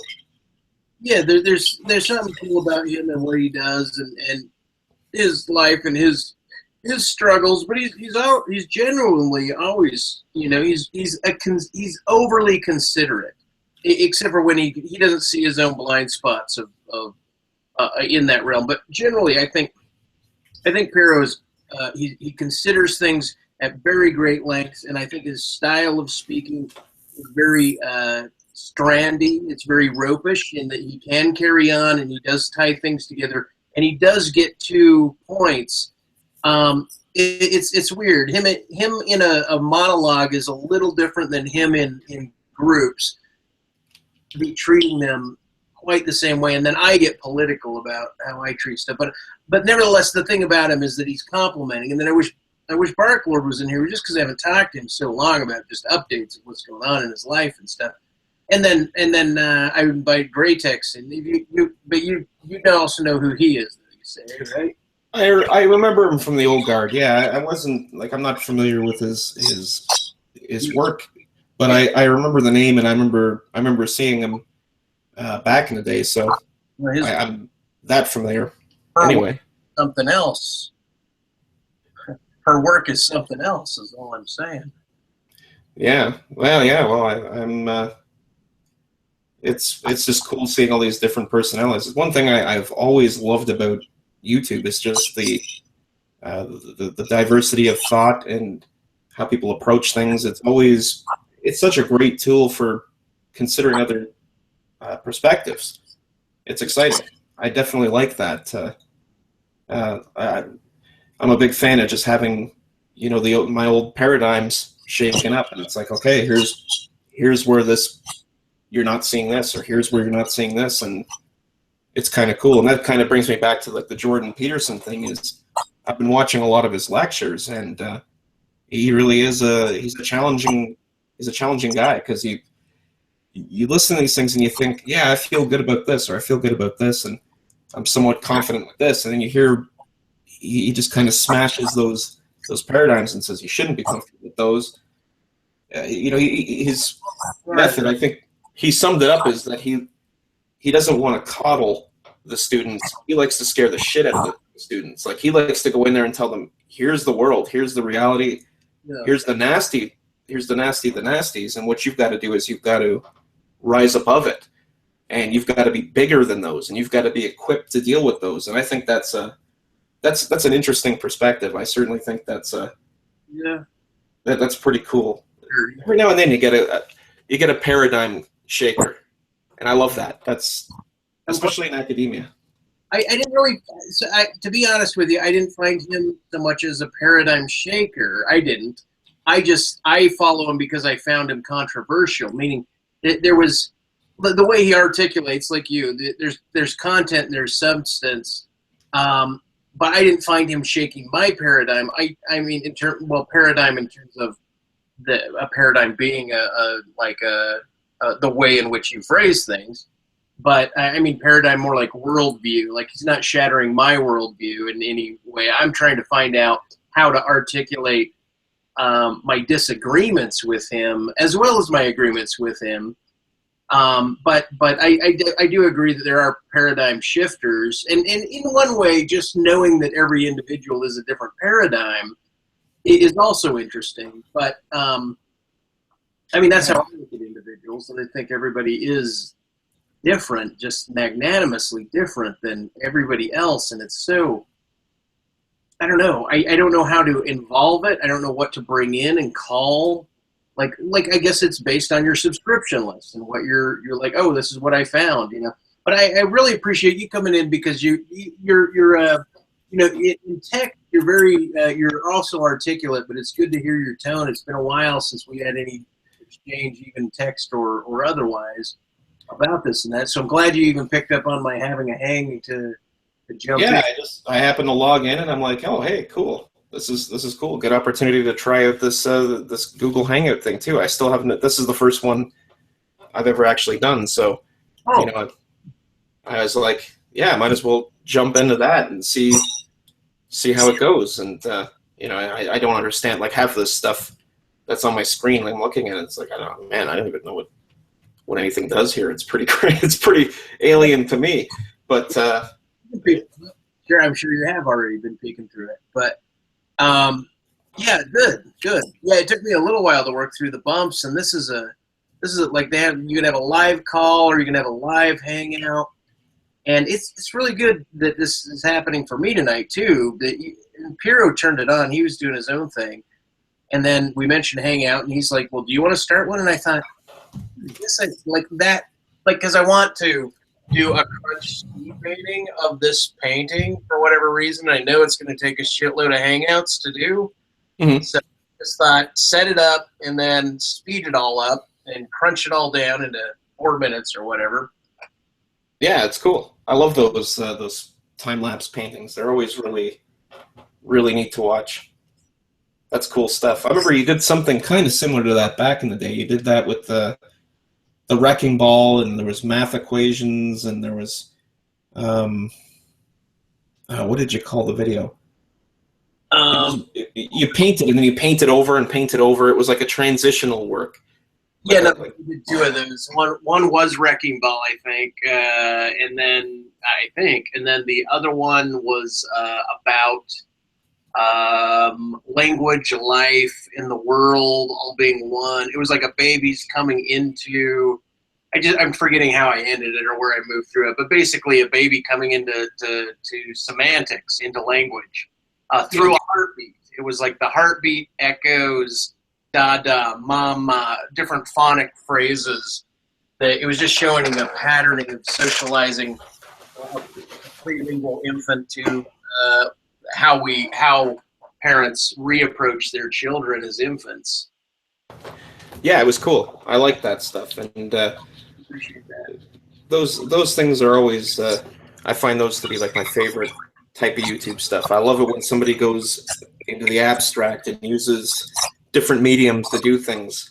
That's one thing I miss about Asrenock as well. Is I liked how he sort of conveyed things as well, and that creative sort of sensibility. Yeah, he was good. So was Nate. Big Nate was good. Sometimes just because of his manner. I don't know if you know bubonic Nate, but his persona, the way he I don't know. Oh yeah, he's such early YouTube was very weird, I thought. Yeah, it was, but he's a really nice guy, Nate. He was, I always liked his personality and just he always struck me as a really sort of quiet, thoughtful, kind person. He was a really generous conversationalist. Me too, and but he is that way. Yeah, he comes across that way. That's why he's all a little assholey, trying to yell over you guys, but trying to get over the wave, the rope of Hero by speaking over him, trying to get that way. But yeah, I mean, because Nate wouldn't necessarily do that. Maybe he snapped a couple times, like, "Hey, everyone, shut up!" in this stick-up room, right? But it would have been with I don't know. It was like everybody had a different kind of posturing back then. I think somebody on the outside even mentioned Ben Carruth, right? Ben wasn't so much arty then, but he was so articulately arty. Oh yeah, Ben. Yeah, that guy was man. I miss his videos. He was a really thoughtful guy. I remember when I first seen one of his videos, and this is probably going back. This is probably like 2007, 2006, like the really early years, and I was just like, whoa, this guy's totally outside the box. He's a really interesting cat. And I remember one series he did, I think it was the Go game, and he was creating he was creating all these metaphors and setting people up, and I loved it. I thought it was so clever, and just his way of his vernacular and the way that he spoke, he was just, you could just tell he's a really, really thoughtful guy, and that was really cool too. It seems like a lot of those guys aren't on YouTube anymore, which is too bad, because I think YouTube really needs people like that, in my opinion. I think it could definitely use a new insert of that, and I think I've become more obtuse and flattened in my. I think at one point I was more articulate and toned, and then I got mixing it up with these groups, and then trying argument groups, right? Not hang out and have fun. Stickum, you could argue about things, but it was more conversational. Mm-hmm. And then you go to Google rooms, and sometimes you go in the debate rooms, and people are they're swinging knives, right? And really cutting through shit. So I threw on my armor, and then somehow I think I got addicted to wearing armor. I think I might have post-traumatic internet Google Hangout debate war syndrome. Yeah, I've definitely seen some pretty rough hangouts over the years, but there's still people around. There's still a couple of feeds that I enjoy watching. And Brian Lux, I subscribe to his fiction, and then Ben Carruth. There's something about Ben works on big projects, very big projects, and so he seems like he's in a Pluto cycle around as far as his intersections with me. But occasionally he did that Sun, what was it called? Wait for the Sun. Yeah, the short film that he did on YouTube. Yeah, I loved it. And during my spiritual enlightenment, my awakening, my reconsiderations of the universe, a lot of the symbolism, a lot of the dialogues, a lot of the influence from that time was really impacting. And that short was also very impacting. Yeah, the way you switch the characters, the actors around, I thought, without a precursor as to exactly why it was, just that it was, and it was very psychological. I felt, as opposed to sci-fi. Yeah, Black movie sci-fi now. Yeah, it was good. Yeah, his sense of creativity is really interesting. Yeah. I like his sensibilities and the way that he approaches things, and it seems to me he's always approaching things in that in that philosophical sense, where like he's just always really deep, and I love that. There's a sort of intensity there that man, whenever I seen something coming up in my feed where he was up there, it's like, wow, that's awesome. Like he's another guy. He was another one for me that was like a real paradigm shifter. Another one of like, wow, because I at one point I was kind of more like objectivist, utilitarian sort of type, and and then I listened to guys like that back in 2006, and I'm like, wow, that's kind of stupid. That sounds kind of goofy, like my just hubris with that stuff really kind of was, I was embarrassed for myself when I listened to these people speak. I'm like, wow, I've really got we've got a challenge here. I got to work on some stuff. And I love that. That's I'll forever be grateful to him for doing that. I love that. That's one of these things, and it's hard to find people from the old guard that are still around that still make videos. I don't even think Stephen Ernest makes videos anymore. No, it's on Facebook all the time. But yeah, I see him on Facebook, but I never see him making videos. And it's like he was another cool cat that was he did stuff that was different and his commentary on sci-fi was always interesting. Yeah, he was cool. But I like that. There was a time when my feed was just really filled with these really different personalities that covered the same topics. There was like a dialogue going on, but everybody coming to it from radically different perspectives. Yeah, it was very like our stars were sparse and yet in the same galaxy somehow. And yeah, it was weird. Now and then YouTube kind of commercialized and over commercialized, and then it became like, oh, I love you and kissy kissy and yada yada, and then it's got a whole different momentum to it now than what it was oratory then, I think. Yeah, They make videos and to resurrect themselves and re-engage, and they probably will later, maybe after they raise their kids. Yeah, it'd be great to see another person I used to look forward to seeing content from was Randy Helserman. Yeah, and I liked him more, as a video guy than he is a Hillary lover. Yeah, well, it's interesting because I when it comes to politics, I like to follow people from all over the place. I kind of like if I get too much of one thing, like too much Democrat, too much liberal, too much conservative, too much right wing, it gets on my nerves. Like I like to hear, different ideas, or it's sometimes like libertarian type stuff. So I'll have like, if you see my subscription feed, I'll be watching like Liberal Viewer, and then you'll see underneath it, it's like a Steven Crowder, and then you'll look under that and it'll be, like the Young Turks, and then it's so much Steven Crowder I want to push back against, but like the Young Turks to complement the Steven Crowder. Yeah, it keeps things interesting to try to get a grasp of both sides of it, because I'm kind of a hopeless centrist in a lot of ways when it comes to politics. I guess in terms of like my personal, where I'd fit on that spectrum, it's probably like I'm socially liberal, fiscally conservative sort of thing. Well, and then there's there's Laura Leah.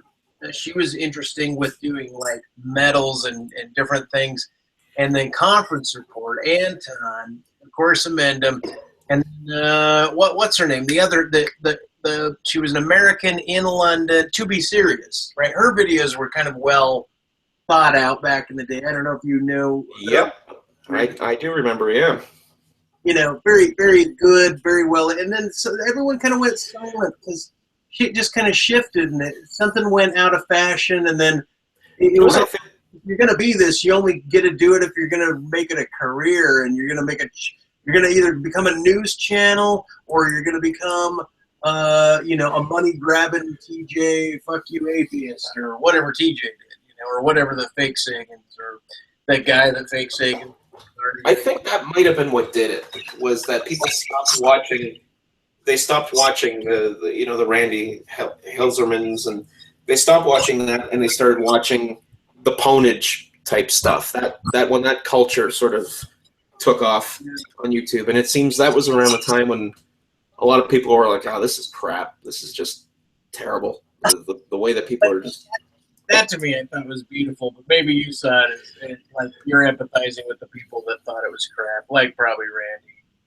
But yeah, it was fun to an extent. It's kind of like cake. You know, cake is good every now and then, but you don't want to have cake 24/7. You know, there comes a point where you want a little. You got to have your vegetables too. I wish it was here, and I wish that videos weren't just 10 minutes long, because I remember like having to like get my idea and then cram it out in 10 minutes, and then it became this long, you know, or a few hours, and then it became too stretched out. People were talking too lengthily, and then it even became longer than, and then I don't know. It's a weird forcing into the media. It was the age of playlists and series. Yeah, everybody had a series on like a particular subject. A series and a response video. Yeah, I remember the response videos. Another guy that I just remembered that was really an interesting fellow was Jericho Movie. Remember him? Oh yeah. He was down, but he never met me. I think maybe I've been rubbing people the wrong way for all my life. Who knows? Yeah, he was a nice guy. I enjoyed his videos as well. Yeah. So it's a lot of those channels I think just went dark. They were just like, there's no spot on YouTube that I guess they felt there wasn't a market for their product, and I think that's too bad because I was digging it. Well, I'm not planning on making money on the videos, and like Amendum and Hero, and I show up every now and again. Whoever else that used to do videos shows up rarely, I guess. But yeah, it is weird because it's almost like. Yeah, I personally thought that it was like, if you can't make money on this, what good is it? Meaning, I didn't think it for myself. I more like felt that like happening to the background. And then when Az left for a different reason altogether, I think like he was trying to pursue something more arty. He didn't want to do it, and he was depressed because he had already calculated that women with tits were going to make more money than he was. Yeah, they're big sellers, but it's funny because he was, you know, in the early days he was kind of just really sort of dry, stuffy, philosophical discussion type stuff, and then he transitioned into this Asrianok character, and it was building momentum at an incredible rate. Like he was. I remember his channel back then, like back in those days, he was like a superstar compared to us. We're like, man, I don't even have, 30 subscribers, and he had like thousands. We're like, oh, and he's a partner. Like, look at this. He's one of the cool guys now. He's left us unwashed masses behind. So that was an interesting transition with it. Kind of a noble act on his part, but it was because of his momentum. I couldn't believe he was dropping out. A few people couldn't believe it. Yeah, I was surprised. It seemed like it was right at the peak, like right when he was really at his most popular. I think he just burned out. He was just like, you know what? I don't like this medium. I guess something about it just really didn't resonate with his creativity, or maybe it was, who knows? I mean, I can only speculate, but it was really odd because his channel just kept getting bigger and bigger and bigger and bigger, and it was like all of a sudden, boom, just stop. And he was mixing it up with that redheaded lady big boob redheaded lady that had a baby. Karen's, what was her name? She was staying with him late in his YouTube career. Yes, that was a Sprocket or Sprocket. And then even like the tone when you get the poet. I'm trying to remember these other ones, but even like Barklord is playing music and doing these poems and her sonnets, and then a little bit of argumentation from kind of more of a passive, like a hippie beatnik sort of, like you get to know people's reading lists based on not them saying what their reading list was. It was just more like you got an idea of people as a genre, based on what they were doing. But yeah, it's interesting. yeah, and it's before any one channel. Like, even though Azrianok was a cool kid, even before they embedded all that, there was kind of this sense like everyone was equal. It was a civil playing ground. No one was, like domineering or better, because we didn't know how it was going to unfold or feather out. Who was going to become a big one? Who wasn't? Who was going to fight? Who wasn't? How are they going to fail? Why do they leave? Why do they come back? One of the funny things I remember with Azrianok was him and Ben Caruth's staged argument. Their staged spat where they were using the postmodernist generator. Oh yeah. I remember I was laughing, and people were getting really upset. They're like, guys, you got to stop fighting here. That this is you're just and they're behind the scenes, of course, probably laughing hysterically. But I thought that was so good, like that was a funny exchange. That sticks out to me as well from the old days. The Pomo generator that got lots of use in those videos. Right. And the way, like, Ben really sold it. Like, he really sold it, where he was just totally indignant, where he was like, he had his whole line of things from the Pomo generator, like, right in front of him, and he was like, how dare you make this assertion about the Rubicon of because both of them had enough of an education and enough to be able to fucking mix it in convincingly. That's the thing. It was like not with, meaning Ben could smooth it out and with good timing and greater vocabulary beyond what it produced. So. Oh yeah, his vocabulary is just ridiculous, and the way that he approached it, he was. It was just like his other videos too. Like he never broke character, and I remember reading comments and people are like, "You're so smart, I don't even know what you're saying." And I just remember thinking like, "What's going on here?" Like I didn't even know what was going on. I'm listening and I'm like, "This is just totally incoherent babble." And then I watch Azrianok's video. I'm like, "This is ingenious. This is madness. This is ludicrous. Like something's got to be going on here." And I bought into it too. I fell into the trap where I'm like, "Oh, are these guys? Is this serious? Like, have we really reached this level of sophistry that people are arguing, like this?" And then, of course, the big tell was when they revealed the postmodernist generator was behind it, and I couldn't stop laughing. I'm like, that was really good. Yeah. Plus, you said earlier you come from that libertarian objectivist sort of background at that time. And so when you find out that they're doing that, it almost like reified your own philosophy to yourself in a way. Like it probably helped you ease into postmodernism. It did, actually. It was Ben that really sort of spiked my interest in postmodernism and his exchanges with Mr. Cropper.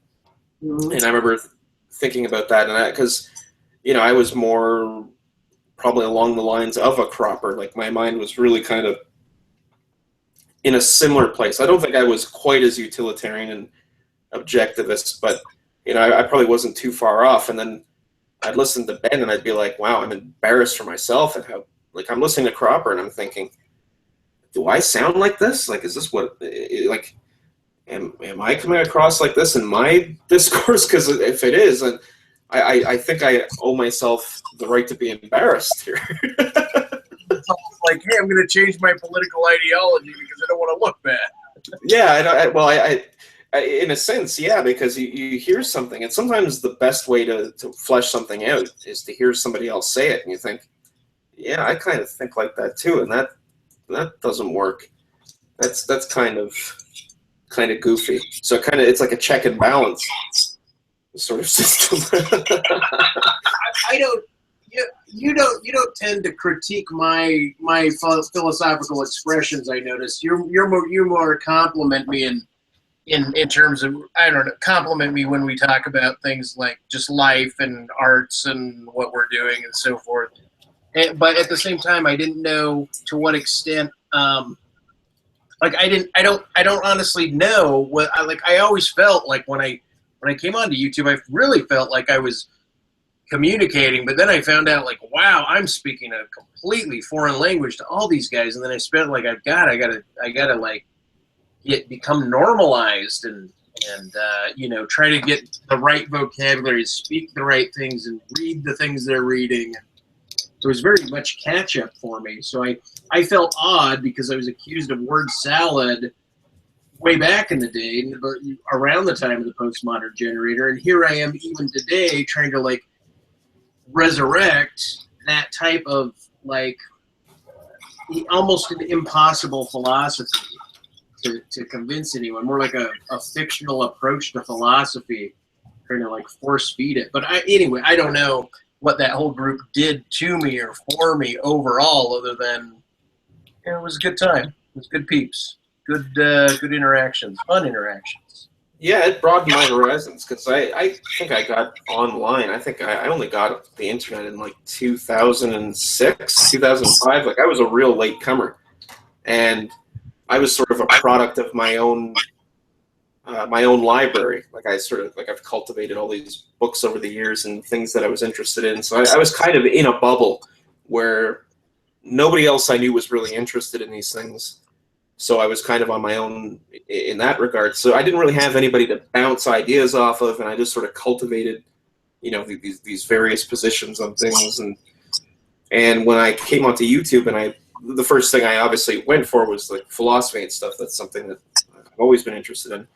And I just heard the different perspectives and how people came to things differently. It's like, it was a really good tool for me to sort of get introduced to other things. And to this day, it still is. I mean, I don't usually criticize or critique philosophy stuff, is because well, I'm an ignoramus with it. Frankly, it's just these things. I'm sort of learning as I go and trying to pick up the pieces and figure things out and filter them through my own sort of lens. Yeah. So it's I'm not really one to do like deconstructions of stuff because it's just not appropriate. I'm not well schooled in it to really take on that task. I'm more like a passive learner type guy. I like to learn as I sort of go along. I like how you structure stuff in your head, because you haven't gone insane to the point where you'll let your articulation slide. You know, you're not one to like get so shit-faced drunk and eat mushrooms and come online and become your own POMO generator, right? Like, well, the funny part is I actually am drunk. I am drunk. I'm just not fucking on. I hear you. Good on you. Yeah. No, I actually had some friends over last night. And we were drinking and I just afterwards. So I am at this point. I'm starting to sober up, but yeah. What am I gonna do? Let me speculation and bullshit on my part. I'm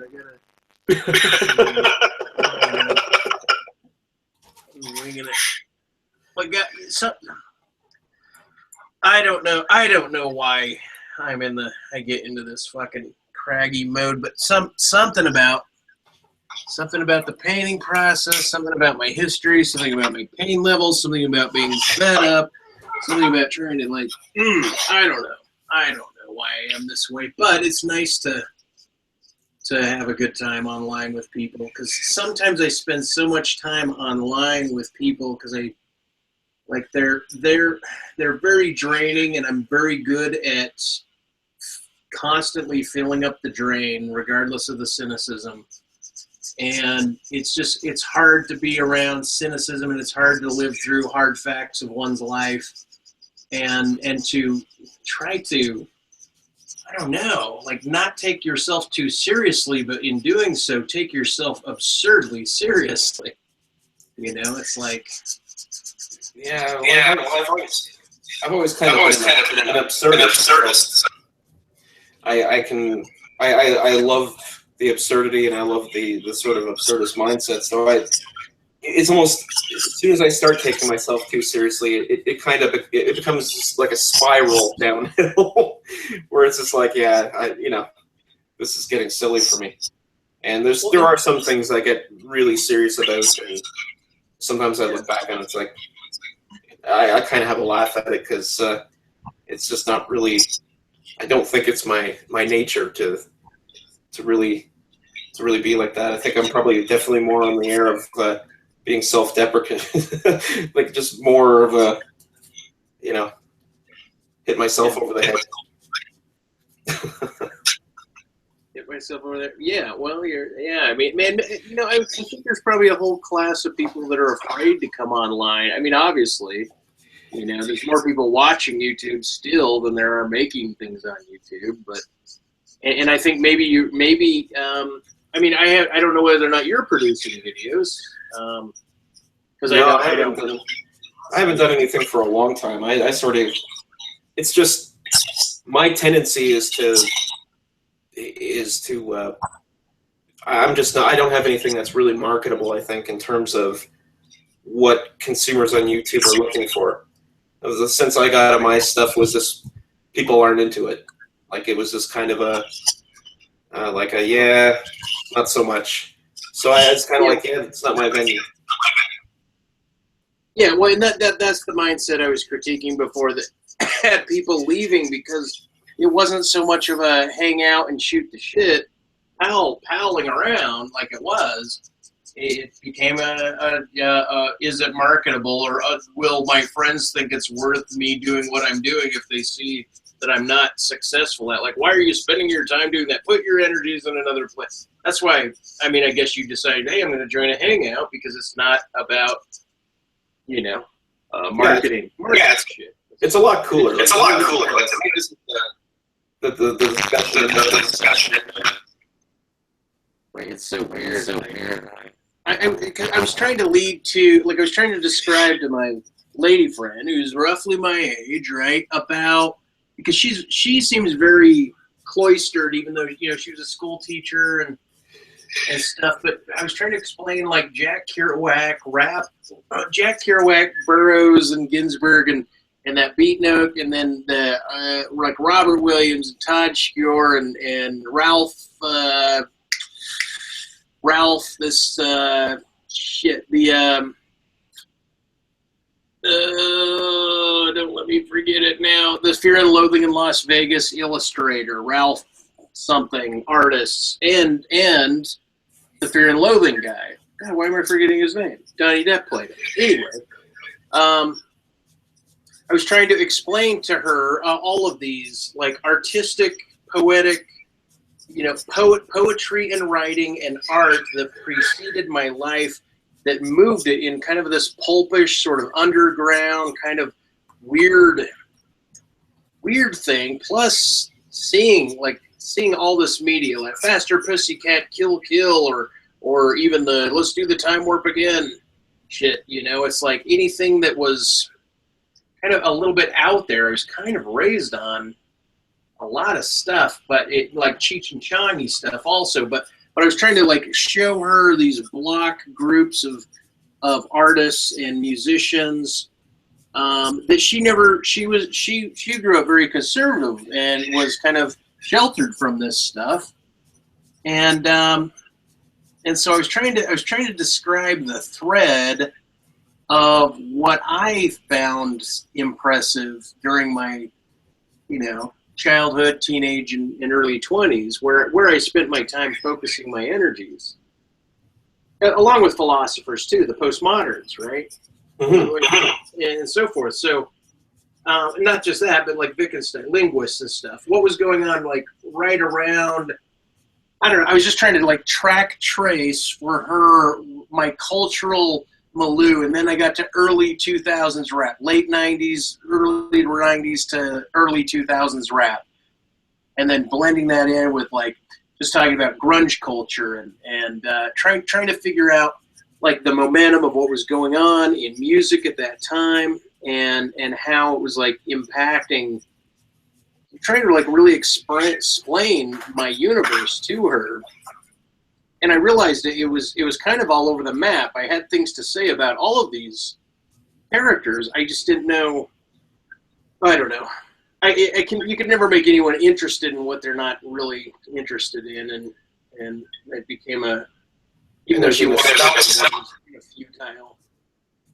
There's a nostalgia aspect to these things as well that also connect us to things. Like I'm really nostalgic to like 80s stuff, and it's funny because at the time when I was growing up, that stuff didn't interest me too much. Like the music and the sort of films and stuff that came out in the 80s, I was just kind of like, I don't know, I didn't really care for it. Like I watched MTV and it was cool, and they did, you know, the sort of running gags they had and stuff going on there. It's like, well, that's cool, but I wasn't really into it. And then years later, I sort of look back on it. It's like, wow, this was really cool. Like, Yeah. you know, this David Bowie music. All of a sudden, I'm like, wow, I love this, and like the synth wave stuff, and a lot of the new wave stuff too.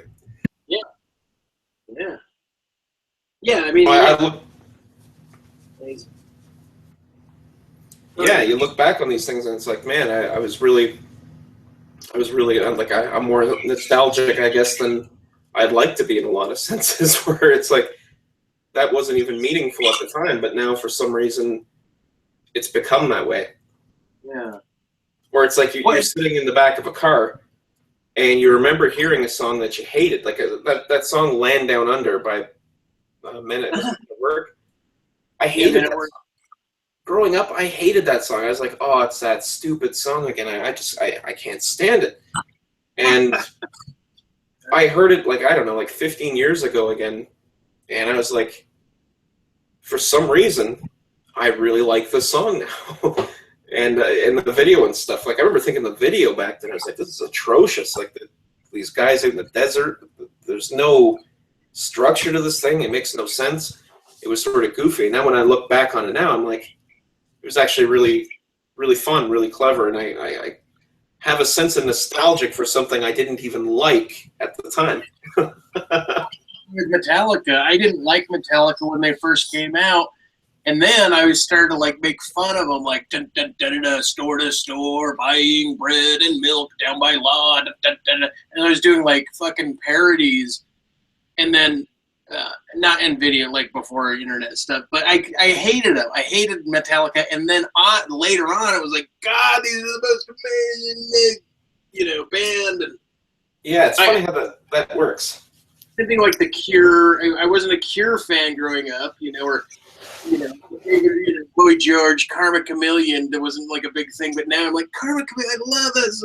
It's just like, and that's what I meant by like more history, more infinite data of the next generations to like recompile their history of nostalgic love, things that are like even shit that wasn't going on when I was growing up, that wasn't contemporaneous.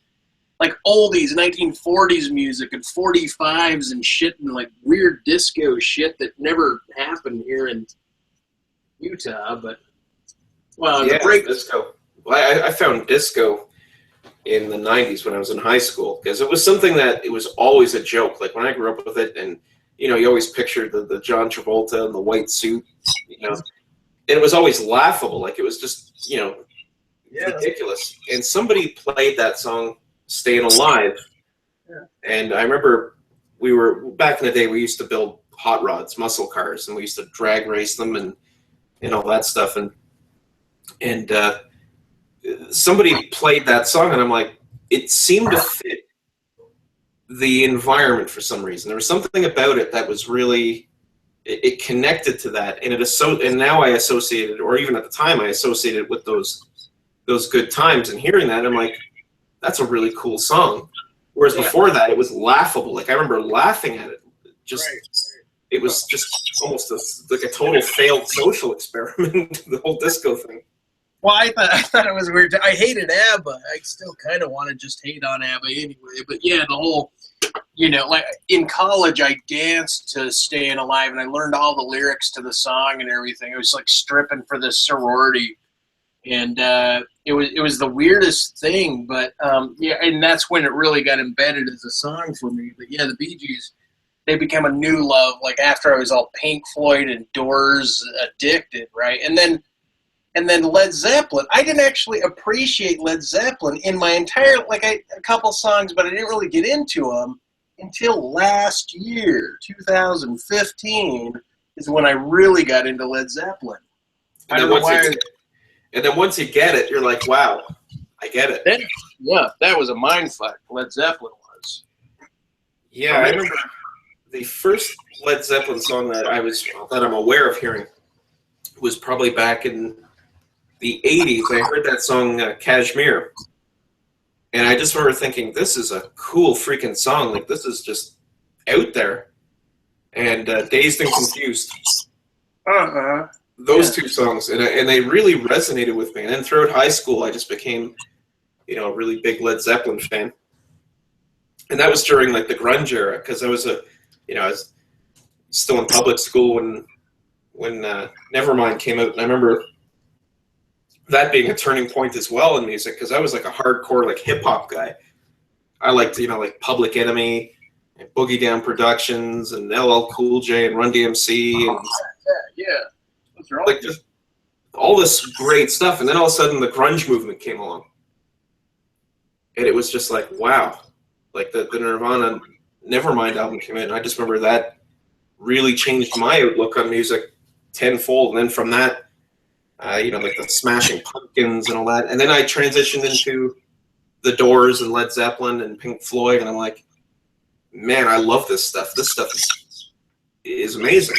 I know, to drop back 30 years when you're seeing, and that's how I was with these 40s music and these big band things, and that was stemmed out of like Lawrence Welk when I was a kid and watching Fantasy Island and Love Boat, and then Lawrence Welk, and then having my grandparents' music being played, and somehow it was like I don't like Little Lambs the Ivy poems or these old things, right? Which then made me think of like reading bits of Chaucer, some sort of Middle English, like how far back, like an interest in history started becoming a huge thing, like pre-radio, pre-phonograph, and then getting into like the history of like Elvis and even now since the internet's come, of course I'm getting access to a shitload more of the very first recorded musics,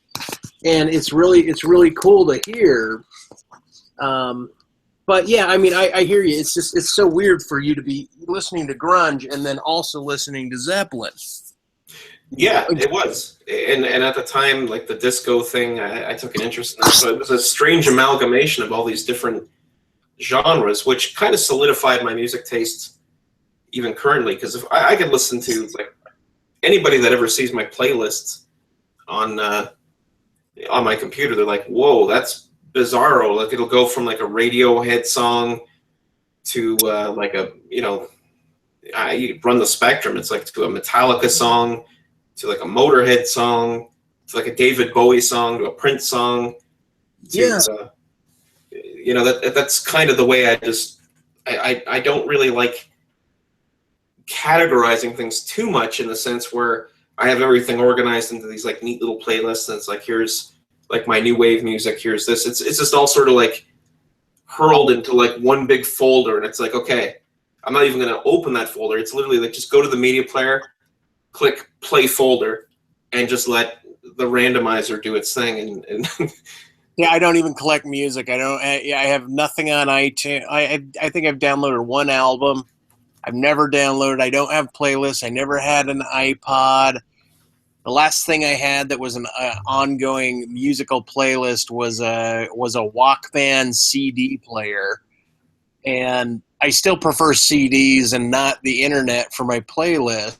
And I'm kind of stupid that way, but somehow I still rely on radio. And then every now and then, like if I see somebody, it's just more like I just listen to them, and then I try to remember their band later. Like it's vintage trouble, because somehow I feel like if I have a playlist, it's gonna somehow keep me cycling through it instead of looking for the next new cool band, the next new cool sound that I don't know. Maybe I want the radio to spoon feed me, but your randomizer would be much better for sure. And I mean, I know my tastes, and I'm so naive to do it this way, to not do certain things. But I don't know. I don't know why I don't collect. I don't collect movies either, right? I mean, I collect them on DVD. I don't collect them, but I mean, if I went to my Netflix queue, I'd see what I ordered. So I guess I've collected them in my head, but I don't often rewatch movies anymore. And back in the day, like I remember in the mid '90s, I would rewatch Empire Strikes Back on VHS 3 times a day. I did that with Ghostbusters, the first Ghostbusters movie. Just crazy, and it was like on autoplay. Yeah, I got Ghostbusters. I got the new one, but or not the new one. I got Ghostbusters. I got all the Ghostbusters. I love number 2. I thought number 2 was so funny, and that was another one. At the time I didn't think it was funny, and this time I loved it. I loved Harold Ramis, and he was my favorite character as well. Harold Ramis was so good. And it was the lady, though. I'm blocking out so many people's names, but his girlfriend, the lady, we got one. That lady, Anna Potts or something. Potts, yeah. Because in number 2, they're dating, and it was just this clever romance at the beginning, and the way they played it out, I was like so into that. Now I don't even know what I'm doing. Plus, I'm so embedded in like Instagram, following artists and going over all these artists, and like maybe occasionally I'll get like landscape photographers in there, somebody like a little artsy, and maybe there's some like show off goof nugget, and I don't know. There's different people, but I'm kind of narrow on who I subscribe to on Instagram also, and it's just I don't know. And it's the tunneling of preference that makes me. I think what I'm thinking about with kids, and you're right. This is nothing to worry about. But somehow there's going to be even our sense of genres and tunneling and playlists is going to reach like people aren't going to tunnel themselves through habitual cycles. I mean, they will because they're human, but at the same time they're going to be open to so much more, I guess, options in the future. I assume there's just going to be more options, and maybe I'm wrong. I'm still waiting for the internet, the HTML, to actually go 3D. So when we're online, even talking now, we would be moving in a 3D space instead of a 2D. I just think it goes against utility and the recent classic history of the internet. But I don't know why the internet itself isn't 3D unless it's just a matter of data, how much data the servers can push. I don't know. I don't know why there isn't just a video game guy that somehow writes up like an HTML code where you have to walk down a hall to access Google or any of the major players, right? And then there's all these subdivisions that are more laid out graphically instead of like textually having to search and link and you'd read the text on the side of the. I don't know. Maybe I'm overthinking it, but I still wonder why nobody has just turned the whole internet into a 3D Sims game that you get to set up your 3D preferences on how to access instead of the toolbar and the tab bar and the cursor and the 2D image and the video. It's more like I don't know. I don't know if that makes sense, but that's what I'm. Yeah, I think you'll probably see something like that at some point. I think it's gonna. The sort of internet 3.0 and 4.0, I think they'll be, probably geared more towards like a virtual reality type thing that with you got to put the goggles on and everything will be 3D. Like I'm guessing we'll probably see something similar to that in our time. It'd be kind of cool. Yeah, I would really like to see it too. I mean, there's got to be some. Not just it's not just everything isn't about tech and the environment and all that, but all of those real things do seem like that needs to get done first, because I don't really want to like make the internet so much better that people absolutely ignore the physicality of our world, right? I don't want people to get so there's no, reappropriation to their environment or their community or anything, right? And that's the nervousness. But after that's kind of set in order, then I think the next stage in terms of like embodying us into our little cells on the internet and moving into, I don't know, all the previous sci-fi movies. Like I was thinking of that, what was his name? The Die Hard guy married to Demi Moore again. Oh, Bruce Willis. Bruce Willis. Like he was in this one film where you get a robotic avatar to walk in your real life and go to work, and you really are at home controlling your avatar robot. I forget the name of it, but it was just weird. They had to shut them all down, and people were coming out of their cells. It was like a pre or post Matrix. Well, obviously pre or post Matrix movie, but I can't remember which one. But it was kind of. Was it like Fifth Element or something? What's that? Was it The Fifth Element? No, not The Fifth Element. It wasn't The Fifth Element. It wasn't one of his popular films, and I can't remember the name of it, but I just remember. I don't know. I think all I'm suggesting is that we've already covered like so many like as far as movies and ideas of future dystopias or future robotics or future high tech shit. Something's got to give, something's got to snap us to, like you said, Internet 2, Internet 3, Internet 4, as it relates to drones, as it relates to, anything in the real world, automated cars, the Matrix. Well, it's funny because one thing that's always sort of stuck around, and it's always worked, the concept's always worked, is Asimov and, Arthur C. Clarke and Orwell. Like, these things are still, these ideas, these sort of dystopic things, or the robot that's totally lost control and done like the Cyberdyne model type thing, is really, these stories are really, probably even more relevant now, just because we're sort of on the border of those technologies. And I think those narratives really still appeal to people, maybe even more now than maybe they did at the time. So it's pretty cool. I think it's cool. I get worried about really old people running the government, though, when all this young high-tech shit is coming into play. And I think well, I shouldn't say old people. I don't know. Sorry, that's just stupid. I just meant Trump and not Sanders. President, I'm not, or somebody, But we'll see what happens, I guess. Yeah, it'll be interesting. I for myself, I'm kind of I'm a technology sort of guy. I'm into that stuff, but in a sense where I like older technologies. Like I still have like records and cassette players and like VHS. I even have a beta VCR hooked up, and it's hooked up to my TV like right now, that I can pop a cassette in there, because I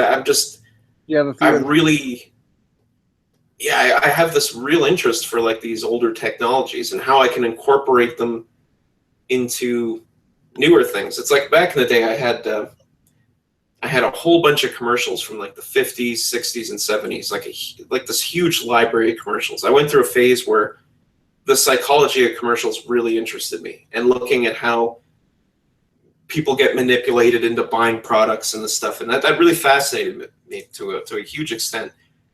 And what I was doing was I was collecting I had this huge library, huge thing. And it got to a point where I had this old vintage TV. It was like the little red, I remember it was a red like Sanyo black and white TV. One of those little ones that, you'd see like in the 1980s that, some teenager in a cool movie would have that TV. It's like, look, he's so cool. He's a teenager with a TV in his room. It was like one of those type things. Gotcha. It was this ridiculous red looking thing. And I used to have my VCR hooked up to it. And I would just, at parties, I would have that going in the background, just playing like the long loop of these old commercials in the background. Ooh. And it was something fun. Cool. Yeah, I love stuff like that, like just incorporating, the retro thing. I've got film projectors, like all this stuff, and just horsing around with that and looking at even how I can use that in filmmaking and doing special effects and stuff. Sometimes you can get incredible effects by using these old analog mediums, and they've always interested me. So I'm interested in technology sort of in like a retroactive way, whereas the new technology, it's just sort of I take it for granted. But the old technology really fascinates me. That new Ed Snowden movie, he was suggesting that he used some super old encryption that the modern NSA wasn't even using on their radar to pass some of the data, to do some of the sub communication before he got interviewed and escaped. And I thought, that's kind of a case of retro. And then the video games, when they let's play an 8-bit video game again. And even Minecraft is kind of a type of retro reapproach to video gaming, and just this. I don't know. It was weird. I was almost offended when I saw video games go into a retro, like Donkey Kong out and make it more simplistic. Like Wii was almost an offense to like Descent or Doom or something like that. Like there was something offensive about the like a reductionary instead of a hyper realism that you get with a modern Call of Duty or something like that. It's like, but I think there's going to be different. Hopefully, there's hugely different art genres and weirdisms in even the way a video game is put together. That the edges of video game characters are not in the same manner. What they're doing is not just like porno here and shoot 'em up here. Or, it's or nice to see. games. There's got to be some.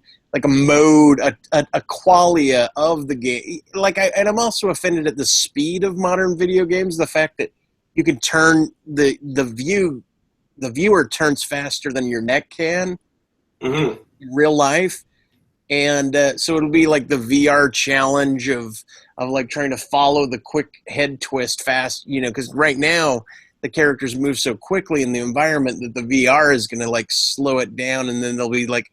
I think it might have to slow the game pace down somehow. So I think I don't know, and I don't even play games, but it's just these are just such peculiar mind consideration. And maybe you're right. Maybe if kids just get caught up in thinking about things, I won't have to worry about seeing. Some girl, I'm just so nervous about some girl that understands what romance and love is because their parents raised them on 1960s, 80s, and 90s romance films, and then all of a sudden they're allowed on the internet, and then they're just wrecked, and then they get cyberbullied and depressed and take up some drug in the park because Pokemon allowed them to, and then their psychology and vision of the world is dystopic out of the gate. It's like I think there's going to be new types of neuroses for psychologists to deal with also, and I don't think, and like I said, I don't keep up with psychology papers by any means, and I'm certain there's great minds that are all over this, but here that even before the implementation of it, I think I fear implementation being slower than the need of the public. And I think that's the same way with resources. I think that's the same way with government and management. I think the need is greater than the resources are going to be able to provide. And I think it's all because it's almost like too much stuff. But then again, I feel like maybe I'm like some 1700 guy walking into, 1970s skyscrapers, New York. And I'm too bewildered at how humanity could possibly live in skyscraper land when I'm from the 1700s. Or I always liked the 1940s like Art Deco architecture. I always thought that was really something about that really appeals to me, and it films well as well. Like if you see a lot of movies like the Sin City and that nostalgic sort of or that aesthetic really. It has an appealing quality to it, I think. Like Frank Lloyd Wright's Falling Water on Bear Run type of That's the only architect I remember that's at the time. But unless you're talking, because you're talking 1940s, and I'm thinking he's around then. Was he the one that built the house on the waterfalls? Yeah, that's the guy. I Yeah, thought that's... maybe who you were referencing. Actually, I was like, is he talking about that guy or? No, I was just speaking in general, like the Art Deco movement in general, just the aesthetic of that came out in like it's like 30s, 40s. Yeah. It's interesting. It's because to me, I think what kind of put me onto that sort of stuff is like Tim Burton. Tim Burton's Batman had a very Art Deco type feel to it, and that really appealed to me. So when I looked back on that stuff, I'm like, wow, this stuff looks really cool. That aesthetic is almost it's futuristic, and it's kind of steampunk in a sense now. Yeah, I mean, you sound like a modern steampunk. Instead of it being a century ago, you're collecting all these artifacts of your lifetime because they'll be like future retrograde. Oh yeah, and some of the stuff that like some of these kids putting together like these cool like steampunk type things. It's like, this is awesome. Like I really like that aesthetic a lot. I think that's it's really cool. I guess like a lot of people think it's played out, but man, I still love it. I think it looks there's something about that. It also takes me back to kind of like the Captain Nemo, 20,000 Leagues Under the Sea sort of thing, where it's like, that was just so cool to me, that sort of visual and that world that never really was. It's cool. I like that. There's it really touches on that, the whole steampunk thing. It's pretty cool. Yeah, and I was just thinking about I was watching shit. I don't know why I'm so like not honed in on anybody or any name tonight. It's like I'm only going to talk about genres and topics and never specifically name anybody or anything.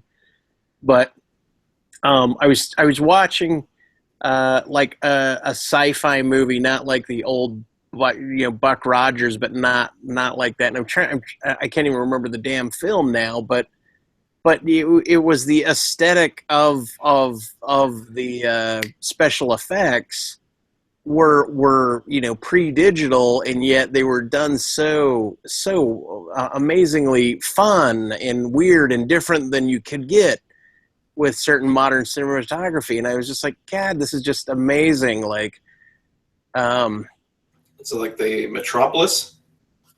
Well, I was trying to think of the name of the film because I can't remember it. And no, it's not that. But it was, it was more like I'm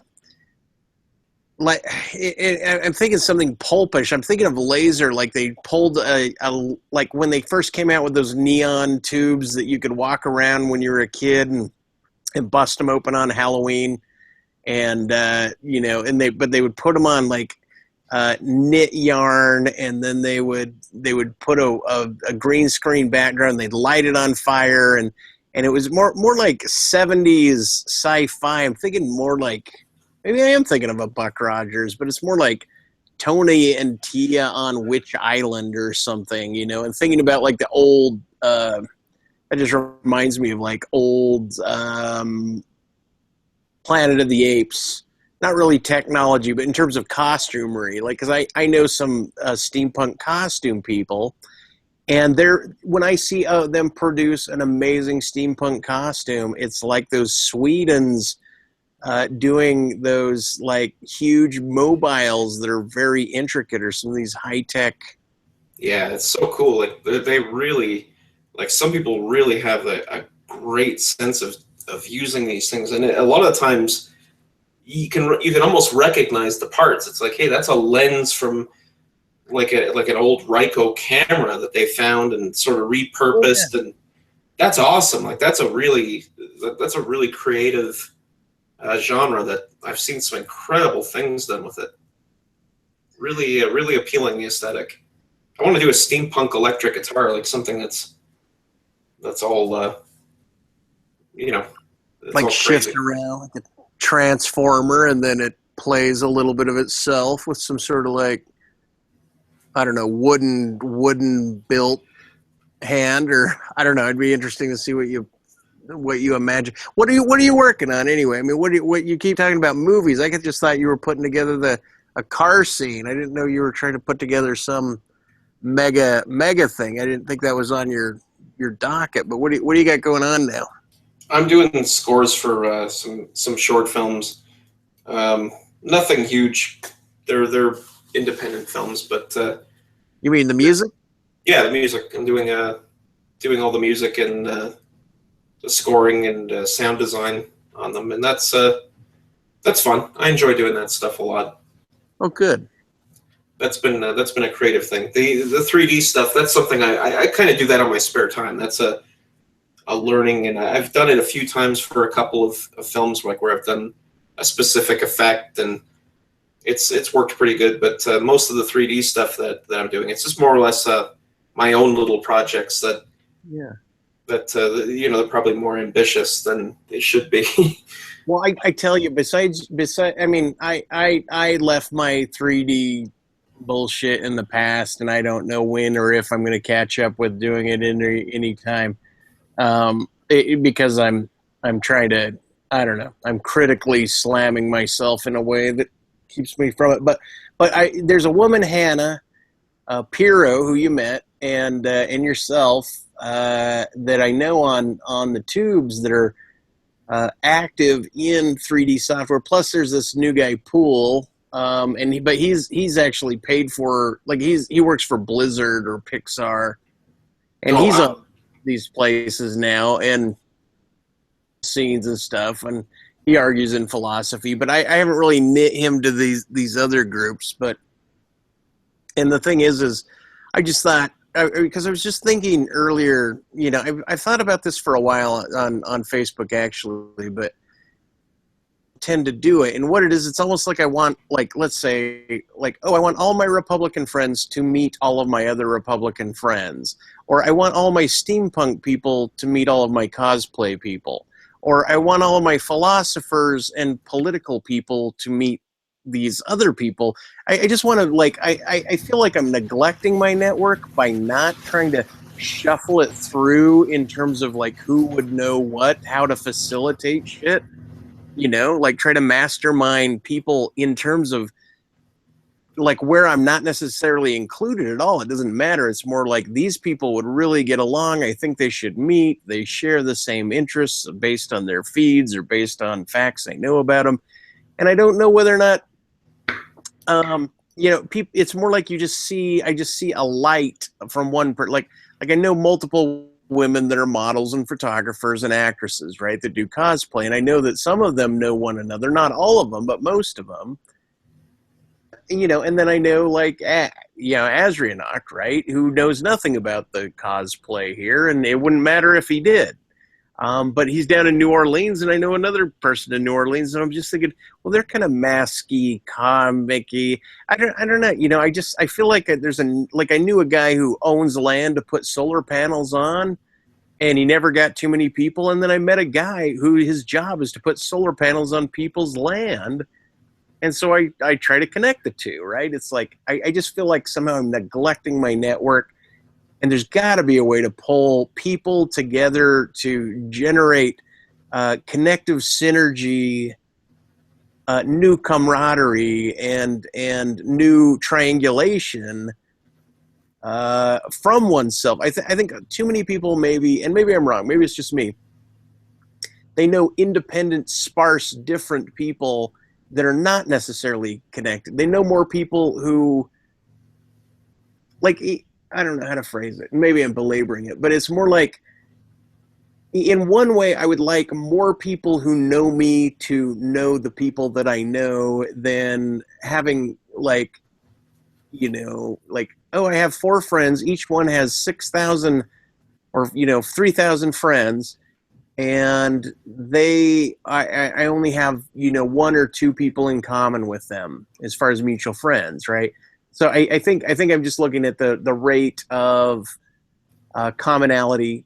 How many people are mutual friends, and how many of the mutual, like how many, I don't know, like how many clusters are there, right?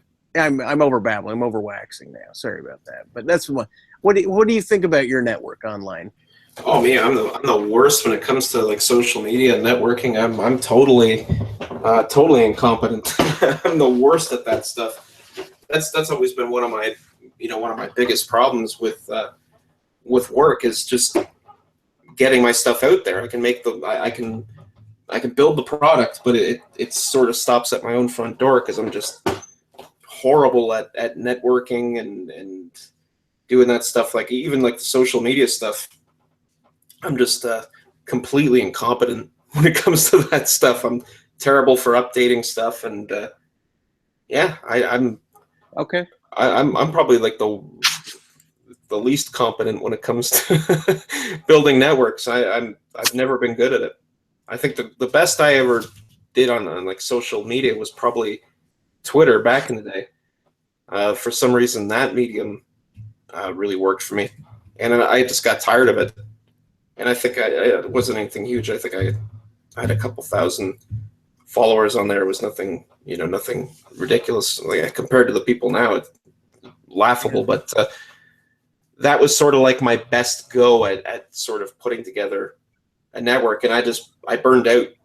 Like I just totally gave up on it. And that was interesting because when that medium first kind of hit the web, it was great. It was really great. It's before everybody started using it. Before everybody started using it, and before it just became sort of flooded with crap. And I used it as a writing tool, and the way that I would tweet stuff that were all absurdist tweets. There was nothing like I'm eating this for lunch or going to the mall, or like I wouldn't tweet anything that had any personal attachment. It was just stuff that I thought was funny. Yeah. Or I'd come up with jokes or just nonsense, and I would post it. And that was it. And I was just curious to see like how many other people would respond to my sense of humor and stuff. And it actually, more people than I expected kind of picked up on it and liked it. And I met quite a few interesting people on there, but I just burnt out with it. I lost the creativity. And then once they started tweaking the user interface and adding all these stupid tabs, and it just became flooded with crap. And it's like, man, I get on there and all I could see is just trite, like stuff I'm looking at. It's like, man, there's no creative people anymore. Where did everybody go? All the funny, witty people that use that 140 characters to do something like an art project, almost like just use the medium in a very abstract sort of way. They were gone, and it just became like my timeline became flooded with here's a picture of my sandwich, I'm voting for so and so, don't you dare vote for this. And it's like, this is crap. Like this is just like Facebook 2.0 now, where you just sort of get inundated with everybody's vanity in a sense, where it's just like everybody just like blah, like they vomit out their look at me, look what I'm doing, and it's like, man. No, I'm part guilty for that, but a lot of these cosplay people, they're also, they're basing everything on vanity, and god damn, so many, like the internet has made, I think it's made women a lot more self-conscious about their fashion, and maybe men too, but.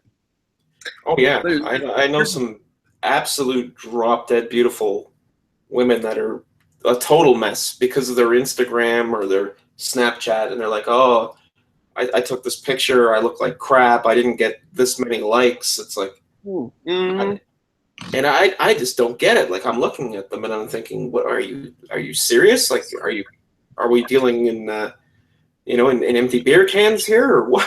Like this is crazy talk. Like yeah. But in that world, it's so competitive, I think, where they pit themselves against everybody else, and it just becomes this almost like, I don't know, like a contest of sorts where they're just battling it out to have the most attention. I don't think that's a good road to go down. It seems to be. I don't know if it's good or bad. In one way, I think it's. I mean, I don't know whether or not, like, meaning a road to go down in terms of their own like psychological health, or do you mean like in terms of leaving that as a legacy on the net? You know what I mean? I think it's more just in character development, like in how you, I guess, how you navigate the world and your perception of it when you sort of take on this online persona and frame the rest of your life around it, and it sort of becomes this constant competing with people. It's like the modern version of Keeping Up with the Joneses, in a sense, which is something that I don't connect with. Like I'm kind of a, you know, I just don't care. Like if the neighbor gets a, you know, like a Humvee, I'm not like, oh, I've got to get one better. Like like that sort of thinking just doesn't really resonate with me. So when I sort of transcribe that into like the digital world, it makes even less sense, because now we're not even talking about physical things. We're talking about these likes and favorites, these things that are like just digital placeholders in a sense. For it's weird to me. But at the same time, I think you mentioned earlier in this conversation that you prefer more of a like you're more of somebody that is a meme sharer. Like, oh, I saw something that was funny, I'm going to share it, type of thing, right? Sometimes, yeah. Some of the memes are funny, but even that stuff could start to run amok as well, where it's right, and that's what I think is I people that rarely share their thoughts or their personal life, because they're only ever covering things in a meme, I think that they're as blind to me as any other time. You know what I mean? It's like, now I'm just getting an idea of what your tastes are that you care to share, not really what your tastes are, unless I think that what you're producing is stemming from you individually. Then it's like, oh, if somebody's only sharing shit that originates from them, or or they're more of a high percentage of that, somehow I respect that differently than somebody that's simply pushing memes. But if someone never shared a meme, I would think that was problematic. Oh shit, I'm over talking way too loud. It's really it's weird. The meme thing, like most of the stuff, like Facebook, for example, I use that mostly just to keep in touch with people, message people, make plans and stuff. It's just sort of a convenient platform where most of the people I know can just quickly get in touch with each other, and that's mostly what I use it for, and just keep up with what people are doing. And I always read through the timeline and what people are up to, and sometimes I'll post like the occasional project or something I'm working on, or a snapshot. But even with that, I found like my friends are often like the worst supporters of like my work and my artworks. Like I always found that they're the least receptive. It's people that I don't know that are usually more interested than the people I do know. Well, and that was a hurtful thing to get over with myself also, to realize like, wow, my real interests are not shared by some of the people I felt were closest to me. And then I felt like, oh my God, and then when I recognized that, I was like, I'm gonna push it beyond everybody that I know, almost like I'm gonna self-ostracize by trying to get too absurd or too individuated. And but that's but it's a hard line, isn't it?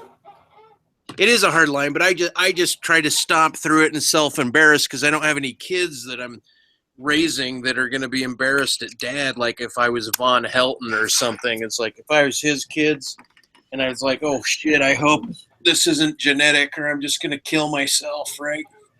Von Helton, man, is that the guy? Is that the evil must be punished guy? Yeah. Oh man, that guy's a train wreck. Oh man, is he still around? 2 kids and stuff now, 2 little ones, and I don't know. I mean, but who knows, right? And that's why like some people, like there's a couple guys I have on Facebook, and they go out of their way to just post the most cantankerous, rotten shit. like piss mattress competitions. You find the dirtiest piss mattress you can and do a selfie by it. Just some disgusting shit. And it's like, sometimes I like it, right? And then you hear like, oh, then you find out more about him. It's like, oh God, this poor guy, or not this poor guy, but more like, I mean, because anybody online you could feel sorry for if shit goes weird with them. But yeah.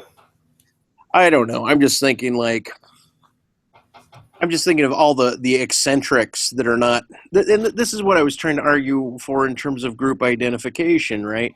Like all these cosplay people, they're a group. They're like a tribe, right?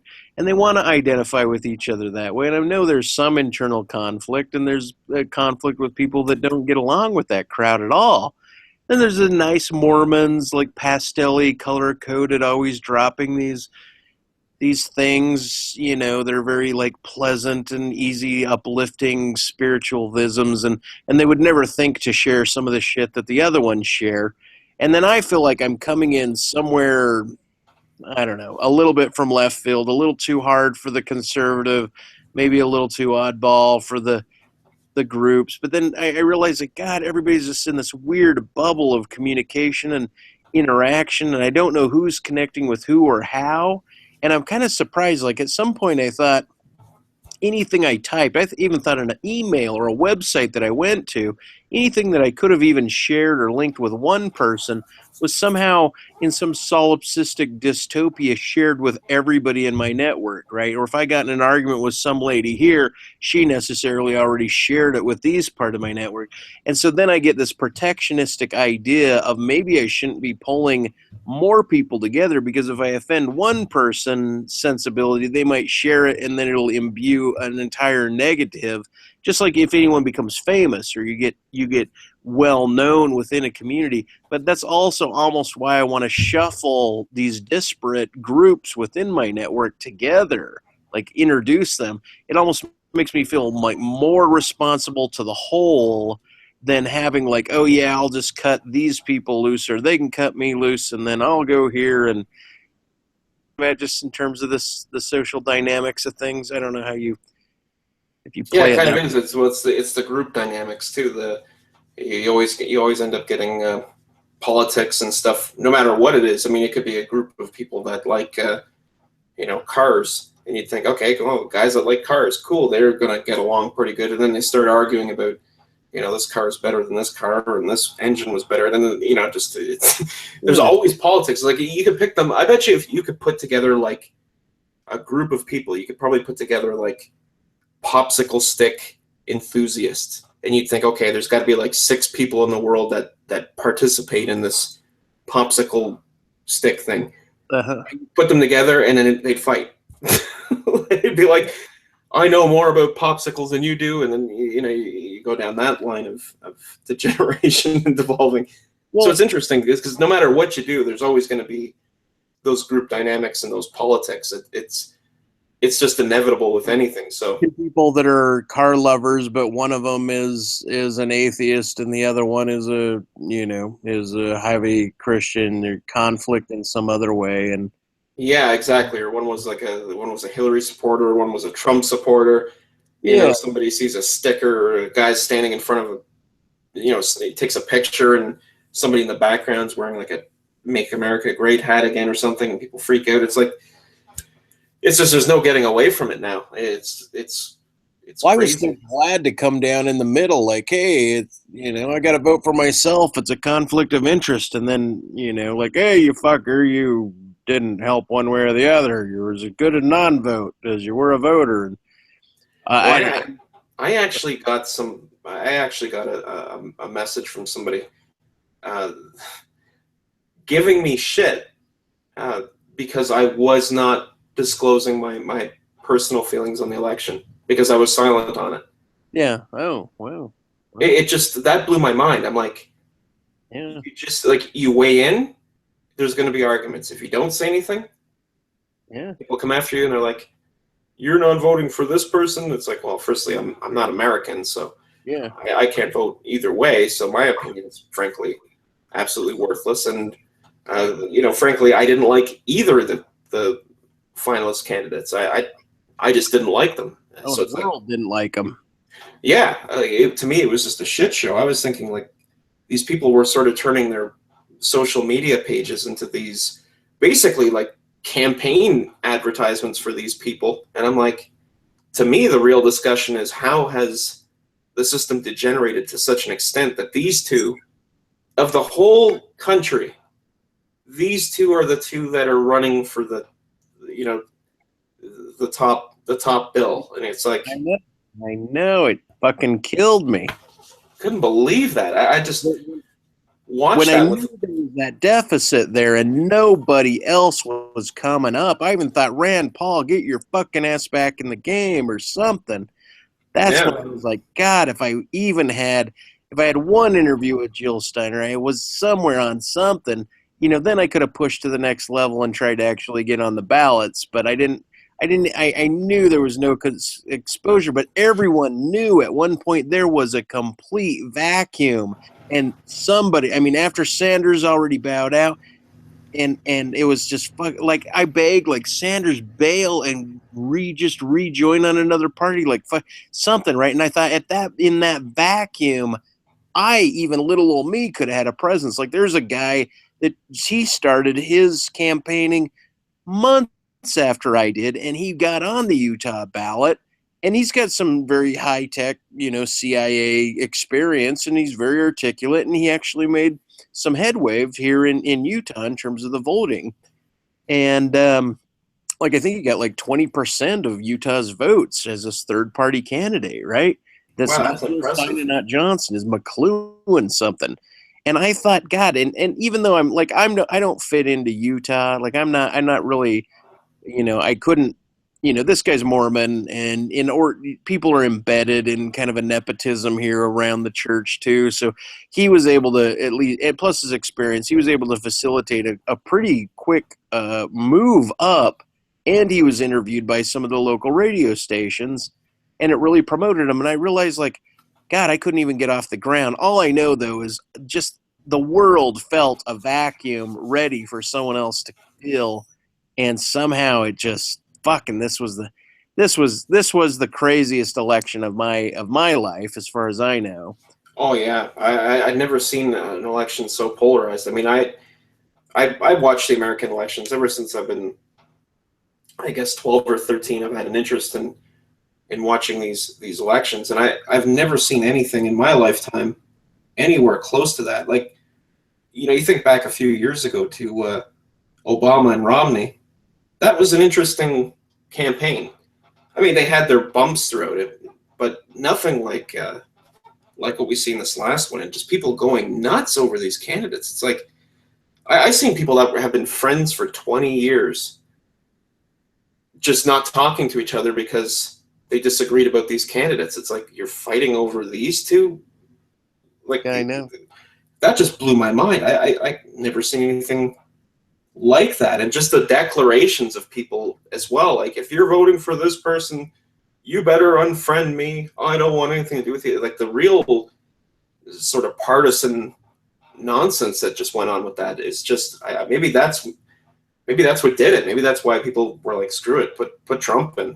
It's just like, you know, that sort of silence of people, the quiet majority that just got tired of the whole, like, at least in my timeline, it was pretty much all Hillary supporters. Like, that was pretty much the majority of what I seen. It was just constantly outgoing Hillary stuff. I really didn't see any Trump supporters in my timeline at all. Maybe aside from a couple, maybe one or two, they would occasionally post something, but aside from that, it was like all Hillary all the time. And maybe that's what did it. People were just like, I'm so tired of hearing for it. I'm just going to vote this other crackpot in there to sort of steer the ship. And it's like, whoa. Right.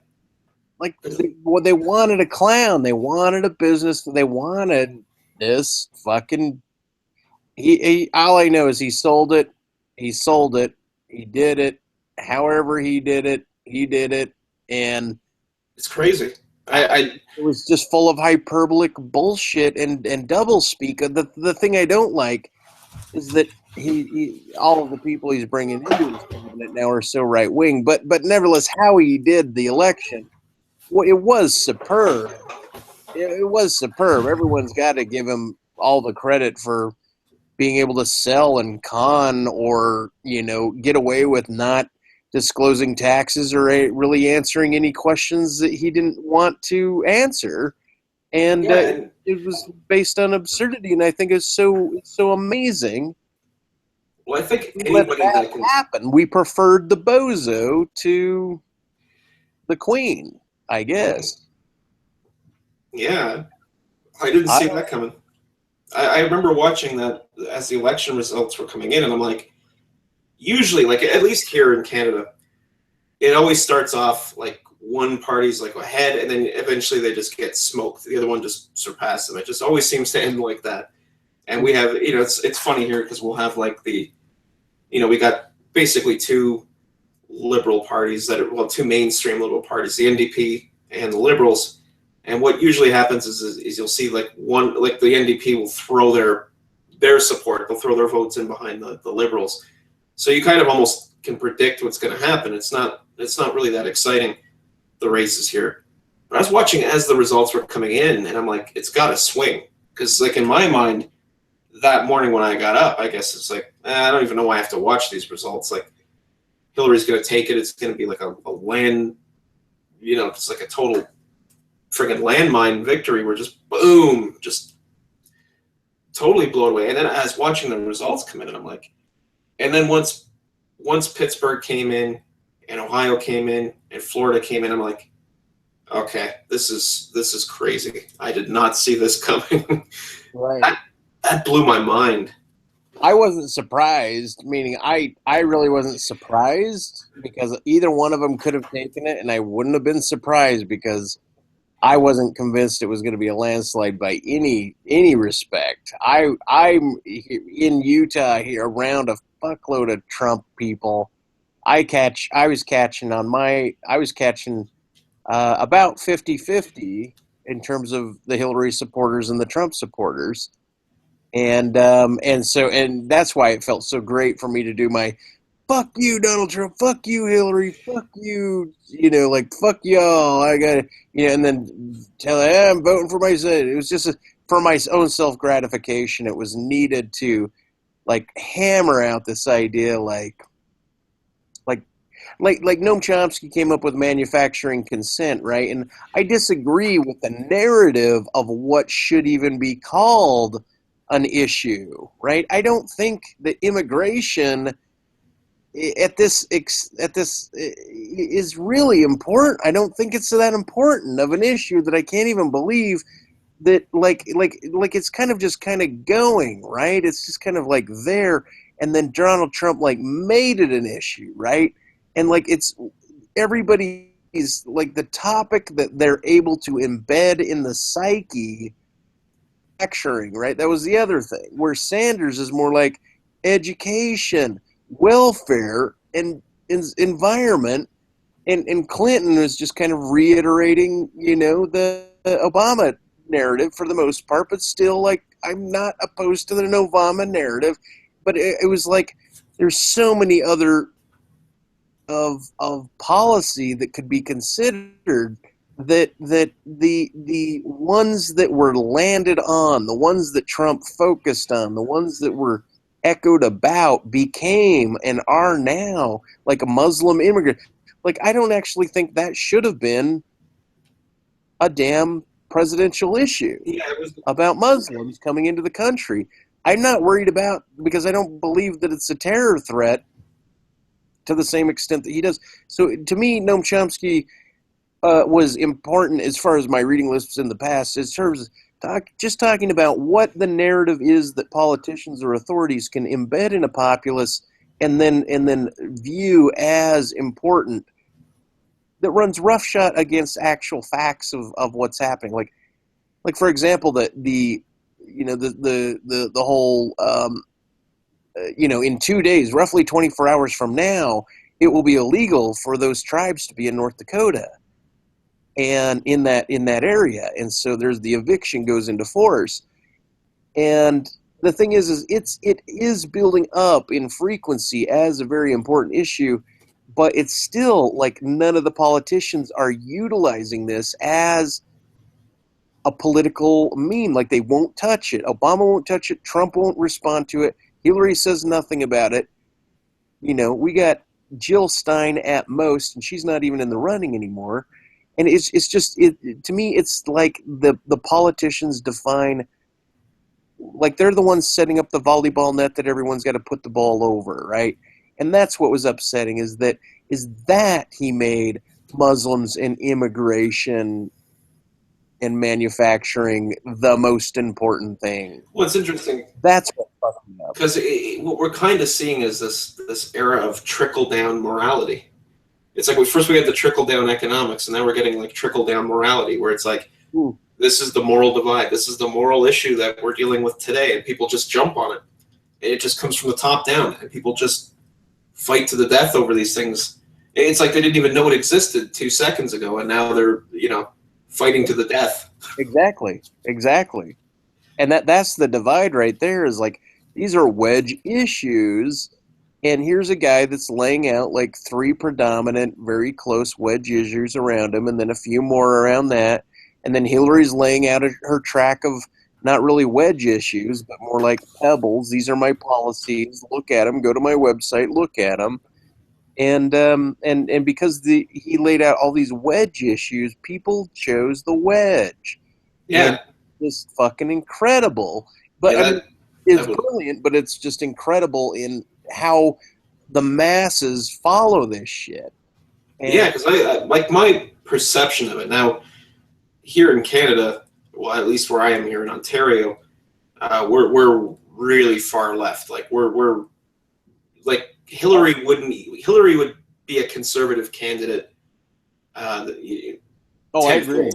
She wouldn't even be a liberal candidate here by any means. Like Bernie would barely pass as a liberal, like socialized healthcare and stuff. We've already got that stuff. Like anything that he was talking about, like not radical at all here. Right. So through our frame and through our media, because our media is, predominantly very liberal, very progressive.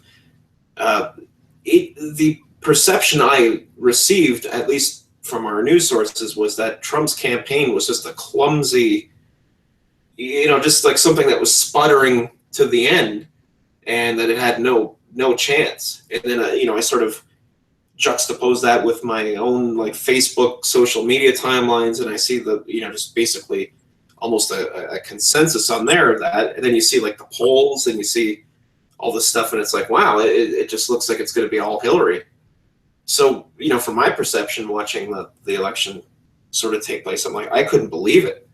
It just blew my mind, because you seen this stuff on YouTube. I knew there was like this sort of alt-right Trump sort of support going, but to me, it always seemed like it's a smaller group of people, like a loud minority of people, if you will. Like it's a small group, but they're very vocal, they're very active, and it sort of creates the illusion that they're bigger than they are. So that was sort of how I looked at that whole thing. So you see that really vocal group, and it's like, yeah, but is this a fringe? Like, is this a, like a 10% populist thing where they're just really active, and they seem like their presence is bigger than their actual voting thing. So I that's how I sort of framed all that stuff that I seen going on, and I thought, well, that's there's a lot of it. It's a loud machine, but it's not big enough to do it. And I sort of put all these pieces together, and to me, it just didn't look like Trump had a chance. And then when he won that, I was just, my mind was blown. That totally threw me for a loop. It was a crazy election. Well, and yeah, and I mean, I watched so many people that were on the right saying, "Hey, everybody, we know Trump's going to win. Watch it." And I was watching all these analysts talk about predictors that were yielding Trump, and so being embedded in the States, and I was being cued in from the right because I was networked to half, and I thought, oh my God, like that's why I wasn't surprised. I was just more like, he's going to do it with hyperbole and wedge, and she's going to do it with conservative and damage control. Like that's all she's got is damage control, because he's spent so much time damaging. and now I don't know. Now it's on to Pizzagate, where now it's like, oh my God, if Hillary is at all associated with some pedophile pizza ring or something knowingly, then it just adds this like yuck. Even though I was like explaining to someone like, I have no doubt that Donald Trump did rape several women, or there's plenty of women that are claiming rape, including his ex-wife. Like, he's obvious. Like, if we actually dug up the shit, like if Hillary could have played hardball and just kicked the fuck out of him, like in the most cantankerous sort of "fuck you, you rapist piece of shit" sort of way on stage, which would have been so uncoy that she would have. But it really would have been the only way she could have possibly beat him in retrospect, is if she played dirty and tried to attack him on his character instead of allowing the media to do it. Because he did it to her, and then the media followed, but she didn't do it back to him. She remained civil as far as how we generally conduct our elections, how the world would like to generally conduct an election. So it was an asymmetrical job, and then her being a woman, it was also an asymmetry. It just didn't fly, and now even the recount thing and the push back and forth. There's always a lapping on the shore of going out and the overtow coming in, and you get the double shore laps, and I don't know who's going to take the race.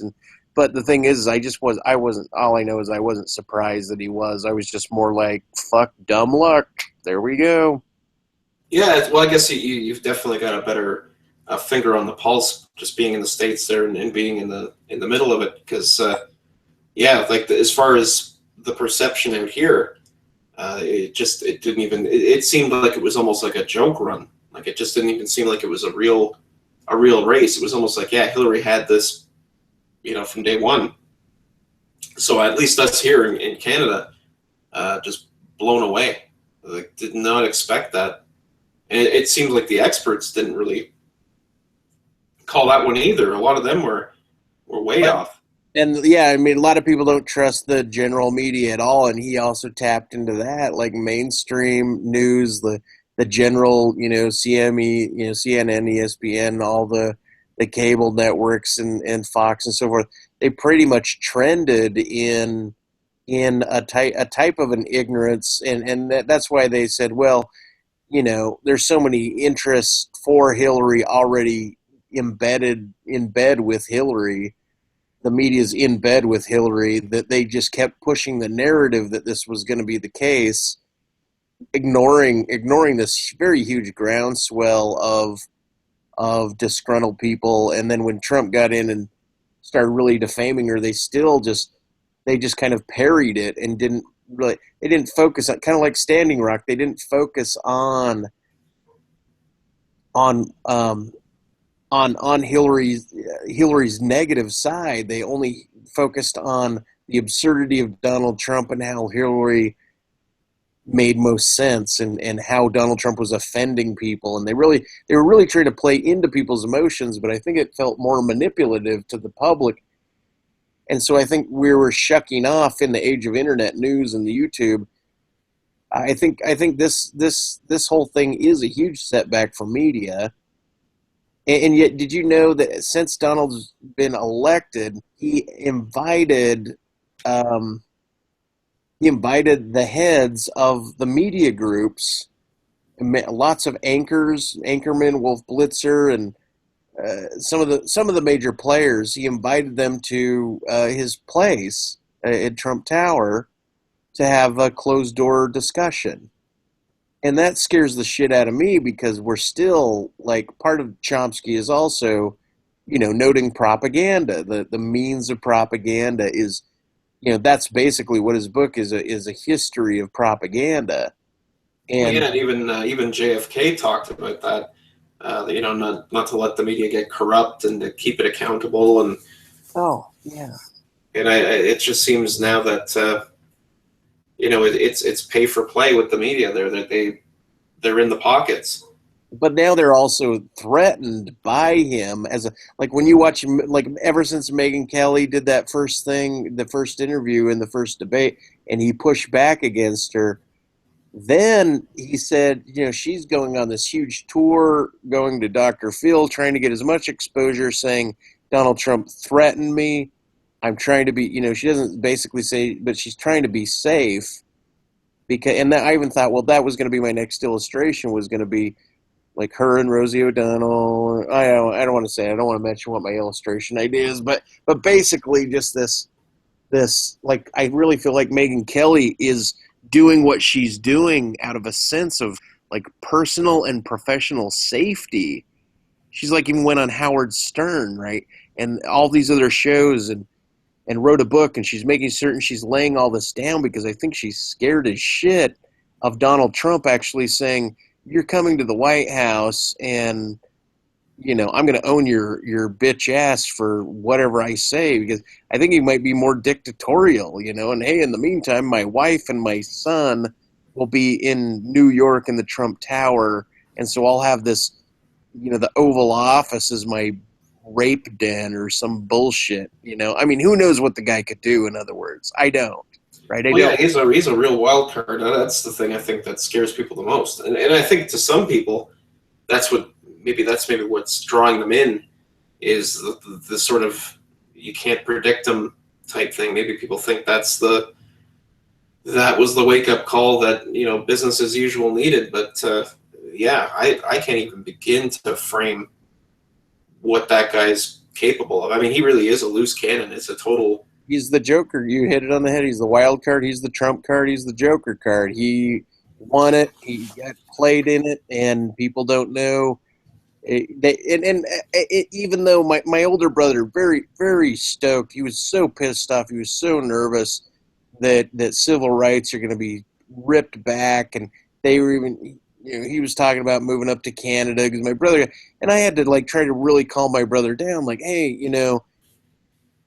like, because you can speculate how he's lining up his dominoes and putting shit together, you have good reason to fear this, but you don't really have reason to be paranoid until you see like militia forces in the streets, like deporting Mexicans and Muslims and like or whatever. It's like wait until it, which this might be the stupidest thing to say, but I'm basically saying, wait until you see it, wait until it's real before you believe it.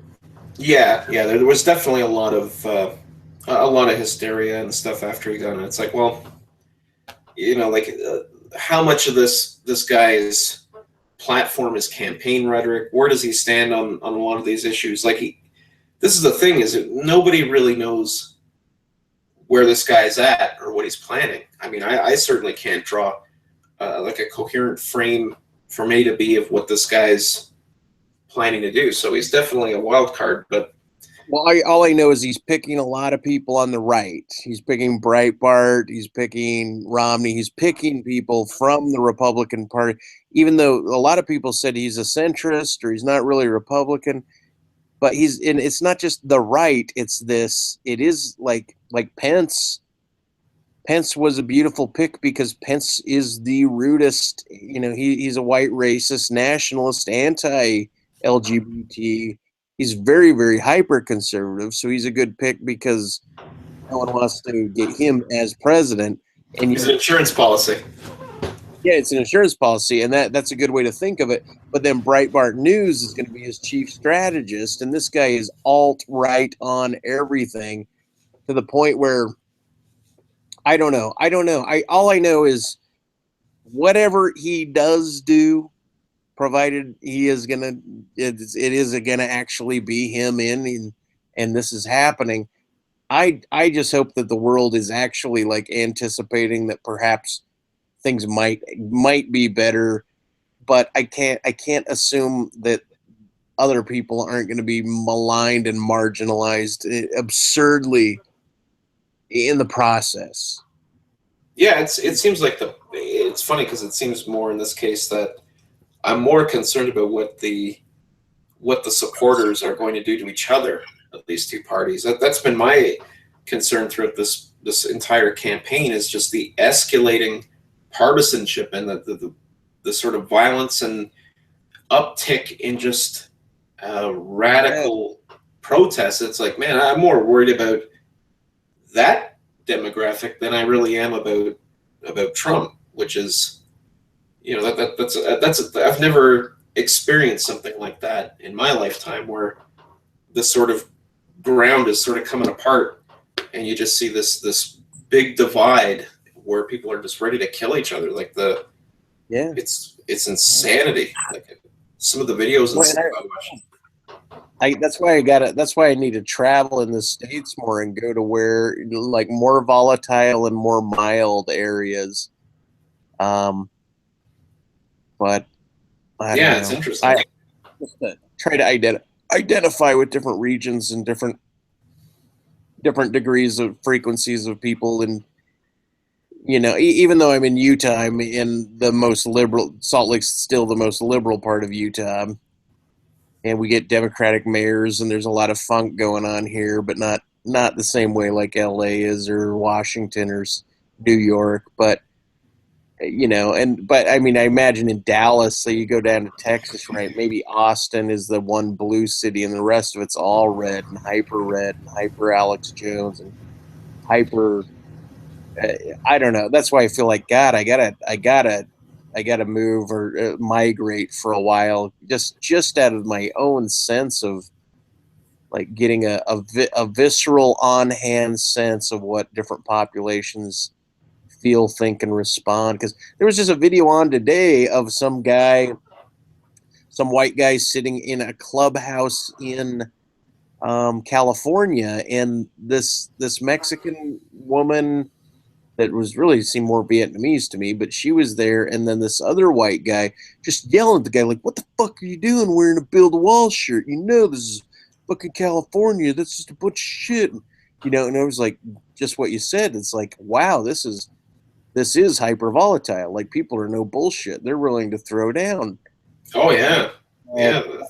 That's very crazy. And other people are like, yeah, it's going to turn into Game of Thrones. I guess. Yeah, I don't know what that means. I just, you know, because I haven't seen it. I don't even know what Game of Thrones is, but apparently there's some metaphor for warring factions or throne. Yeah, I guess. Yeah, I don't know enough about that show to really get the sort of parallel, but yeah, there's definitely some concerns with just the populace itself. I think that's a bigger concern, frankly, than what Trump's going to do. It's just. But and for me, it's not. I'm honestly worried about Muslim groups of people. You know, like, seriously, like, I think that they're going to be like I don't know. After Trump was elected, he said, you know, hey, I'm not going to press charges against Hillary, and maybe the wall will be a fence. And he started to pull back. But it's the populace that, if there's an uptick in volatility against Muslims when the immigration, whatever he's going to try to do with immigration and Muslims as opposed to immigration and Mexicans, when that volatility starts upticking, I'm nervous about the outlier group. I'm nervous that violence is ensuing, right? Because obviously it already has, but I think everybody is. I mean, in the States. Yeah, I think for good reason. There's definitely this sort of. It's like nobody can meet in the center on anything. There's just nothing that can be. Yeah. There's no crossing the aisle and saying, "Hey, look, you know, we've got to live with each other here. You know, this human project here, this coexistence thing requires some cooperation and some empathy and some understanding, and it's just like." That part of the dialogue, it's off the table. It's like, no, we got to swing for the fences where you're either with us or against us, and people just go down that road, and it's, you know, that's some really bad stuff going on there with people. So yeah, I can definitely understand the concerns. You know, especially, you know, the uptick in how people are going to respond to things. Whatever comes down the pipeline, you know, it's like, you know, a certain policy gets pushed through, and people just react in such a way that it's devastating to a particular demographic. It's just, yeah, I mean, And at the same time, I don't want to overplay the hand of the president or the, sort of the overreach of that one branch of government. But man, it's the people that frighten me. And this, I don't know if you've seen the videos of this Richard Spencer guy. Did you see this guy? I don't know who Richard Spencer is now. I think it's Richard Spencer. I might be getting. I know his last name's Spencer, and he was doing the "Hail Trump" thing. You must have seen that in the media. He's like this white nationalist guy that was like neo-Nazi. I haven't. I've actually been ignoring political news quite a bit since the election went through. But anyway. But yeah, anyway, this guy's come to the surface, and it's like it's like these fringes. Like I've never understood the appeal to that, like the far left and the far right. I don't get it.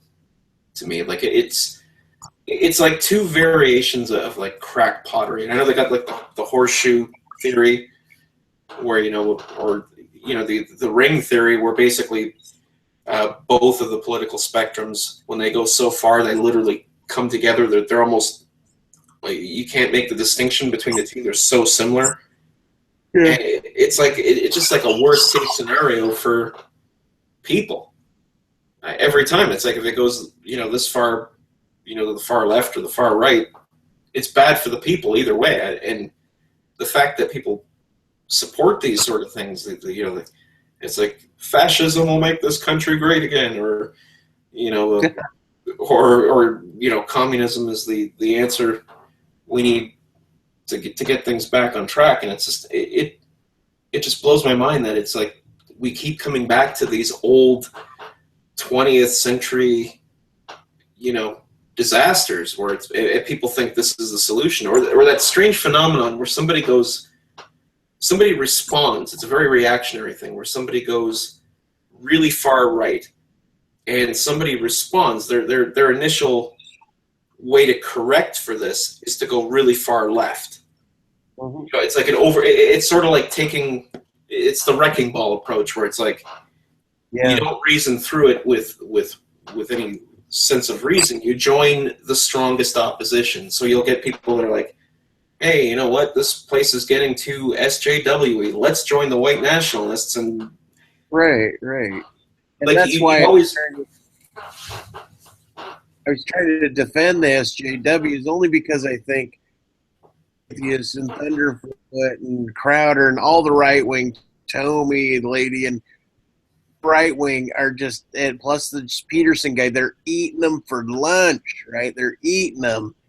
And online, I think, and that's where like I think the SJW and the left wing, if they need to come up with a different form of articulation that is more broad in spectrum, that encapsulates what it is as a group, a community, as modern kids and postmodernists in thought and free thinkers, that there still needs to be a greater depth of articulation that can counter somebody like Joe Peterson or counter someone like Thunderfoot.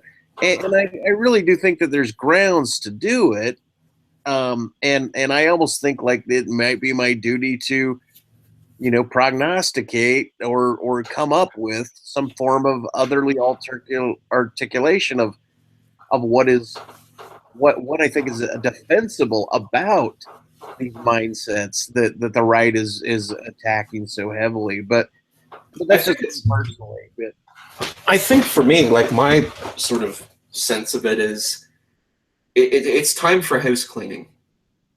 I think it's like if the liberals want to, sort of get this train back on the tracks, I think it's going to require some house cleaning. I think like the radical identity politics and that stuff.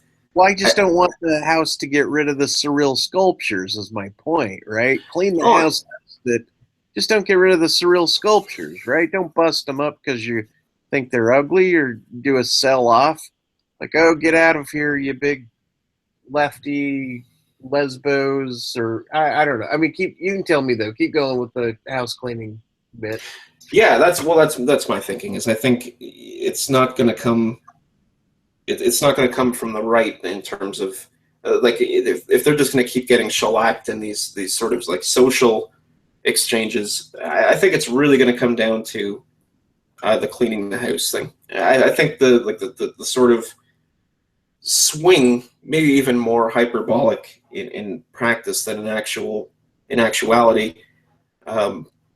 This sort of cultural Marxist thing that they're doing, I don't think it's a big seller. I don't think it's a big seller with the liberals, and it's definitely just opening the door for the right to just blow holes in it. Yeah. Well, and that's the thing. That's why I want to try to re-embody a defense mechanism for this group on a philosophical basis, a philo-political basis, not so much a. When I say philo-political, I mean like for policy, not for legal policy, more like for, I don't know, freedom of speech policy. I think the grounding needs to be Trump being pissed off at flag burning. Well, it's already been considered free speech. It's judged upon, and yet to know somebody's going to like pull back Roe v. Wade is not necessarily house cleaning to me, or pull back the idea of if somebody in the media belittles a politician, the libel laws are increased or distorted so that if one feels defamated, that they can go at them legal. Like he's distorting certain. I think like at root civil, like your country, like you might see it as house cleaning, but like your country, you guys have a civil base, in terms of healthcare and caring for the public at large. Well, and, we do, but it's corrupt. Like there's a lot of problems here. Like we've definitely got our fair share of issues. Like people are generally like people are kind of content in a lot of respects, but there's a lot of problems. Like there's a lot of spending and corruption, and there's issues that are putting us on the road to Greece, basically, where it's like now we've got a clean house on our end, especially in Ontario here. Our provincial government is horrible. They're just absolutely horrible. They're off the rails. So, us more, center left types have to really basically say like, this needs a cleanup. We got to clean this up. We can't just keep spending on all this stuff and just going absolutely crazy in legislation and just trying to hammer conservatives over the head. Like there's just a real focus on, almost solidifying things so it's almost impossible for the other end of the spectrum to even respond to things. Now, my sort of personal take on elections and politics is it's kind of healthy. Like a good opposition is a good thing. Like if you have a sound liberal and a sound conservative party, they kind of keep each other in check because they have to work harder to keep the people happy. They don't just sort of rest on their morals or become complacent or just take elections for granted and figure, yeah, we could perform with complete lack of accountability and we're going to get in anyway. It's good when you have a good opposition. It keeps people sharp, it keeps people accountable, and it keeps things on more of an even keel. And what we have here is our conservative party is a joke. Like it's a laughing stock, frankly. They're just idiotic, antiquated, out to lunch. There's nothing there to really build on. Like that party really seriously needs to completely reform and get its house together. Because the way it is now is the Liberals have no opposition. It's basically almost like a one ticket, election where it's like nobody's going to vote for anybody on the other side of it because they're crazy. It's a failure. So what we're seeing is this really ridiculous sort of political mechanism where it's just getting more and more corrupt, and the tactics and the stuff that's going on, it's just they're getting away with ridiculous things. Like we had the last election, just to show you how bad the Conservative Party is here. This Kathleen Wynne, she's the Premier of Ontario, and the Liberals had a huge scandal on their hands. It was the gas plant scandal. It was over $1 billion squandered on a gas plant that's never going to get built, essentially. And they had like this orange scandal, which was these helicopters, these medical helicopters and stuff. There's a whole bunch of these scandals that any one of them would destroy a party's credibility in an election. Mm. And she won with a majority government with that scandal under her belt.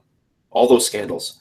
People seeing the scandals are like, yeah, it's pretty crappy, but we're not voting for the Conservatives. Right. That's how bad it was. That's the state of things here. So you've basically got this leftism that's just off the leash, and it's starting to become more and more authoritarian. And that's where Jordan Peterson has become very vocal. Is he's seeing the patterns of the direction it's going. It's not so much one piece of legislation; it's more the clockwork of things and the way how fast things are moving towards more radical politics, and that's definitely a concern here. So that kind of falls into the lap of us liberals to say, hey, look, we got to do some house cleaning here. Like we got to really get this. The crack pottery's got to stop, basically, or we're just going to totally self-destruct. So it's a little different here than it is in the States. Where in the States, you guys have like a tangible right-wing party. Like the Republicans are a real party there that have a real following. Whereas here, we don't have anything like that. Like our conservatives would be like your average Democrats. There's really no conservative representation here, and there's certainly not a competent party as of now. It's a total mess. Well, and it's good to hear that from a Canadian, because I mean, otherwise it's like Stefan Molyneux. I thought like he's a symptom of some discontentment in the right wing attitudes up there. But I thought maybe I thought he was not just so much a symptom of discontentment, but I thought that he was, I don't know, he was approaching things towards his own ideal philosophy. But I see that a lot of Canadians, the alt Canadian, like you said, conservative groups are not representative, and they're coming out of the woodworks in different expressional forms. But I don't know what the politics are up there. I mean, having gone up to Alberta was in Vancouver, was really for BC and Alberta was my closest. And I wasn't there long enough to really get any idea of politics, but yeah, it's a different world out here. Like we're definitely much further down the left than the States is. Like I said, Bernie Sanders wouldn't even be. He would be like a generic liberal. He wouldn't be radical in the least out here. He'd be more of a conservative, frankly. I think you guys have like you guys aren't like bloated. Like I don't see you guys like having huge pride parades and. Oh yeah, in Toronto we do. Yeah, maybe you do. Yes, yeah, and I don't know.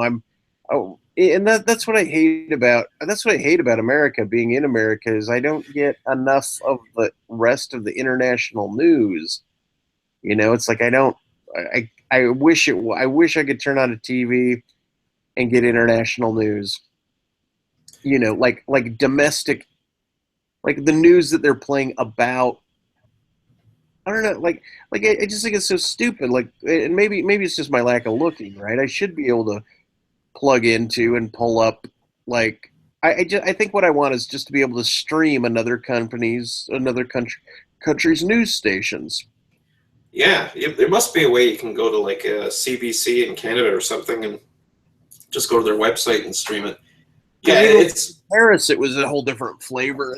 And so Canada would be interesting, but even in Cairo, it would be interesting to get just different countries' news on how they're perceiving things. That way I can like at least consider it. But I feel very naive, and I think the U.S.